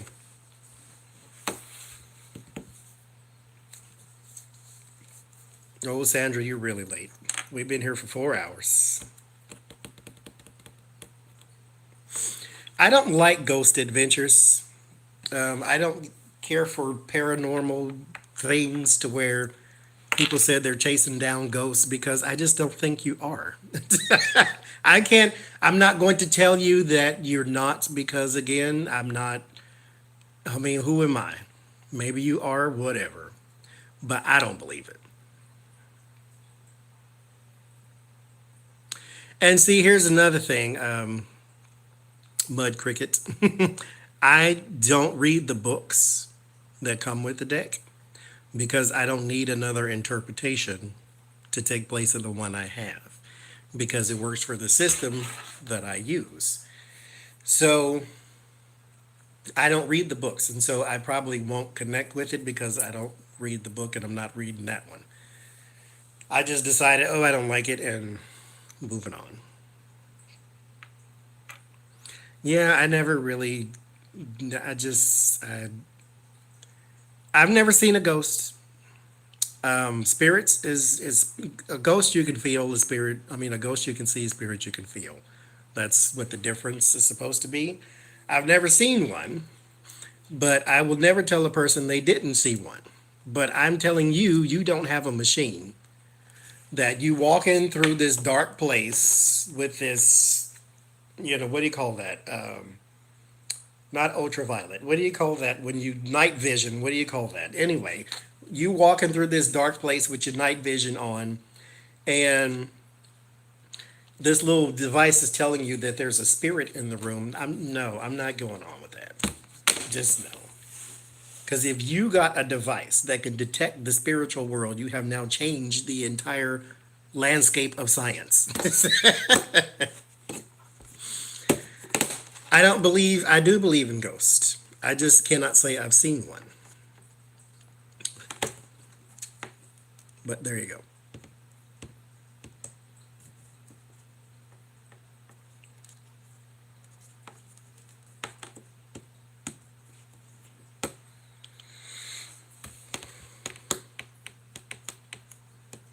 Mm-hmm.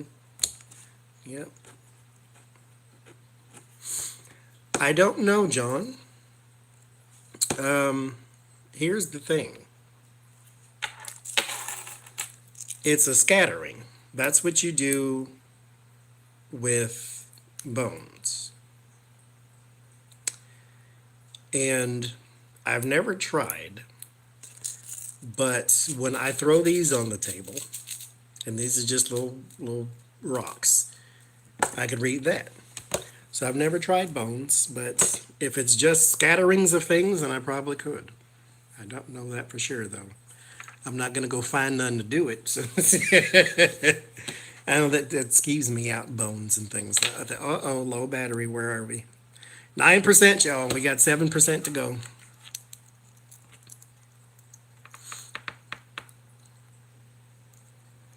How do I come up with the questions for Sunday night? What we do, you probably will, Dawn. So what you should do is go and click do not recommend channel. There's three little dots next to the video that you can click and it'll say do not recommend channel. And then YouTube should adjust its algorithm and not show you stuff that you probably didn't want to see. But what was I saying? It's not something that I knew anything differently, double A, so I can't really say when. I've never known something different. Because it wasn't something frowned upon in my house either. So it wasn't like, oh my God, he's having visions, let's go get him exorcised or something like.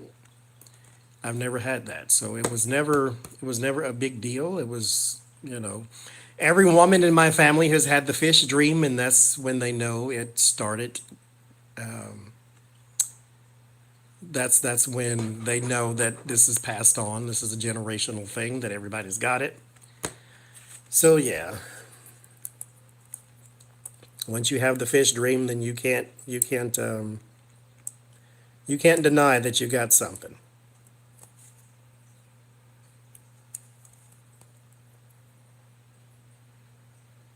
You just see the actual baby. They all get the fish. They all had fish dreams.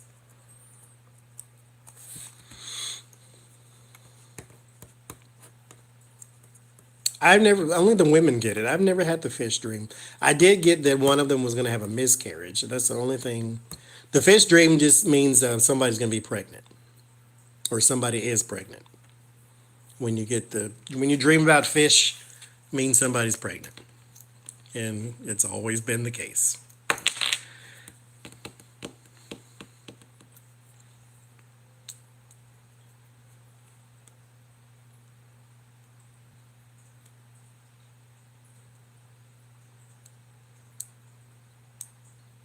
I've never had a Ouija board. I'm not really interested either. But I've never been interested in it. You were born with a blue spot? What was it? Did it go away?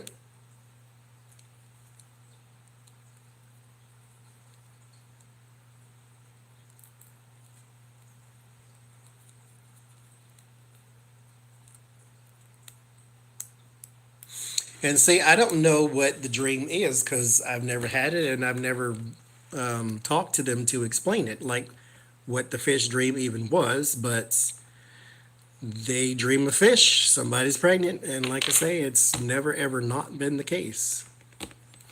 That people have actually said, "Oh, had the fish dream. You want salmon now?" Oh, you know what we didn't do? Oh, fudge muffins. We didn't have our food talk this stream, did we? Now we're at 8%. What did we talk about? We talked about a bunch of stuff though. I think I might have ranted one or two. But we didn't have a we didn't have a food talk.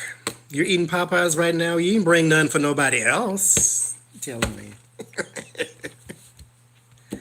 That sounds fantastic. Rants are essential. I actually like doing that too, and that's bad. That's really bad, isn't it? But as you can see, I'm not doing it at anybody. So that's differently. This is for entertainment purposes only. Chocolate mints. Are you eating thin mints or junior mints? KFC or Popeyes? Well, for me, this is just for me. KFC, Popeye. Ooh, rare. I like those. Wait a minute. Oh, I want one of them now. For me, they're apples and oranges because I get crispy chicken from Popeyes, but I get the original chicken from KFC. Most of us are quarantined. Are you quarantined, Don? Like where you are, is everything shut down?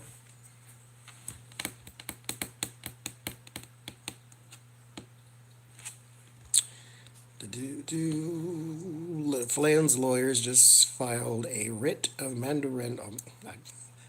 I can't say that word. In the D.C. court again. Really? Boy, they show is bold.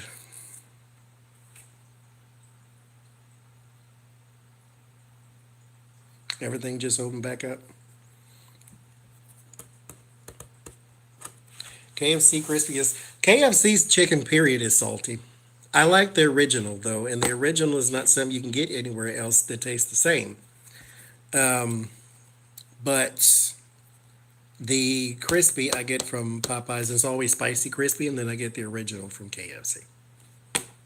The grilled chicken is fantastic from KFC. I used to get because they you can get three in one bucket.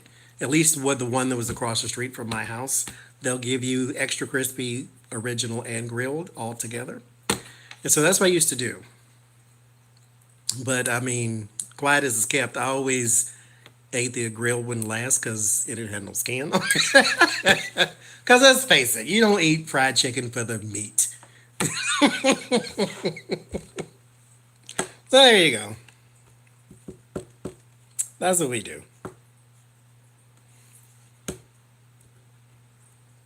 Oh, did they? So you can make it at home. A lot of the celebrities now are taken to having little cooking shows on YouTube, like Cook with, George Stephanopoulos or whoever. They're all doing that now.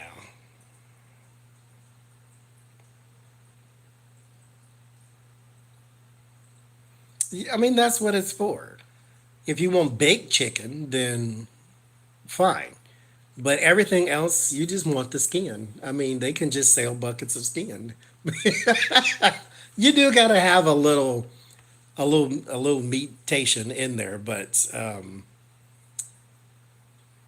you know, it's that's not what the show is. I have no idea. That's not mine. It's somebody else's. I'm not a real art connoisseur. I couldn't tell you. 6%.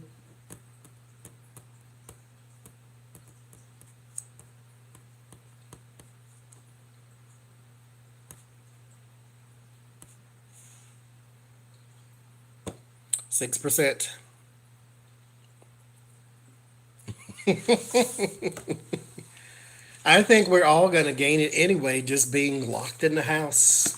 Can't do nothing but eat and sleep.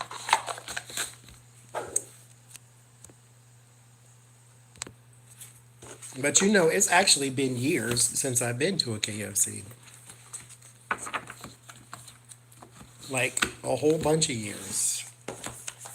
Because everywhere I go, there's not one close to me.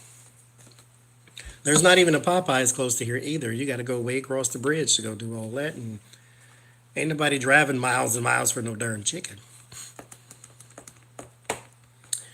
Can I read Gemini for you? I have a second channel, Dawn, where I actually do that type of stuff. So one day we will do that. If I pop up in I tell you what, if I pop up in your notifications ever again, then I will read something just for you.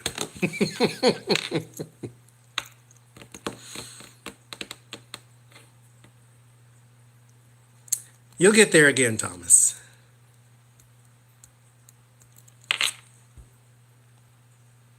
%5.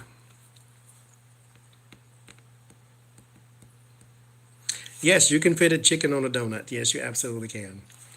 They make a crispy chicken breast, and then they put a donut on the bottom and a donut on the top. And it looks like the most atrocious thing I've ever seen. I've never tried it, and I don't want to. But I do like honey on my chicken, so I can't say chicken is nasty sweet, but I don't want a donut as the bun of my chicken sandwich, of my any kind of sandwich. And I'm greedy and I like sugar, and I still don't want that. That just sounds just no.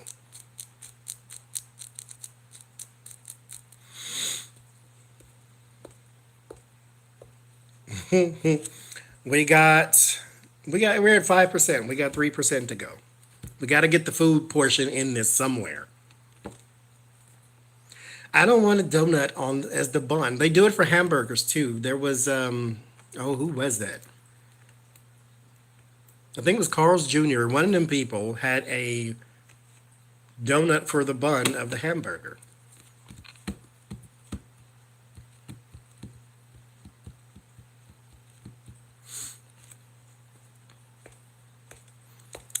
No, I'm not approved to you kind of person.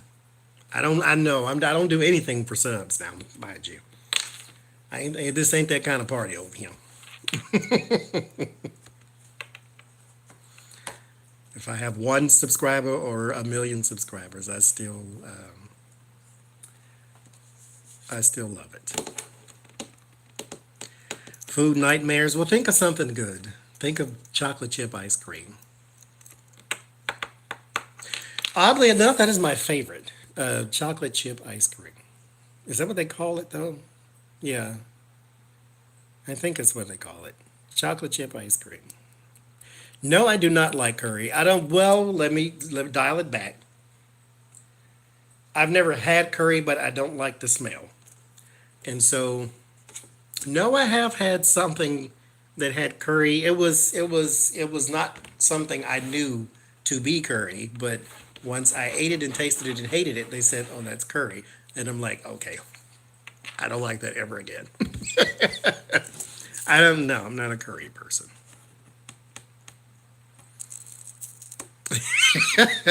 Tell them wait an hour and the sun will be coming up, and just open the door and tell them to go out.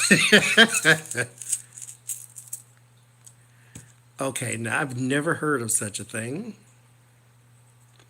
Cocoa Pops with a banana in hot milk. Cocoa Pops with a banana and hot milk. That sounds awful. And I bet it's not because bananas are fine. Fruit is fine, period, in cereal. I don't do it, but I did it once and I didn't hate it. Hot milk is not bad either because, that's what you make your cocoa with, or at least what I make mine with. So it's not, it just sounds like a weird combination. Cocoa Pops, banana, and hot milk. Sausages, mashed potatoes, and smashed peas.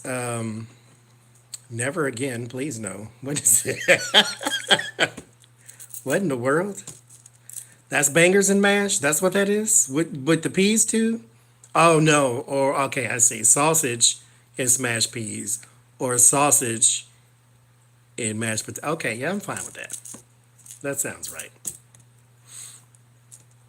Y'all have fry ups too in Australia, or is that just an England thing?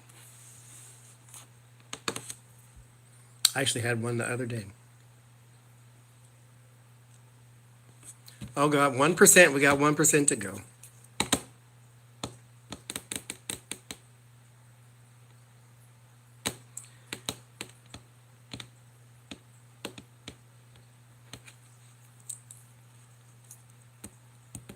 You have fry ups? Okay. I would love to go to England,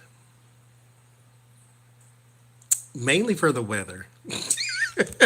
That's bad.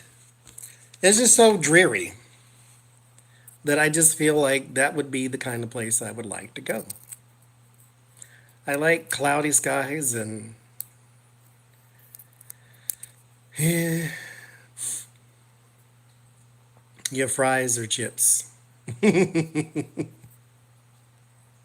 crisps or chips. What we call chips, they call crisps. I couldn't go to the store for crisps though. I do say chicharrones now instead of pork skins. Ever since I learned how to actually say it back in the day. It's like I don't know what that word is, chica somethings, but I have no idea. But once I learned how to say chicharrones, that's all it is now. Okay, we're at 2%. I will see y'all. What is today? Tuesday. So I will see y'all again probably this week. If not, then of course we'll see you Sunday. We'll be over here. I will see y'all. Y'all have a good night. Think hungry thoughts and go get something to eat. As always said from the last time, stay away from dirty people and take care of yourself.